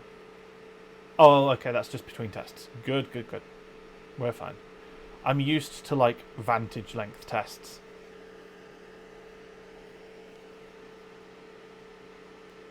You said superposition, but I mean superposition as well. Fair enough. I mean, I've only seen, like, one example of it that I've paid attention to, and it was that. So, yeah, I believe that, like, Put a Devil 13 in there and reboot 10 times, you'll get 8 different cards. That sounds like the voice of experience.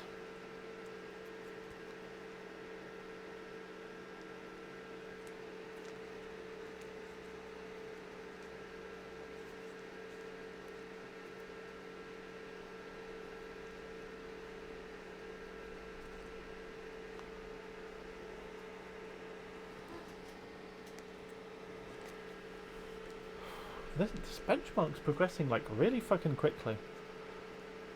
Also, I just realised I think the 3D Mark 11 CPU test might be quite heavy as well, so I'm kind of glad that I'm still downclocked.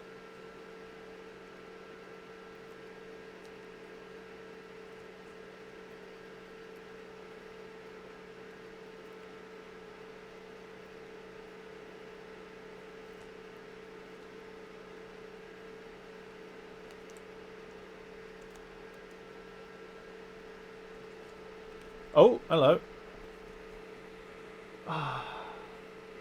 Why do they keep getting, like, is this actually a Windows thing?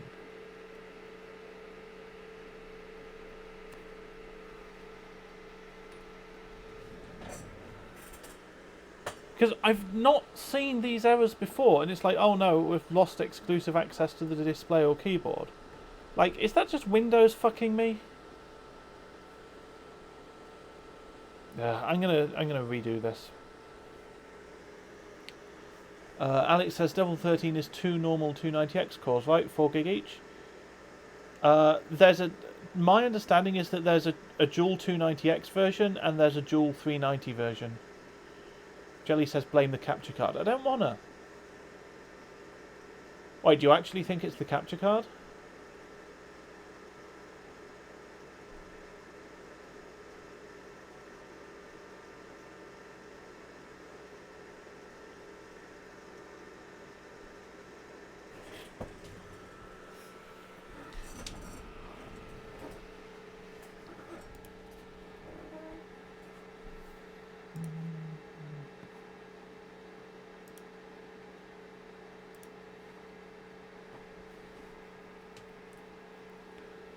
I think. I mean, there's been a few different power color cards that had the Devil 13 moniker, but yeah, the dual Hawaii one, which was dual 290X or dual 390, that has 4 8-pins. I'm certain the dual 290X one was sold.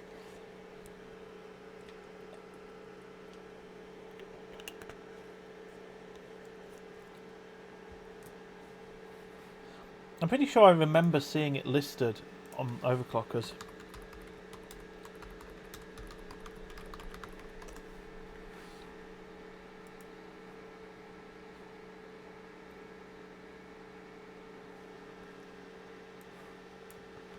Yeah, it definitely was. Like they even had B stock of it. It was 290. No, actual retail. It was a 290X, not a 290 though. I don't think there was ever a 290 non-X version at all.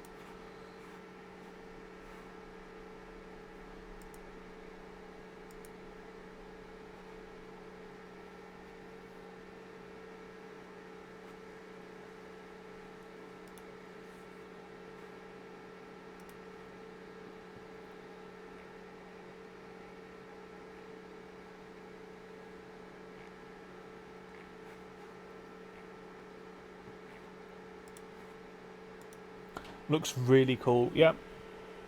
I had a Devil 13 dual 390 at one point. I ended up sending it to BuildZoid as part of a trade for some stuff, but it sounds like it didn't arrive in great condition. I've not had great luck with sending BuildZoid Hawaii cards just in general. I don't know if it's like something happens in the post.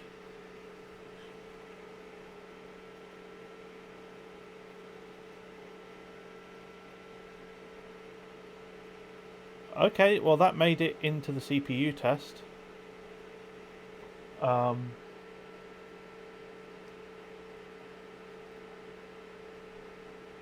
Well, that was an actual crash in CPU test. Triple wrapping and using foam chips, yeah.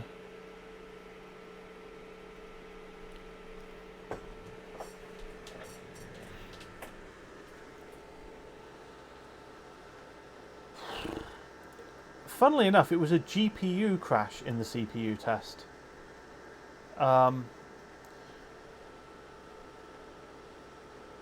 Postman here keeps stabbing packages with knives. I can't tell if you're using hyperbole.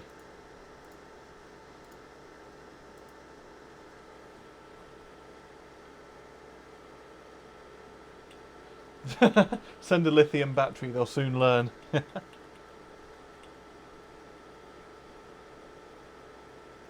Do they actually, like, literally stab them with actual literal knives? Is that what's going on?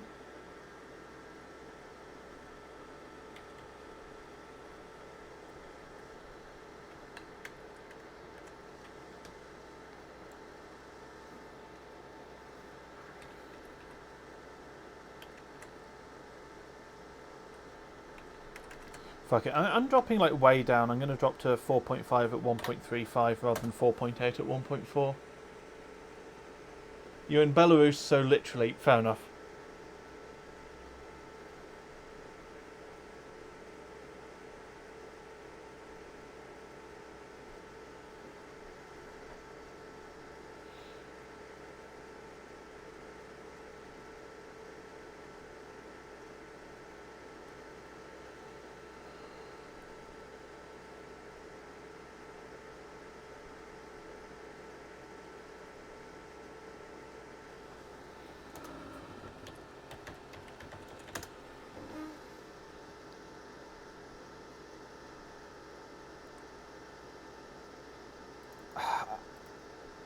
I'm going to put in a stock run.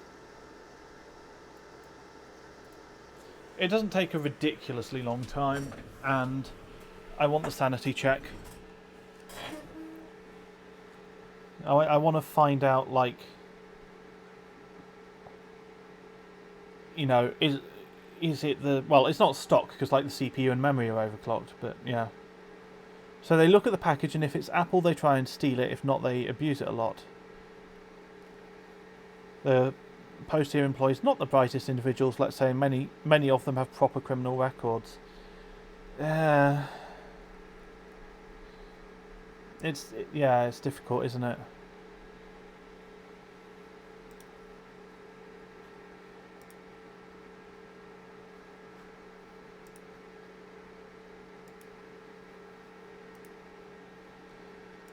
You know what I need to do at some point? I need to set up Twitch and, like, Discord integration. Sorry, I'm just, like, I'm showing the fact that I'm, like, idly checking Discord while it runs. Alice says, thanks Vodafone for interrupting this. Yeah, good old Vodafone. I haven't missed much, just 3D Mark 11 crashing in the CPU test. So I guess using Vantage CPU test as my stability test might have been misguided. I've dropped CPU way down now. So hopefully it's going to be alright.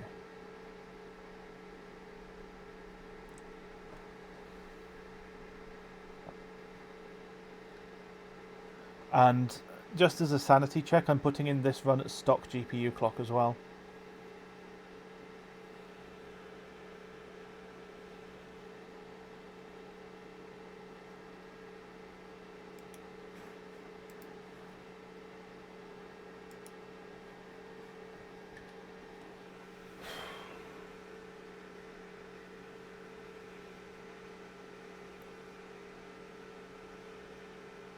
Hopefully this actually passes.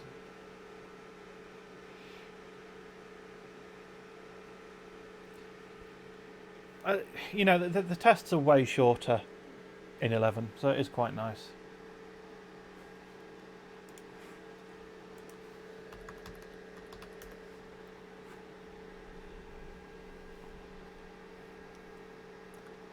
Oh boy. Yeah, so my geography isn't great.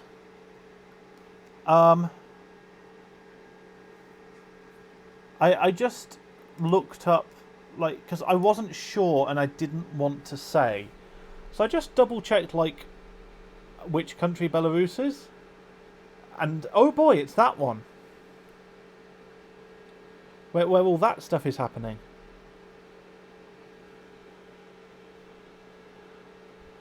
Ever wondered why a British ISP is named after a Russian word?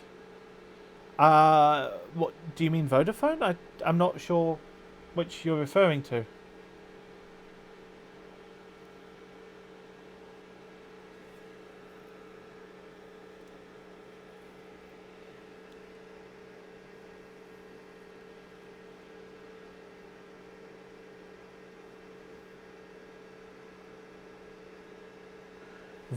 Voda is Russian for water, and their logo is a water droplet. Interesting.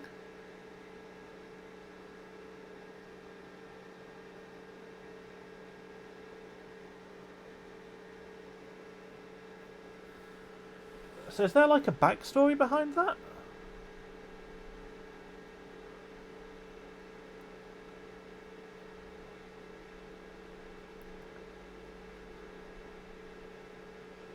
Ring ring water phone.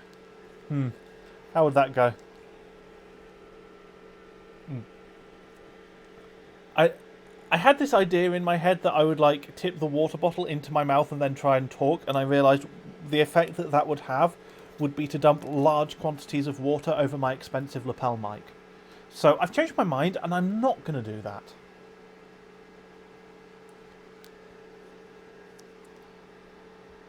The name Vodafone comes from voice data phone. Yeah, fair enough. I see. And then someone was like, oh, did you know Voda is Russian for water?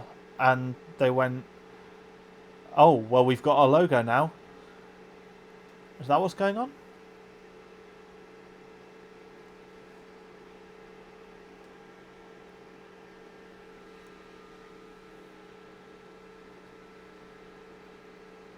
Hold on. Did Norway used to call Belarus White Russia? Like, white as in like, that seems racist.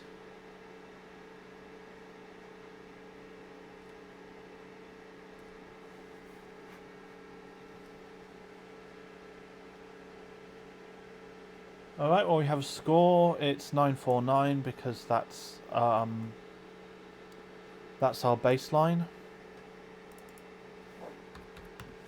GPU's at stock.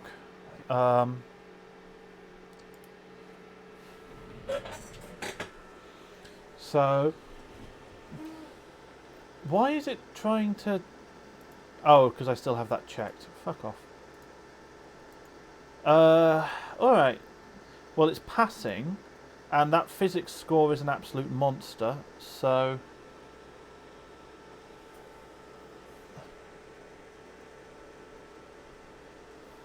Yeah. I think I can live with the CPU being at 4.5, at least for now. Let's clock up and see what we can do in terms of GPU performance.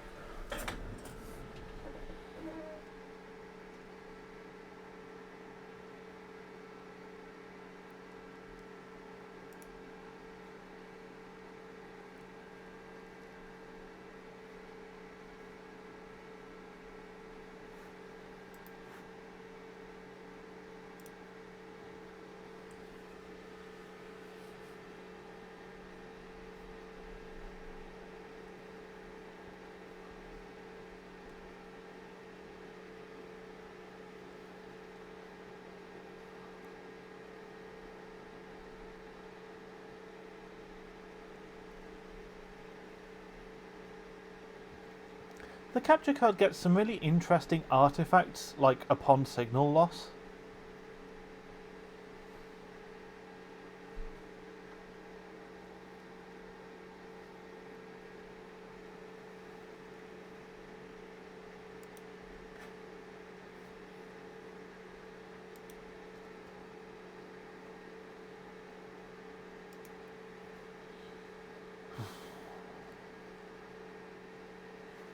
So I've gone from 800 megahertz core to 1200. So if I'm getting good core scaling, then it's actually entirely possible that this will take me very close to my target. But we'll see. And then like 12 has a score, but it's like... Oh, you know what I'm missing? 3D Mark 11, LOD and TESS are allowed. So, and it's DirectX 11, so it will have tessellation. Just hold on. Have I been silly? Does Vantage have tessellation?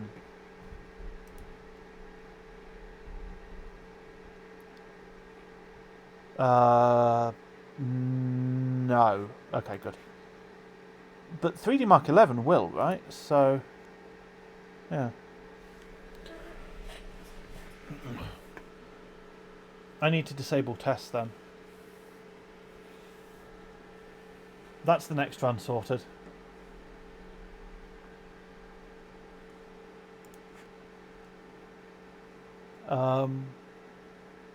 And I guess maybe if it's over 1400, I can reasonably save the score.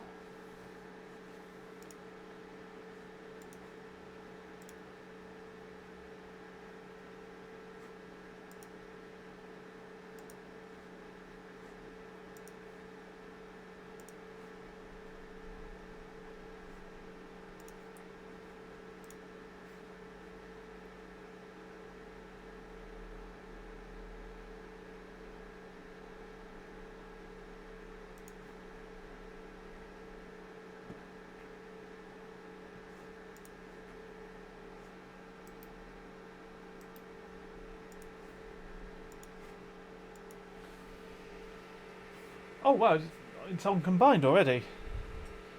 I'm so used to 3D Mark Vantage that just takes forever and ever and ever and ever and ever and ever and ever and so on. This is, I guess, not far off done. So we'll get to see, is the score the fun side of 1400 or not? And then disable tessellation and rerun it, I guess. That's the plan now.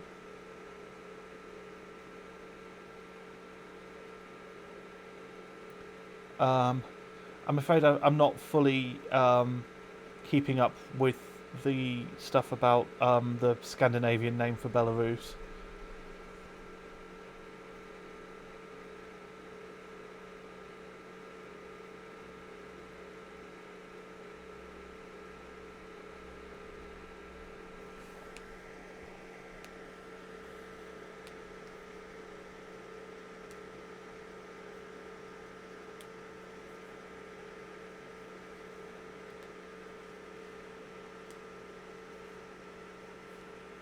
I'm now also remembering that the combined test in 3D Mark 11 is a lot longer than the others.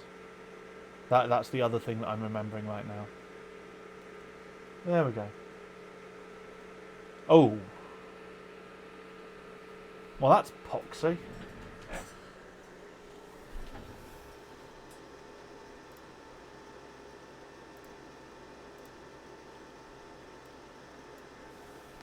I mean, the scores are going to get better and better as I move to, like, newer benchmarks. Hold on, it's going to be settings, isn't it? Is it settings? Is it graphics or video? It's... Oh, what?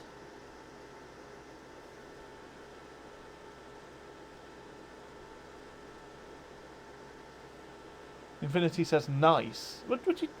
Oh, I see. Right. The score is 1069. Okay.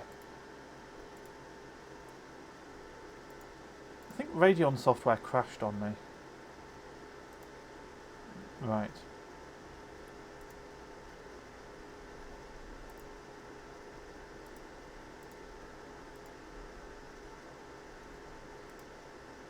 I really don't like that there's no apply button.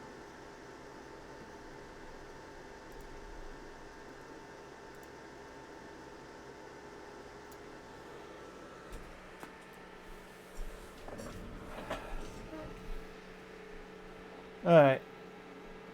So, tessellation entirely disabled now. Hopefully that's going to... Does it just apply after every change? Apparently, yeah. I don't like that. I really don't like that. Like, I don't feel as though something has really applied unless I've hit an apply button and the apply button has gone from, like, available to greyed out. You know?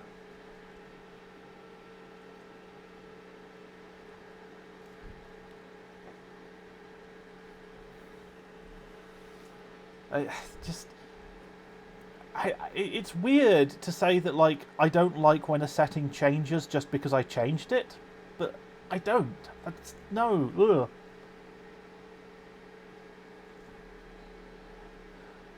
It's like, no, you know what it's like? It's like if you went to a restaurant, right? Or let's say a McDonald's.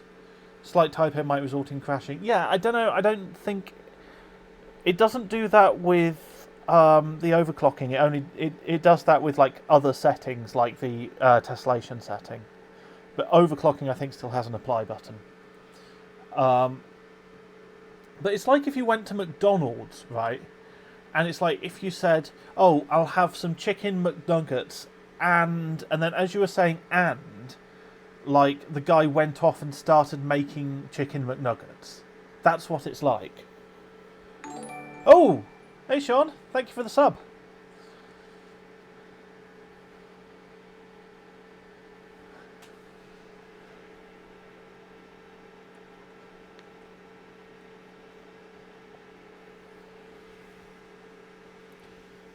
How loud are the alerts on stream, by the way? Because, like, they're coming out the speakers on the streaming system, so they're pretty loud for me, but obviously I'm on a lapel mic. They're fine. Fair enough.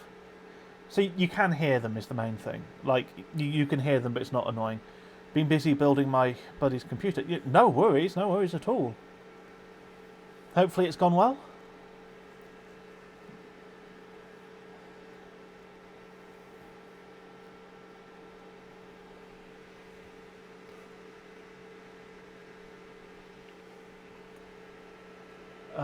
Yeah, I've... Pretty silent for me, says Alex. Pretty silent as in you can't hear it, or... I mean, I guess that the main thing is it doesn't matter if you hear the alert, does it? Because you'll hear me going, "Ooh!" Oh no, that's not... Is that...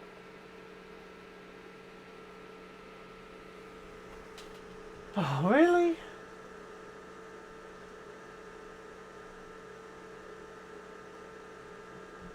Okay. You're building a custom loop 5800X and 3080 in a server rack. That sounds cool. Can you post pictures in the Discord?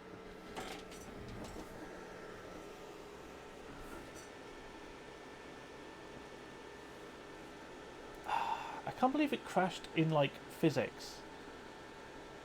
With what looks weirdly like a GPU crash. But it passed a minute ago.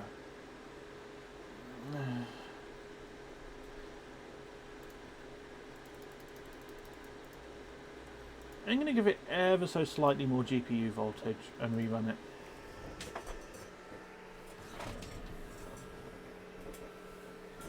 I'll have to get a few things finished and add water, but it'll be done tonight. That's great.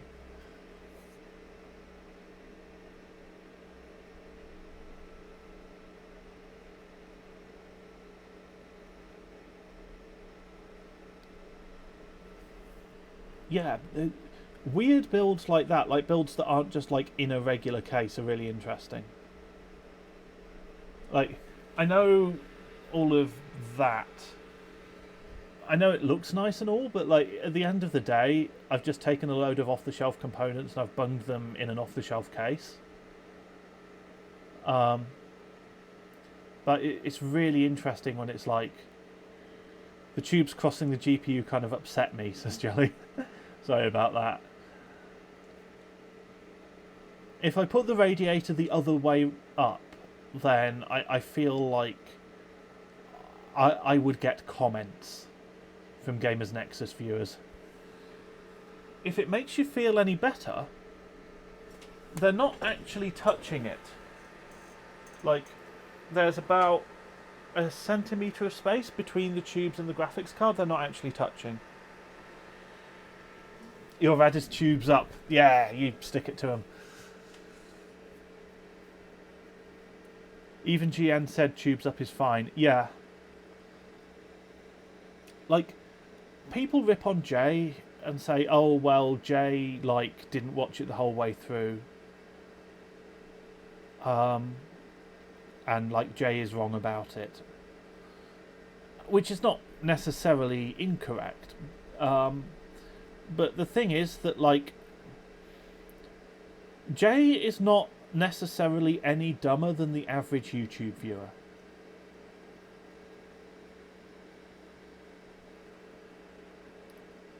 I think Jay kind of plays the YouTube algorithm. Yeah. I like Jay. I like the fact... Because the thing is that at the end of the day, Jay actually tries things. Like, he'll try something out and he'll see how it goes. And that is the best thing that you can ever do. Right? Like, knowing stuff, like, just, like, someone's told you something and you've remembered that they told you it, that's not impressive. That's not useful. You're not helping anybody. Like, sure, like, you can tell somebody the stuff, but, like, they could have heard it from someone else just as well. Actually creating knowledge by, like, trying something out, trying something new, that's cool. Okay, we're on to physics again. This is where it crashed last time.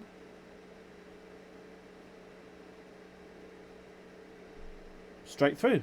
That looked good. Really blasted through it as well. Like, I think it's a fixed number of frames for the physics test.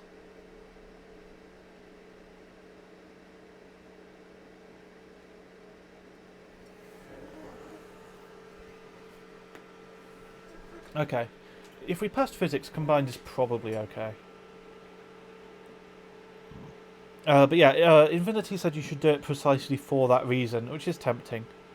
Why is the capture card cutting out between tests?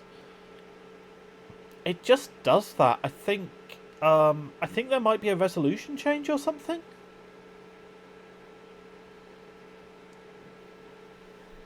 I don't know.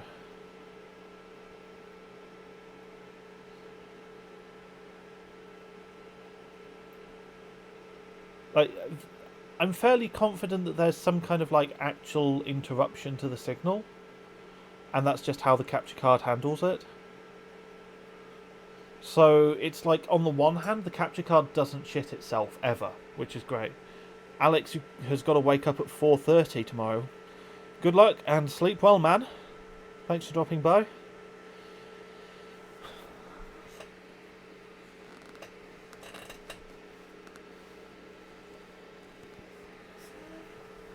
Yeah, I like the fact that the capture card seems to handle any resolution that's thrown at it. 1272, that's a lot better. It's not great, but it's a lot better. I'm going to update the title with that. That was a... Wow, yeah, that's like a huge improvement. Pictures and more description in Discord. Brilliant, thanks, Sean. I'll check that out later once I'm off stream. Got another hour of this first. I'm not happy with this score because, like, the top scores are so high. This would not get any points, basically. Even though I think it's like third, or... No, not third, it would be fourth, I think, in the ranking. Let me check. Let me check before I fiddle with something and run again. Oh, no, it wouldn't be third. It would be 1272 sixth. Oh, sod that, then. Yeah, I definitely need to do better than that.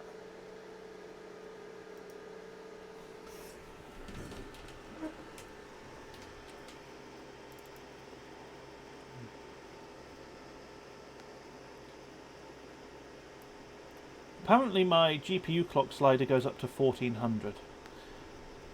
And I'm in a yeety sort of mood.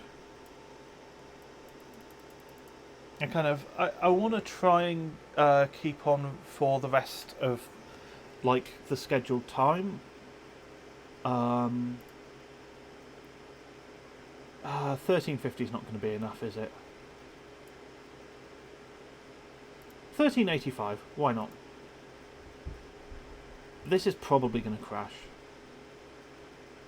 I mean, I've got pretty aggressive cooling. You know what? Rather than loading up the benchmark, let's do GPU-Z's render test, and let's... I think when Trix applies, it like drops the voltage, so I can't apply step by step, but I can. Yeah, okay, so that crashed instantly.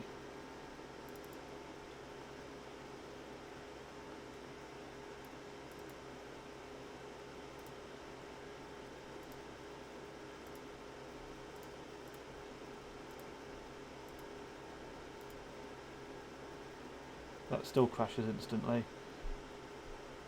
Alright, I think maybe maybe that's a bit too yeety. Let's try that.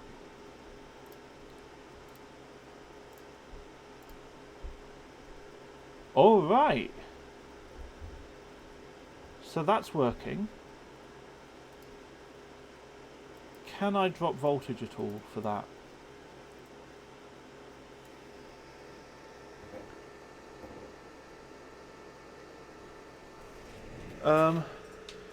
Alex asks, can you go over 1400 core like hex edit the slider? Yeah, pretty certain you can, yeah.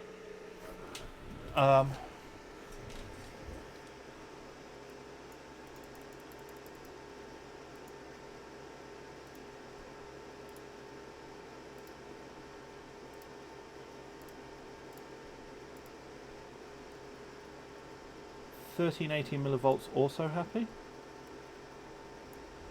What about 1360?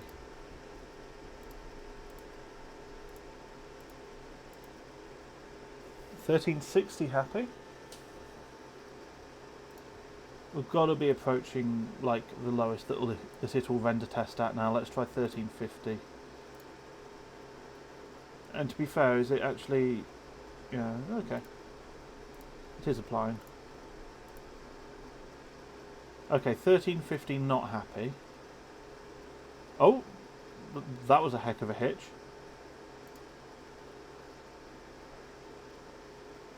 Interesting. Maybe that's the reason for the weird, like, lost focus errors. Is like, it's something to do with... I think AMD have done stuff in their drivers to, like, recover better from crashing. Because they weren't able to actually solve the crashing very well. So it's just like, okay, well, we're still going to crash, but we're not going to crash in as annoying a way. Let's try 1380 for the benchmark then. At 1337 core.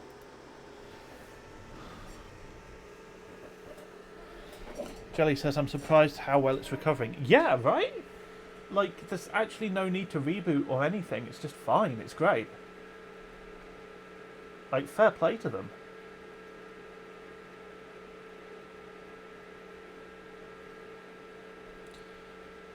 You're kind of expecting the entire PC to reboot with the freezing of the render test. Yeah, it had crossed my mind. I wasn't really sure what to expect, but this is good. I'm happy with this.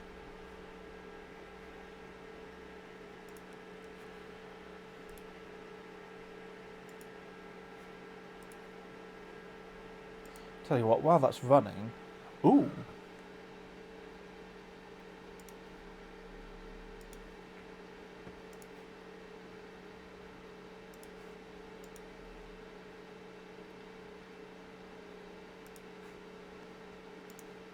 Yeah, that build looks really cool, Sean.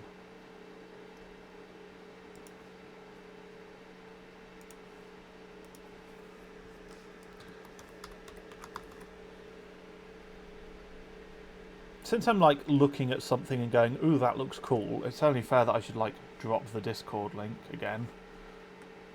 I think really most of the kind of regular audience are there at this point, but you know.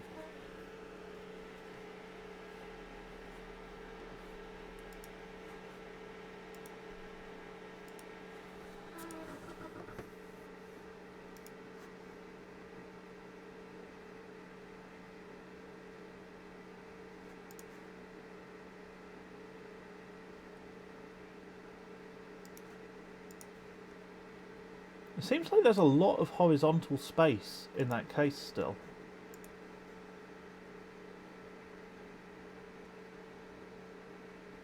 I like the little like single 80mm exhaust fan.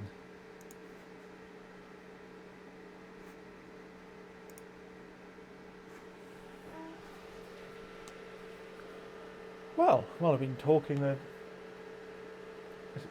it's not stuck. No, still going. Good, good. Well, 3D Mark 11 seems to be running okay. That's good.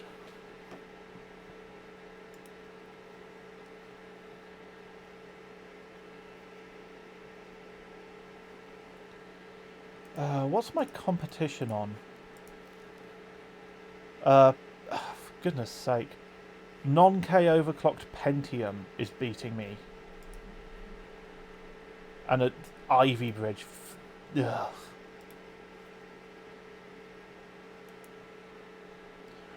There were two, but the GPU water block's a hair too big. Oh dear. Well, it's a positive pressure setup. That's what that is. I might just run through 3D Mark 11 to... Oh. No. We good? No, we're not. Okay. 3D Mark 11 is not scoring well in the slightest. If I'm honest.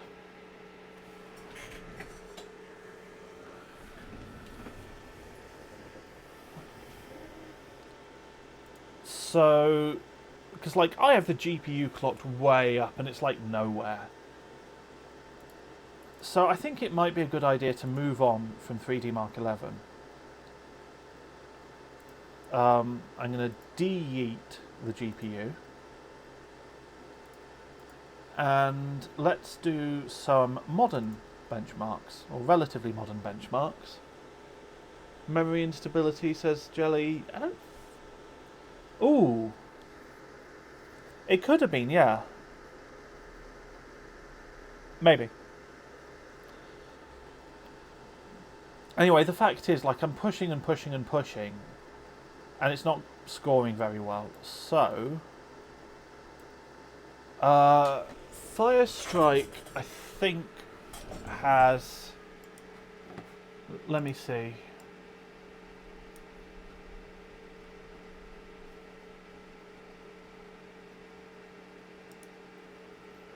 I think I'm still allowed LOD and test for Firestrike. Yeah, 12 is only at 1300 core on fucking phase change for his Firestrike score. And I think I'm still allowed LOD. Let me check. LOD test allowed. Yes, good. Not still allowed LOD, still allowed test. Right. I think I can probably actually take Firestrike. Maybe, hopefully, it's a possibility. So, I'm going to move on to Firestrike. Sorry if you were hoping for Night Raid.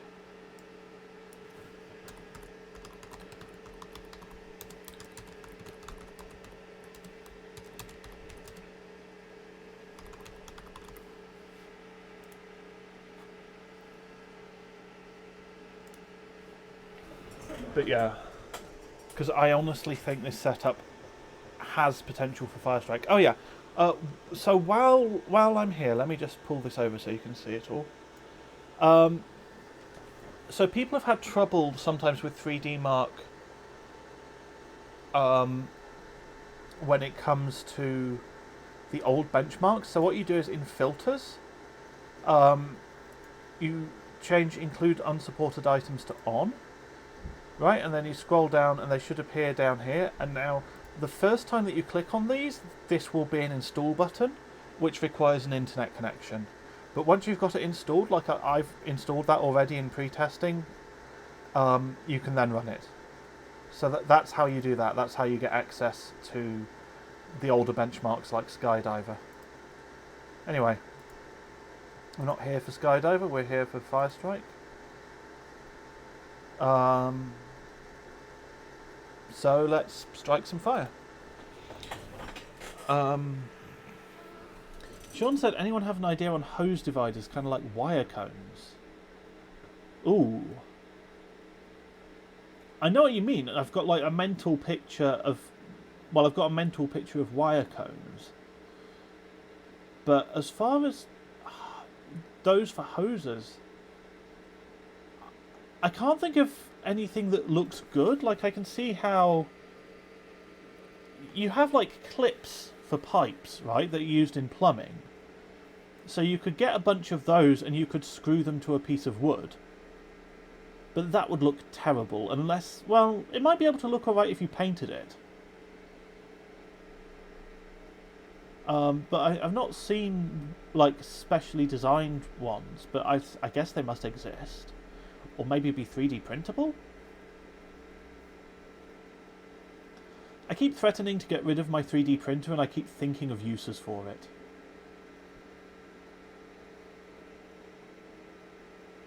Right. I'm going to have to keep like threatening to get rid of it because it's only if I have it in my head that I'm going to get rid of it any moment.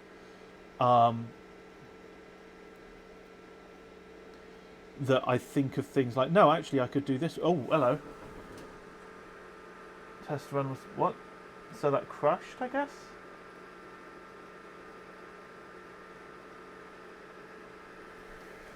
Okay. That crashed, right. Yeah.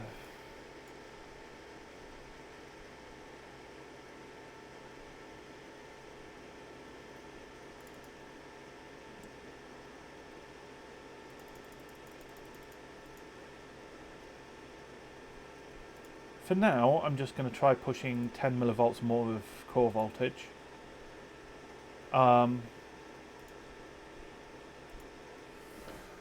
It might turn out that I need lower memory clock, but I don't know. We'll see.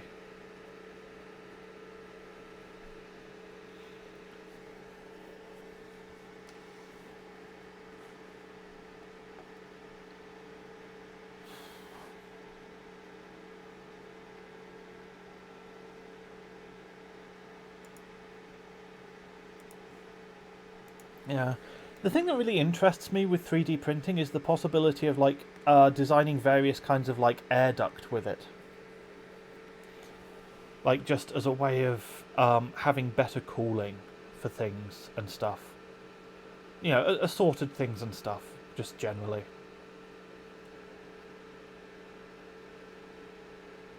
I think that might have a lot of potential. GPU intake from rear of case. Yeah.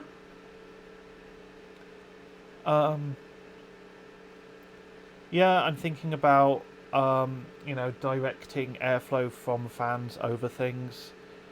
It would be nice if, like, I've got a fan in the front of the streaming system, for example. It'd be really nice if I could have like an air duct from that just directed the airflow just straight at the capture card. That would be cool. As it is, I've got a fan zip tied to the side vent instead, because the side vent doesn't have a fan mount. But it does have holes, and zip ties can go through holes.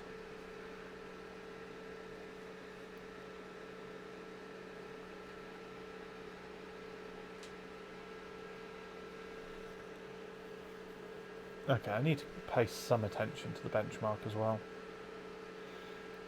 I don't really know what I'm doing with frames, but...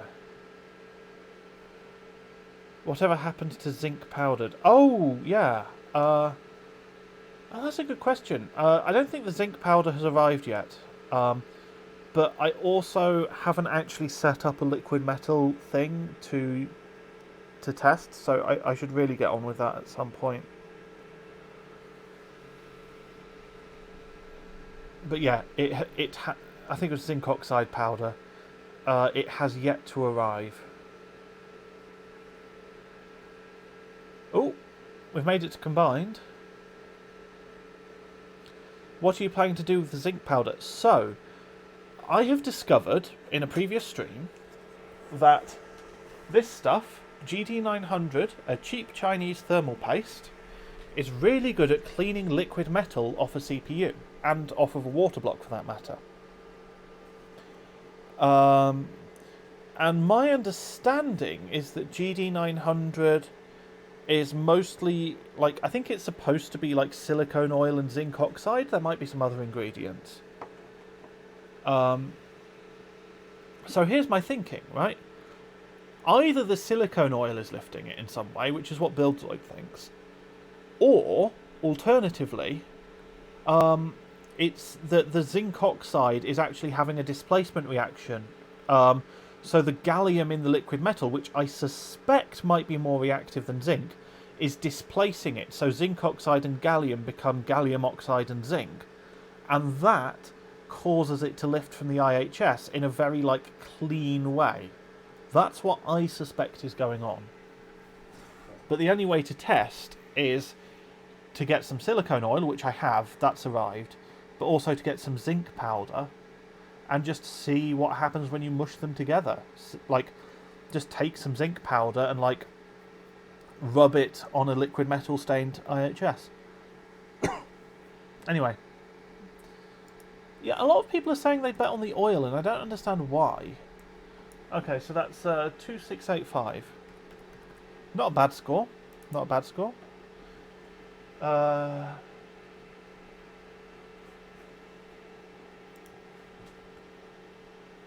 Could be better. Better live stream it like the RAM PCB. Yeah, I'll have to do an experiments stream at some point. The combine's not great. The graphics scores are also low. Should I reboot and clock up the CPU? Not yet. Not yet. Not when I have potential headroom. So let's re-letify the GPU clock. There's that worry of memory instability, wasn't there? So let's drop that a few points. And was it 1380 it was using? I think it was 1380. Let's give it 1380 for now. Save that as profile 2. Okay. Let's see if that passes Firestrike.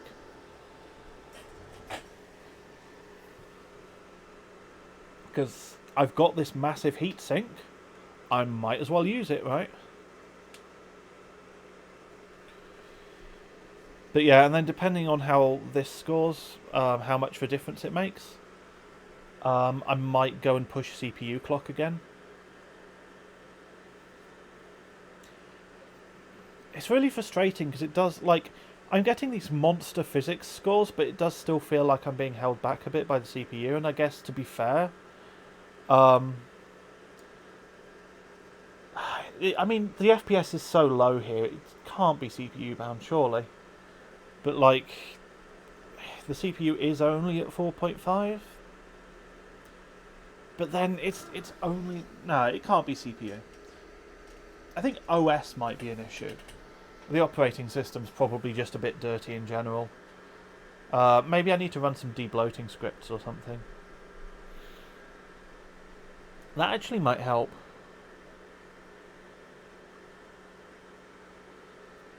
It's an option. But we'll see. Oh, hello.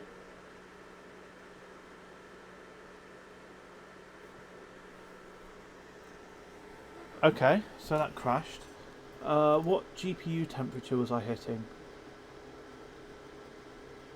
So the GPU temperature was nice and low. Look at that.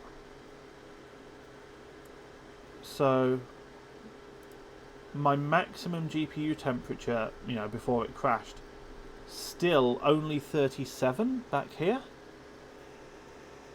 So that's really cool, and that gives me a lot of confidence to push more voltage. Now, to be fair, that might not help. If pushing even more voltage doesn't help, then I guess we know it's a memory issue.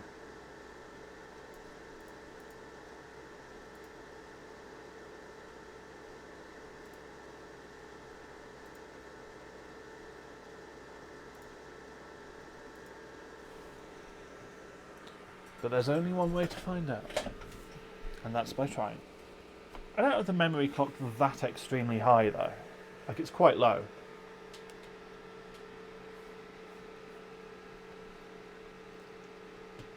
It does really feel like I'm getting screwed by the platform.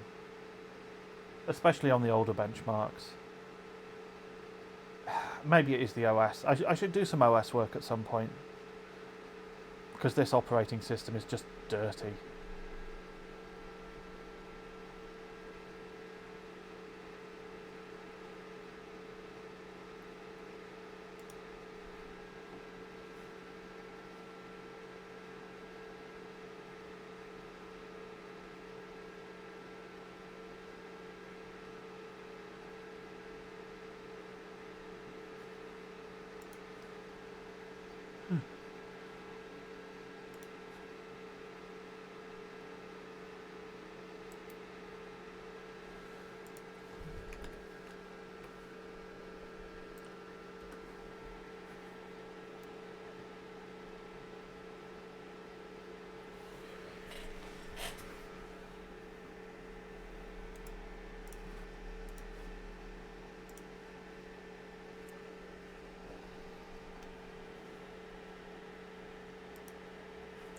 Do you have a clean image, asks Infinity? Not like an image for this platform.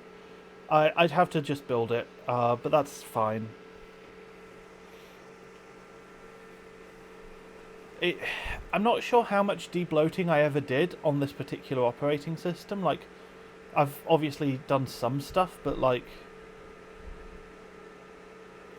I was using it for like benchmarking for reviews, not like competitive benchmarking. So you don't want to strip it right down because that's not realistic. Ooh, ooh! We made it. We made it to physics. That's a really good sign. That means that more voltage helped.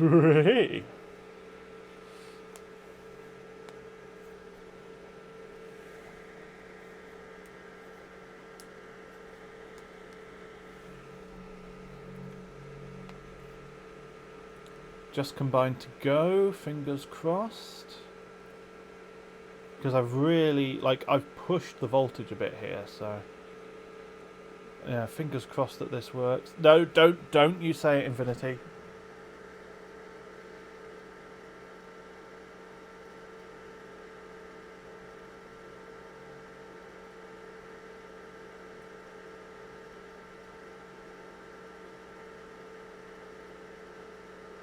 I wonder if one day there's going to be a 3D Mark benchmark that explains how, like, the person that we see here is also, like, the spy from Time Spy. Well, that seems to finish the benchmark. 2681.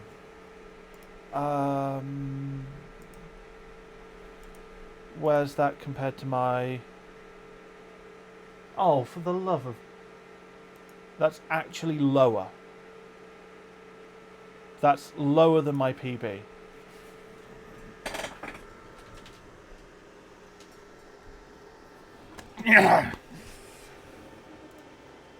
Right, okay, I'm clocking the CPU up. Firestrike's fairly light on the CPU anyway. There's no way it won't take 4.8.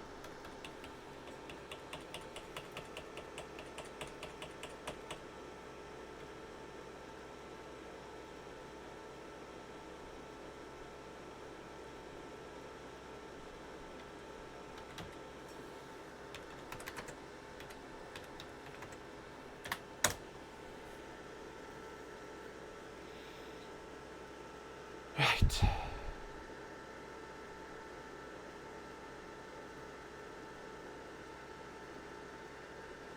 Let's do this. I wonder if the Firestrike combined tweak works on a 5950X.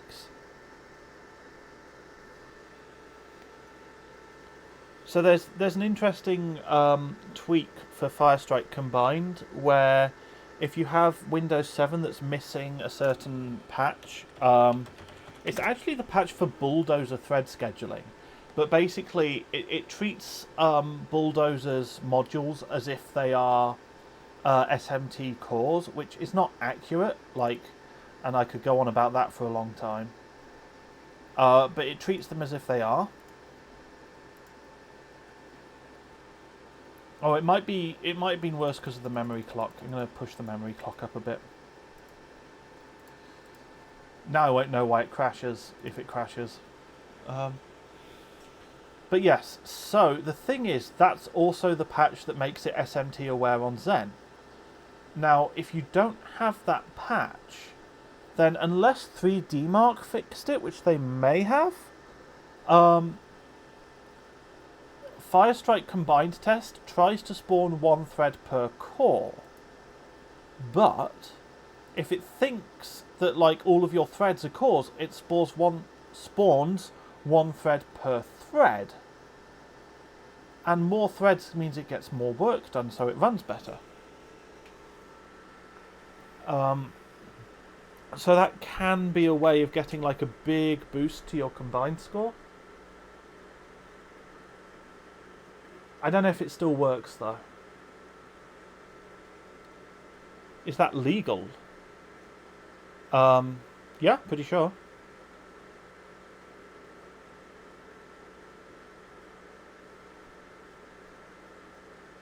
Like, you're not interfering with the software. Well, sort of. It's kind of exploiting a software bug, I guess, to be fair.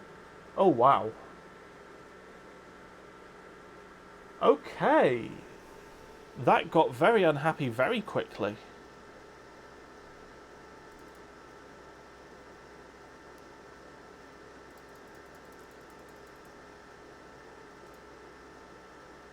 Oh, wait, no, my voltage was too low.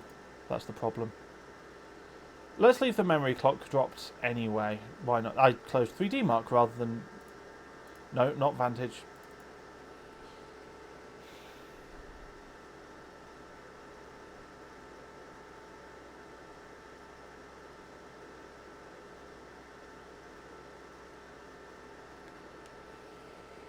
Yeah, I don't know, I guess, like... There's old scores that use it, including, like, a guy who's done, like, modding for HardwareBot using it, but...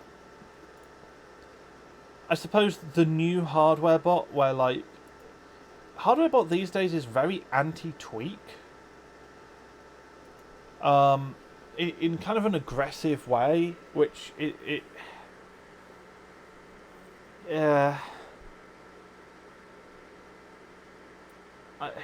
I'm not happy about the W prime DLL tweak stuff. I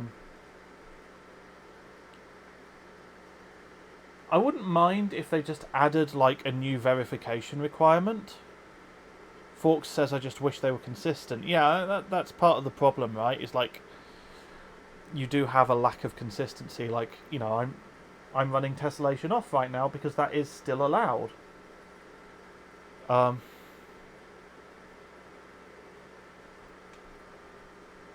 And the thing is, like, there's no way that, like, there aren't old scores that use the DLL tweak for W prime. No way.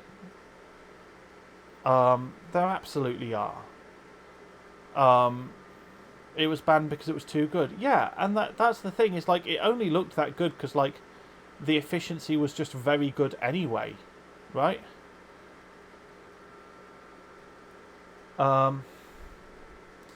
And there's no way of verifying it, so it kind of creates like this really like bad air where it's just, it feels like if you're benching W prime and somebody's ahead of you at lower clocks, well, you have no way of knowing they're not using the band tweak, but they might not be. They might be using legit tweaks that you don't know about. And that's like, if you're going, well, okay, I can match this person's efficiency by using a tweak I'm not allowed to use.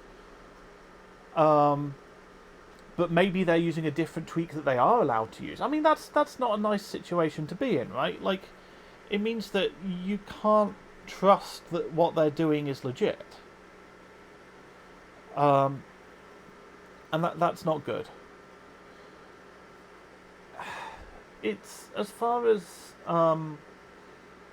I mean, I don't find the DLL tweak to be problematic because it's not changing the benchmark itself. It's not changing the work it does.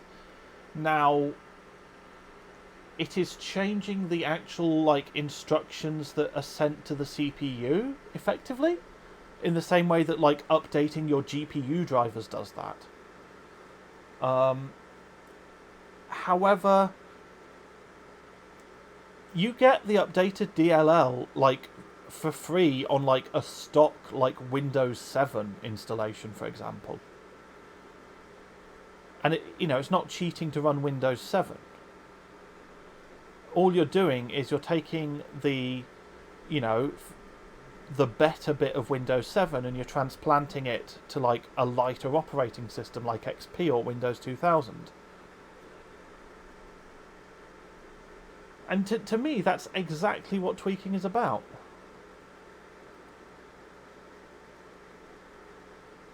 $2,674. What was my PB? That's even lower. That's like... I clock the CPU up and it gets slightly worse. It must need more memory clock. It must be memory bound. Because my memory clock is shit. Like, my core clock is fucking great. My core clock is elite. But my memory clock is shit. However, I have an awful feeling that it's not going to take a higher memory clock. I mean, my hunch is that even 1450 it won't take. But there's one... how has that happened twice now? There's one way to find out. Once I've reopened 3D Mark.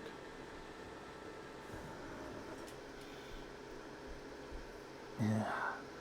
I'm going to be really annoyed if this is why I'm not getting good scores. Because if this is why I'm not getting good scores, then that means I might actually have to mod the sodding GPU. If I want to get good scores, if I want to be that competitive. And I really don't want to mod the card.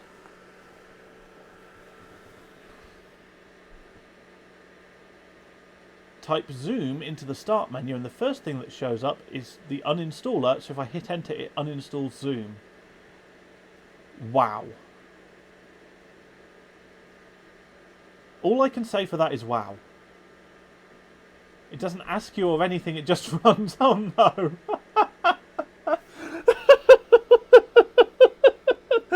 Oh, that's really bad. Okay, well, the higher memory clock is working. I've done it 3 times right before a class now. Oh no. Oh, that's awful. Oh boy.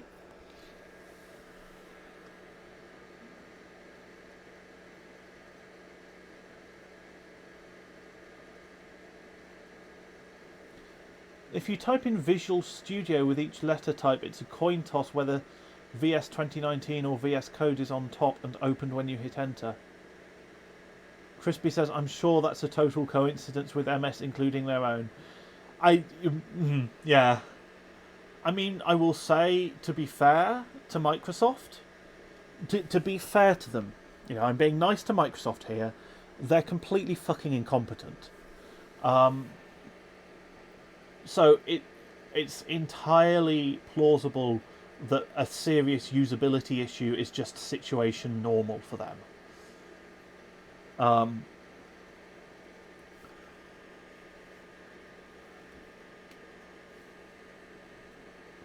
I don't know. I don't think I have Zoom installed on this system, because if I search Zoom, I get like change Zoom increment in system settings. I thought I did have it installed, but I guess not.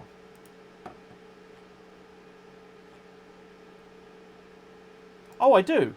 No, I have Zoom installed on this system, on the stream system. And if I search for Zoom, I get shit about the system magnifier and absolutely nothing to do with, like, if I go to apps, it's no results found for Zoom.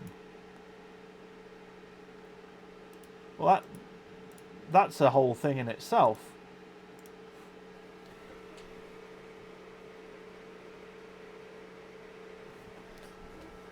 And, like, it's in the start menu.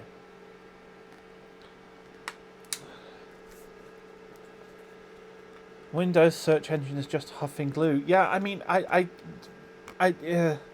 it's not good, is it?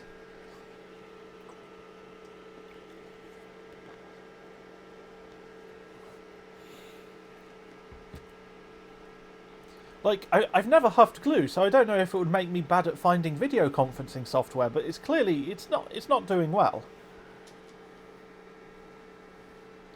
2679.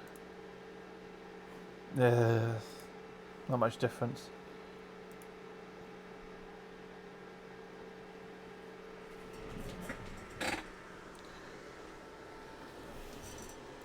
I'm feeling like I have to check that the CPU is actually clocked up and the memory is actually clocked and everything. Yes, the CPU's at 4.8. Yes, the memory's at full speed. Okay.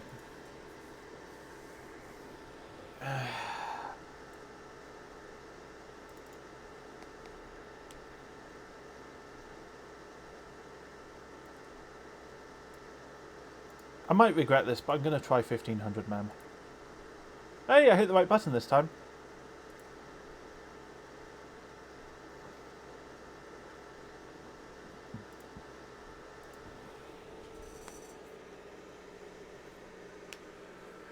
Jelly says, I've huffed CO2 from an empty pop bottle before. That was fun.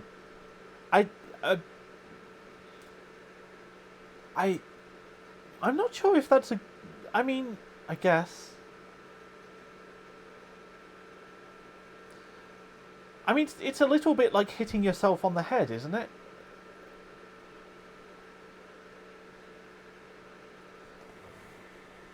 Like, it's not a stimulant, it just, like... It just makes your brain not work as well.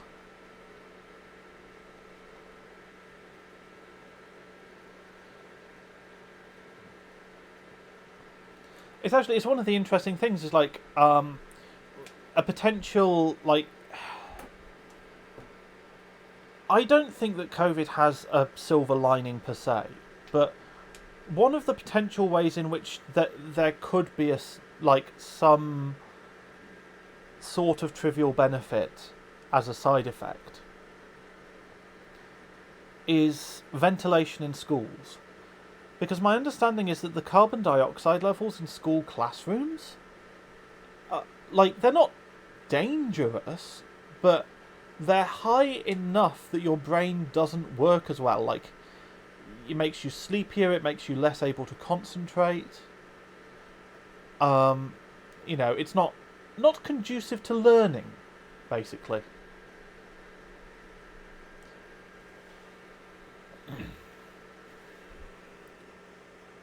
So yeah, all the work done in ventilation in schools, exactly, Jelly. Like, if COVID means that you get better ventilated school classrooms, that might be, better for kids learning. I mean, that assumes that you consider like kids being able to learn better to be a social good.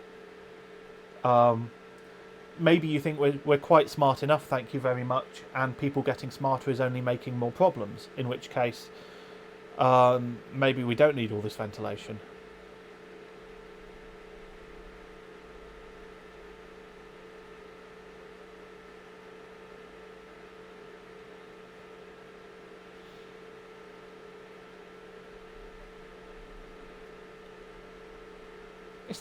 Does Firestrike have some kind of problem with, like, high core counts? No, but it can't have a problem with 16 cores. Can it?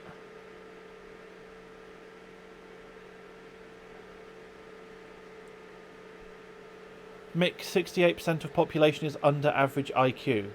You what? I agree with Jelly. Like, I mean, I guess it depends what kind of average, right? Like, you have a few people with, like, an extremely high IQ, whereas, like... What? Is IQ a linear scale? Average IQ is 100. I thought average IQ's... Wait. No, that doesn't sound right at all. Because I thought that, like, these days, like, the average IQ is actually a bit above 100 anyway.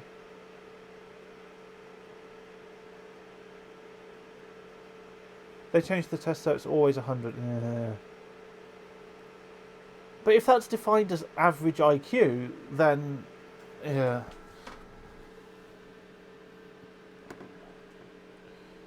Better to describe intelligence by SD. Look, honestly, I think that IQ is a load of bollocks anyway, to be totally honest. Like, I don't think that you can really describe intelligence in that way. So I've picked up a little bit of score with the increase in memory clock, but not actually enough to make up the gap. So I'm still not where I was, which is annoying.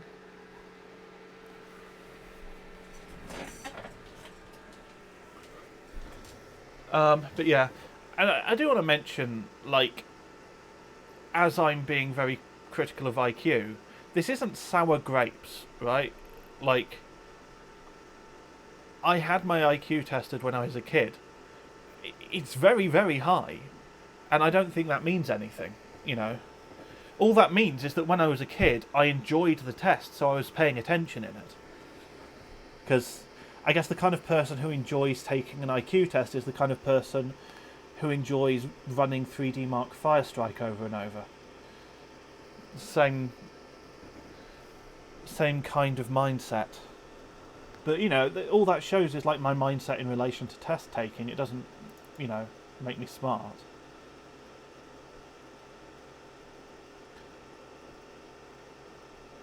Let's just try more core clock. Fuck it.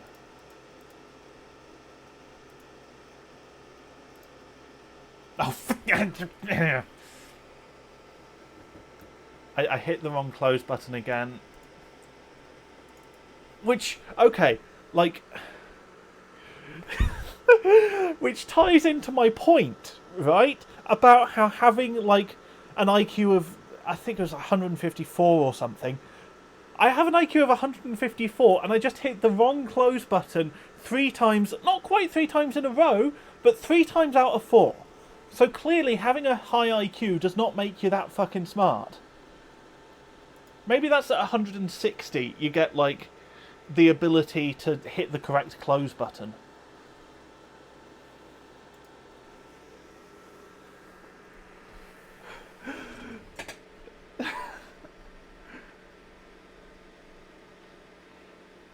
Apparently I'm in basically the same area as Jelly and Infinity. That's interesting.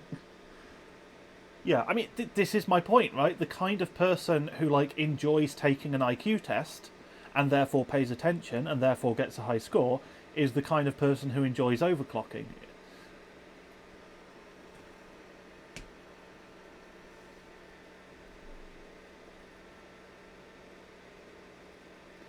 Jelly says I accidentally click the wrong things all the time. Yeah, exactly.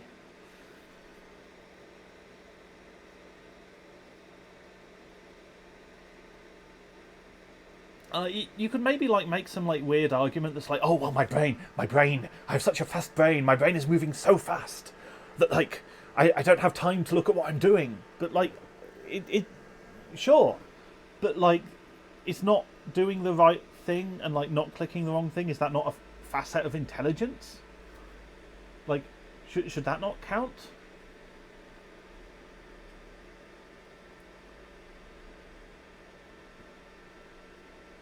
But yeah, it's a load of rubbish anyway. You can study for IQ tests. Maybe it has to do with pattern recognition. Maybe, yeah.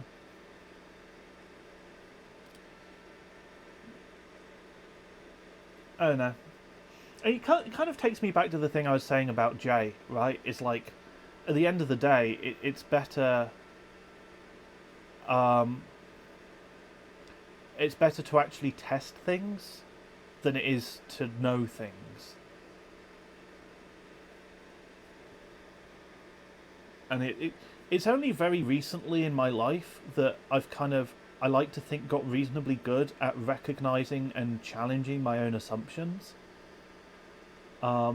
Which is, I think it's probably a really important skill. I mean, if you don't recognise and challenge your own assumptions, you're going to be wrong about stuff all the time.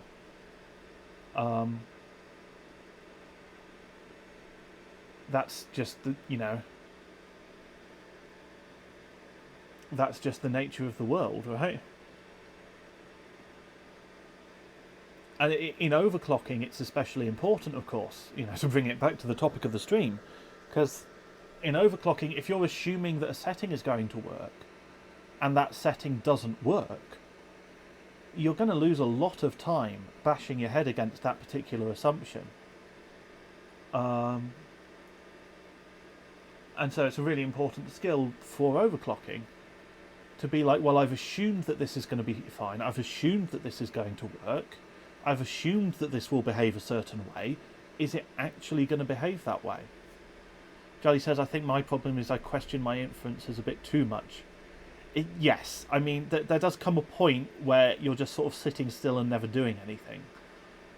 2686. Is it just me, or is that exactly... That's worse. Right.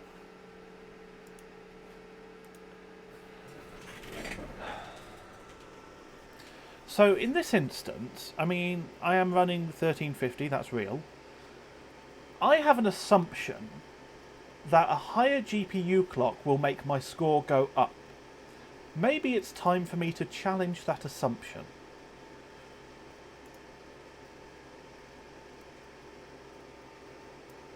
Maybe, without changing anything else, I should drop 50 megahertz of GPU core clock.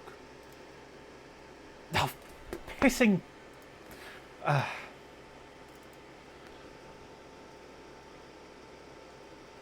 As I was saying, maybe I should drop 50 megahertz of GPU core clock and I should see if that makes my score go up. Because, you know, I assume that surely more core clock, that can't ever hurt. The monitoring says it's real. Let's see. Let's find out. What if run-to-run variance? Maybe, but I don't know. I mean, that's how we find out, right? It's like, maybe there is a sweet spot. Like, I know it's random, but TRAS on GDI with 4790K iGPU, TRAS had a sweet spot. It's one of the problems with Noxonite's score. Like, he wasn't running his desktop resolution at the benchmark resolution. If you do that, that improves your score a little bit. The other problem with Noxonite's score is that he was running really tight TRAS. And what I found is that having TRAS slightly looser actually made your score better. And I honestly think if he fixed those two things, he could beat my score.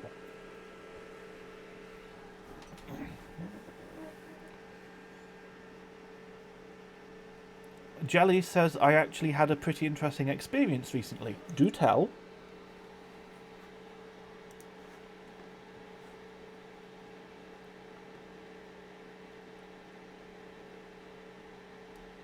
So you got a 6700 XT and it clocks very, very well. Yes, I think I remember you mentioning that bit, yeah.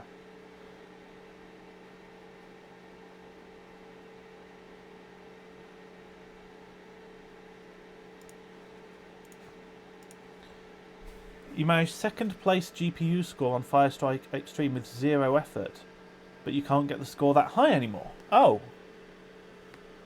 Yeah, that's interesting. You've gotten like 10 points less, 7 runs in a row. Oof, that sounds really annoying. Yeah, I mean, it's...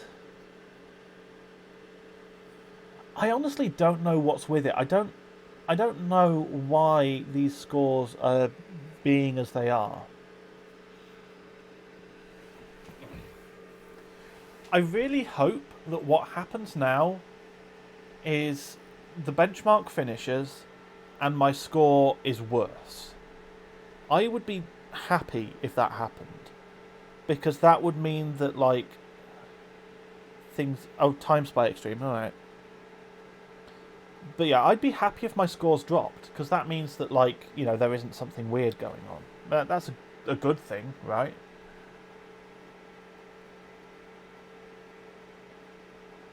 But yeah, we'll see.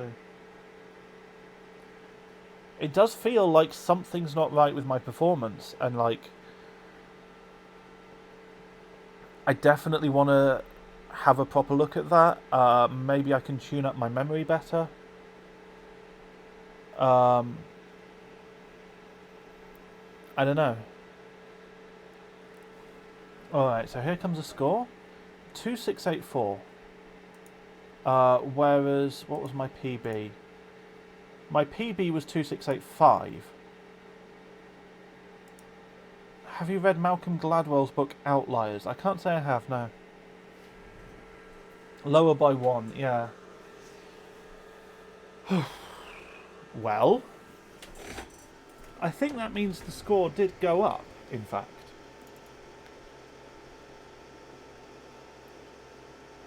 So 1250 without drop. Oh my god!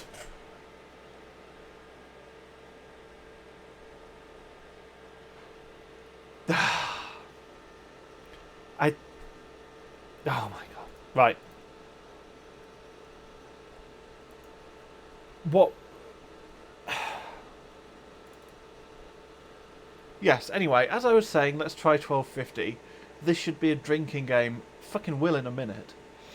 I think it's time for you to drink another energy drink. I think it's time for me to drink some fucking absinthe. Nah, I honestly think I need to do some OS work. So basically, I'm gonna run it to the 6-hour mark. So that's another quarter of an hour or so. And I'll finish up anything I'm in the middle of. But after that, I'll probably could make for the best stream ever. Oh no. What I'll probably do is I'll find someone to raid, I guess. I haven't done raids on Twitch before, so I want to give that a go.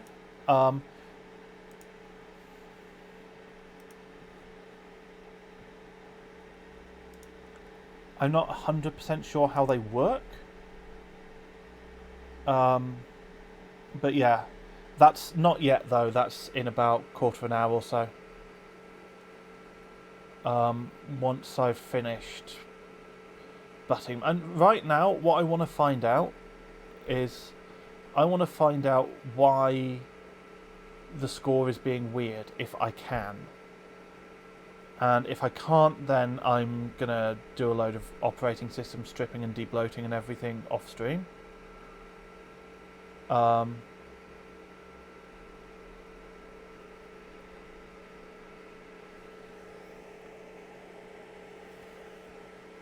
But yeah.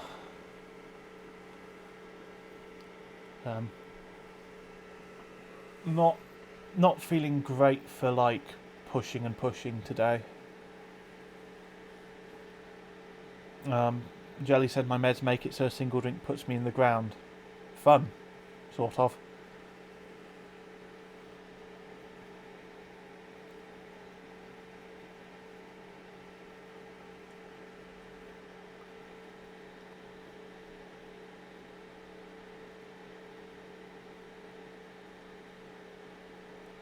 Sure it's maintaining that frequency. I mean, the monitoring implies that it is. I don't know how else I would check other than like an oscilloscope.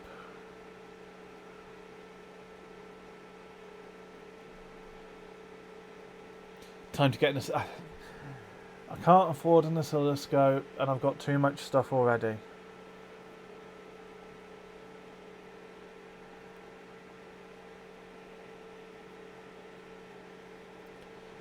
It might well be that it's just entirely memory bound. Like, that's a real possibility right now. That could easily be the problem.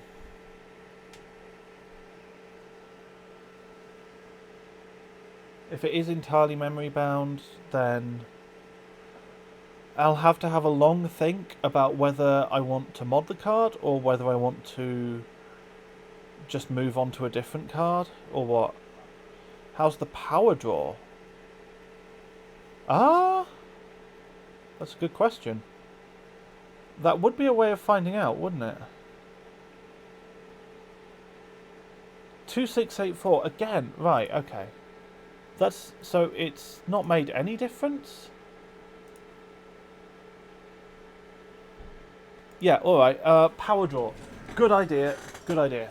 So, I have a power monitor hooked up as it happens. So let's run GT1,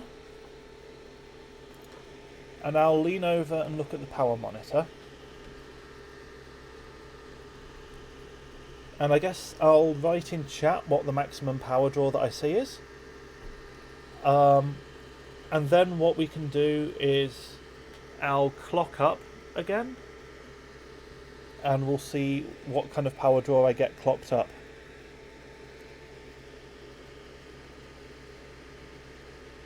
Hopefully it's reasonably consistent. 190. Yep, 190, 190.9, 190, 191.9, 192.8. It's sitting around 190 watts, basically. Alright.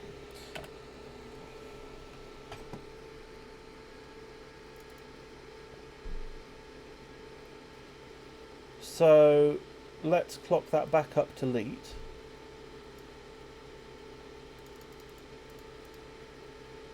Okay.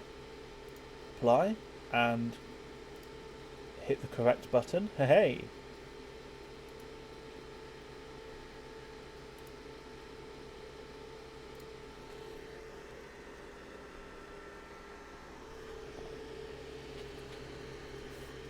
At some point, I want to make the power monitoring actually visible, but I would need like a webcam and a USB extension cable to do that, I guess. Or maybe like a powered USB hub with a long cable, I don't know.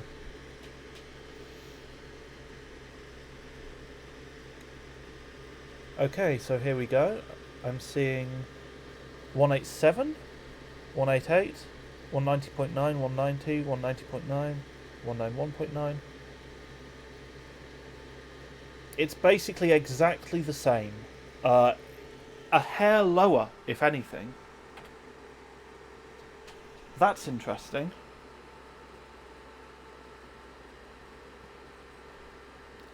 So possibly it's not applying, or possibly there's some kind of like power thing. How did BuildZoid manage to afford an oscilloscope?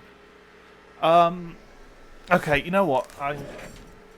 Hold on. As much as it's a BuildZoid thing and it's in the middle of my stream, I will look up. I have a thing. I had a project in BuildZoid's server for a channel that was like BuildZoid approved hardware. So this is what I have written down for the oscilloscope. And that, to my understanding, is not massively expensive. Alright.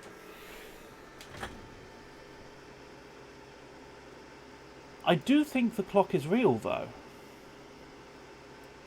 I think that this clock is real. And let me try and prove that to you. I want to try and prove that it really is hitting leaked. Okay? So I'm going to open GPUZ. Now, bear with me. I'm not going to like say, oh look, it says it in GPUZ. So I'll run the render test, right? So that's running. What I'm going to do now is I'm going to set it to 1400. And the render test crashes immediately. Okay, it kind of recovers in a weird way. But the point is the render test is clearly having a problem, right?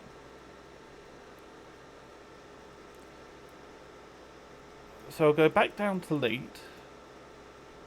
And now what I'm going to do is I'm going to drop the voltage down to 1360. Because if I remember rightly, that will still run the render test, right? So render test's running at leet clock and 1360, okay? So max the clock, apply, render test, and that's fully crashed now, like, that's fully frozen up, and Windows has decided that there's a problem with GPU-Z, which is going to be an interesting one. I'll have to sort that out in some way. So that is my proof that it is setting the clocks, because the stability is reducing proportionally. I really hope that that blocking GPU-Z from accessing the GPU is not a permanent thing. It doesn't seem to be. Okay, good. So, here's my thinking. I think it's not core bound in the slightest. I'm pretty certain that the power management, even for a 7750, is not bad. Oh! So, there's a small mistake here. Can you spot it?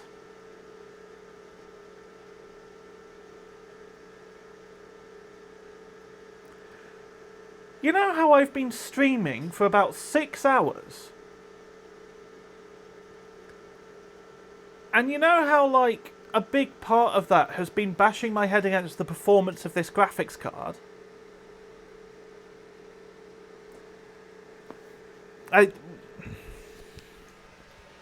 It's the fucking power limit!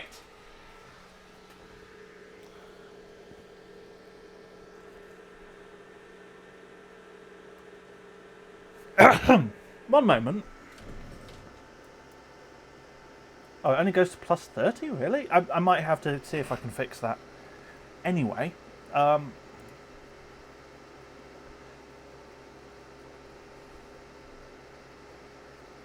going to give that a bit more voltage. I don't want to have to deal with a crash.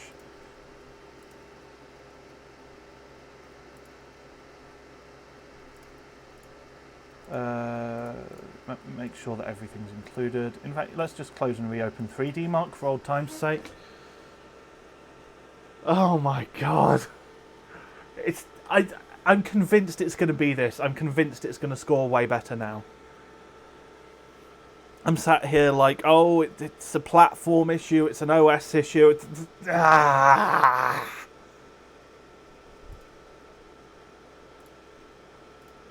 everything's included. Good, let's go.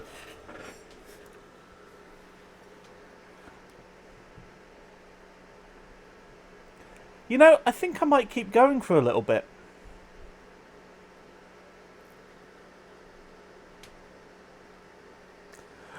Oh, good God.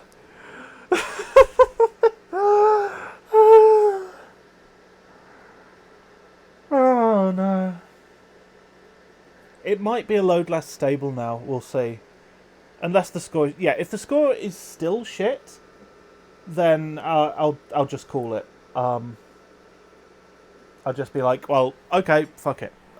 But if it starts scoring well, then I guess... I mean, I guess I might revisit 3D Mark 11 for starters. No, actually, I won't. I'll stay on Firestrike. I won't bounce around. I might have to take one of the old bio breaks fairly soon. Oh my god. Yeah, like,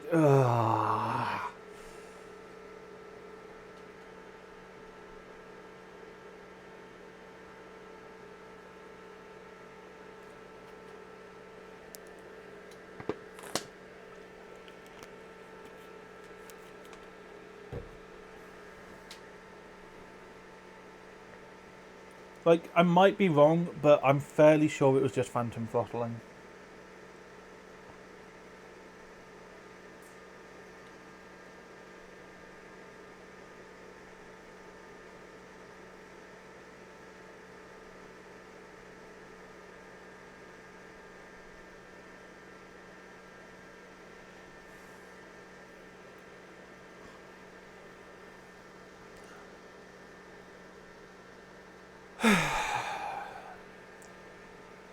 So this is at like a way lower clock, or a way lower set clock, I should say. But we'll see. We'll see how this goes.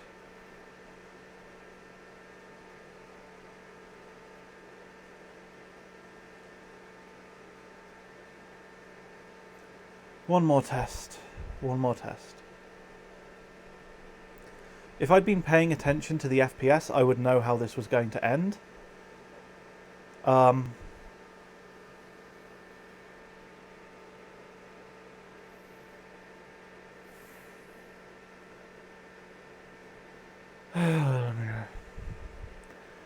I'm going to have to see if I can hex edit tricks for a higher power limit than that. Although, to be honest, it might be a good idea to... but that would mean modding. If I think that I can get the golds, then I'll mod the board. How about that? That's my bargain. I'll mod it if I think that modding it will get me all of the gold. Oh my fucking god.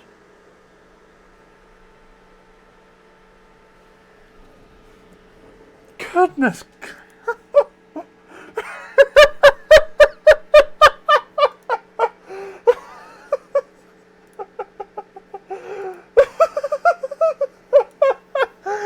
That's not only a hardware first, that's a hardware first by a long fucking way.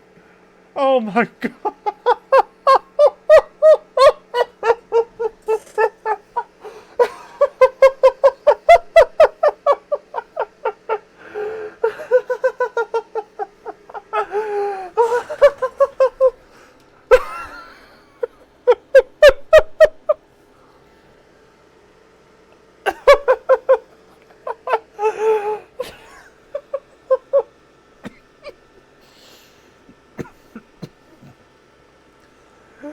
Oh my god.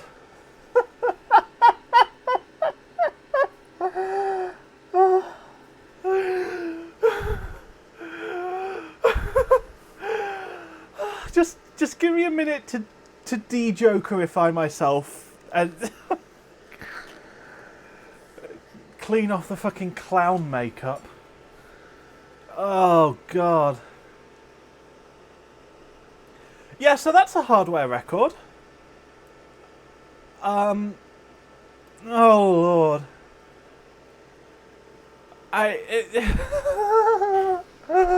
Oh no.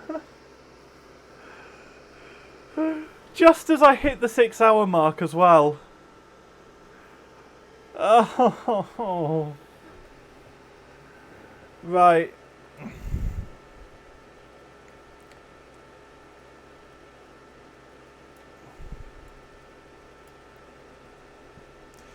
Okay.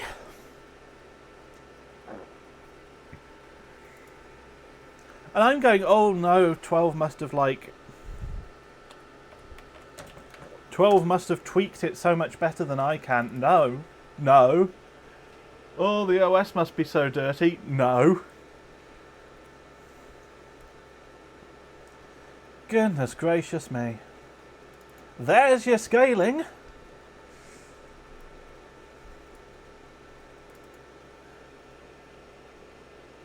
Hex edit tricks will allow more power, yeah.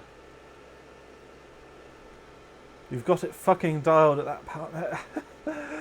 I can't believe I just spent, it must be 4 or 5 hours bashing my head against, why is this not scoring better? And it was the fucking power limit. Oh, Lord.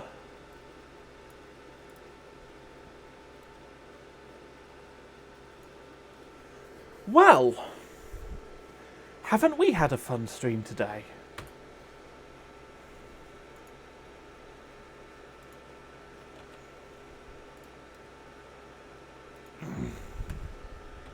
You know what else? That explains why it kept having GPU crashes in physics, right?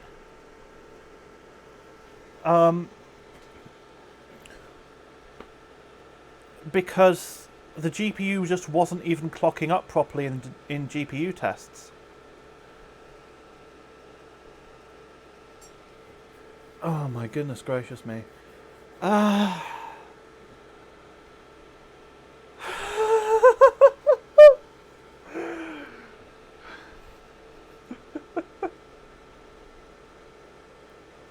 Right. Okay.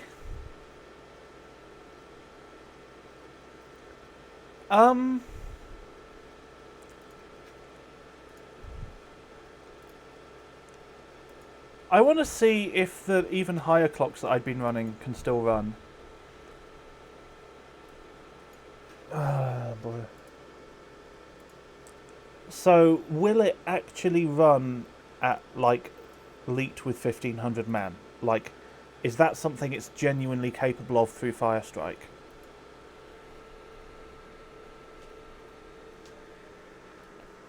Vantage time. One thing at a time.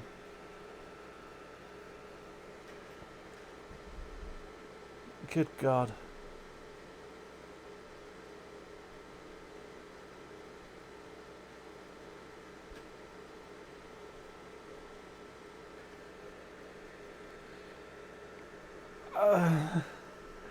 The really annoying thing is that, like, I'm actually, like, you know, I'm physically not feeling great, so I am going to have to finish it.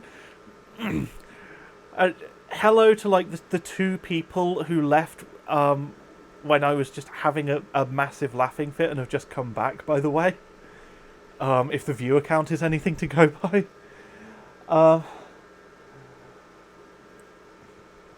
So... Oh, no, no, no, no. Hold on, hold on, hold on.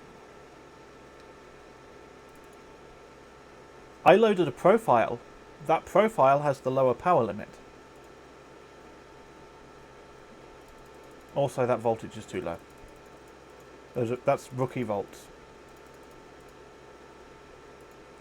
Right.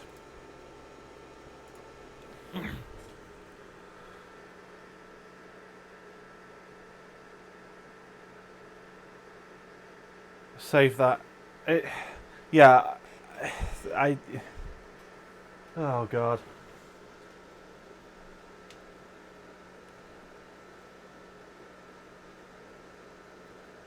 I'm definitely going to have to make a Twitch highlight of the realization, as well as, like, I use highlights to, like, save the entire streams, other than, like, a couple that were just awful. Oh, hello. Alright, well, that's probably the memory, to be fair.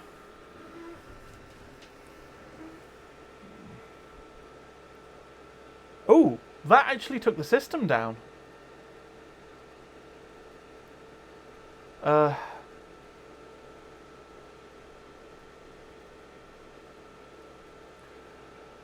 You know what?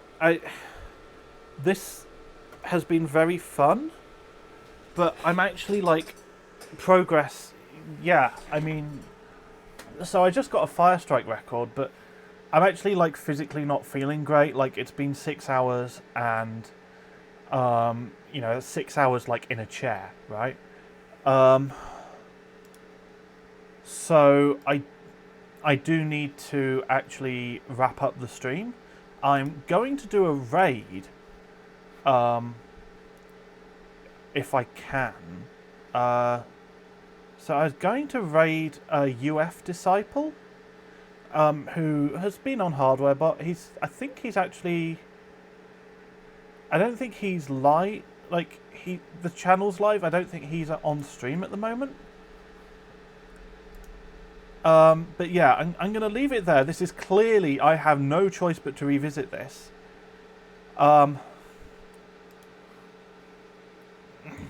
But for now, I think just because I need to, like, not be streaming for a bit, I'm going to... Can I raid UF Disciple? Yeah, that seems to be possible. So, I've not done this before. It might come out a bit janky, but I'll hit start raid. So that seems to be happening.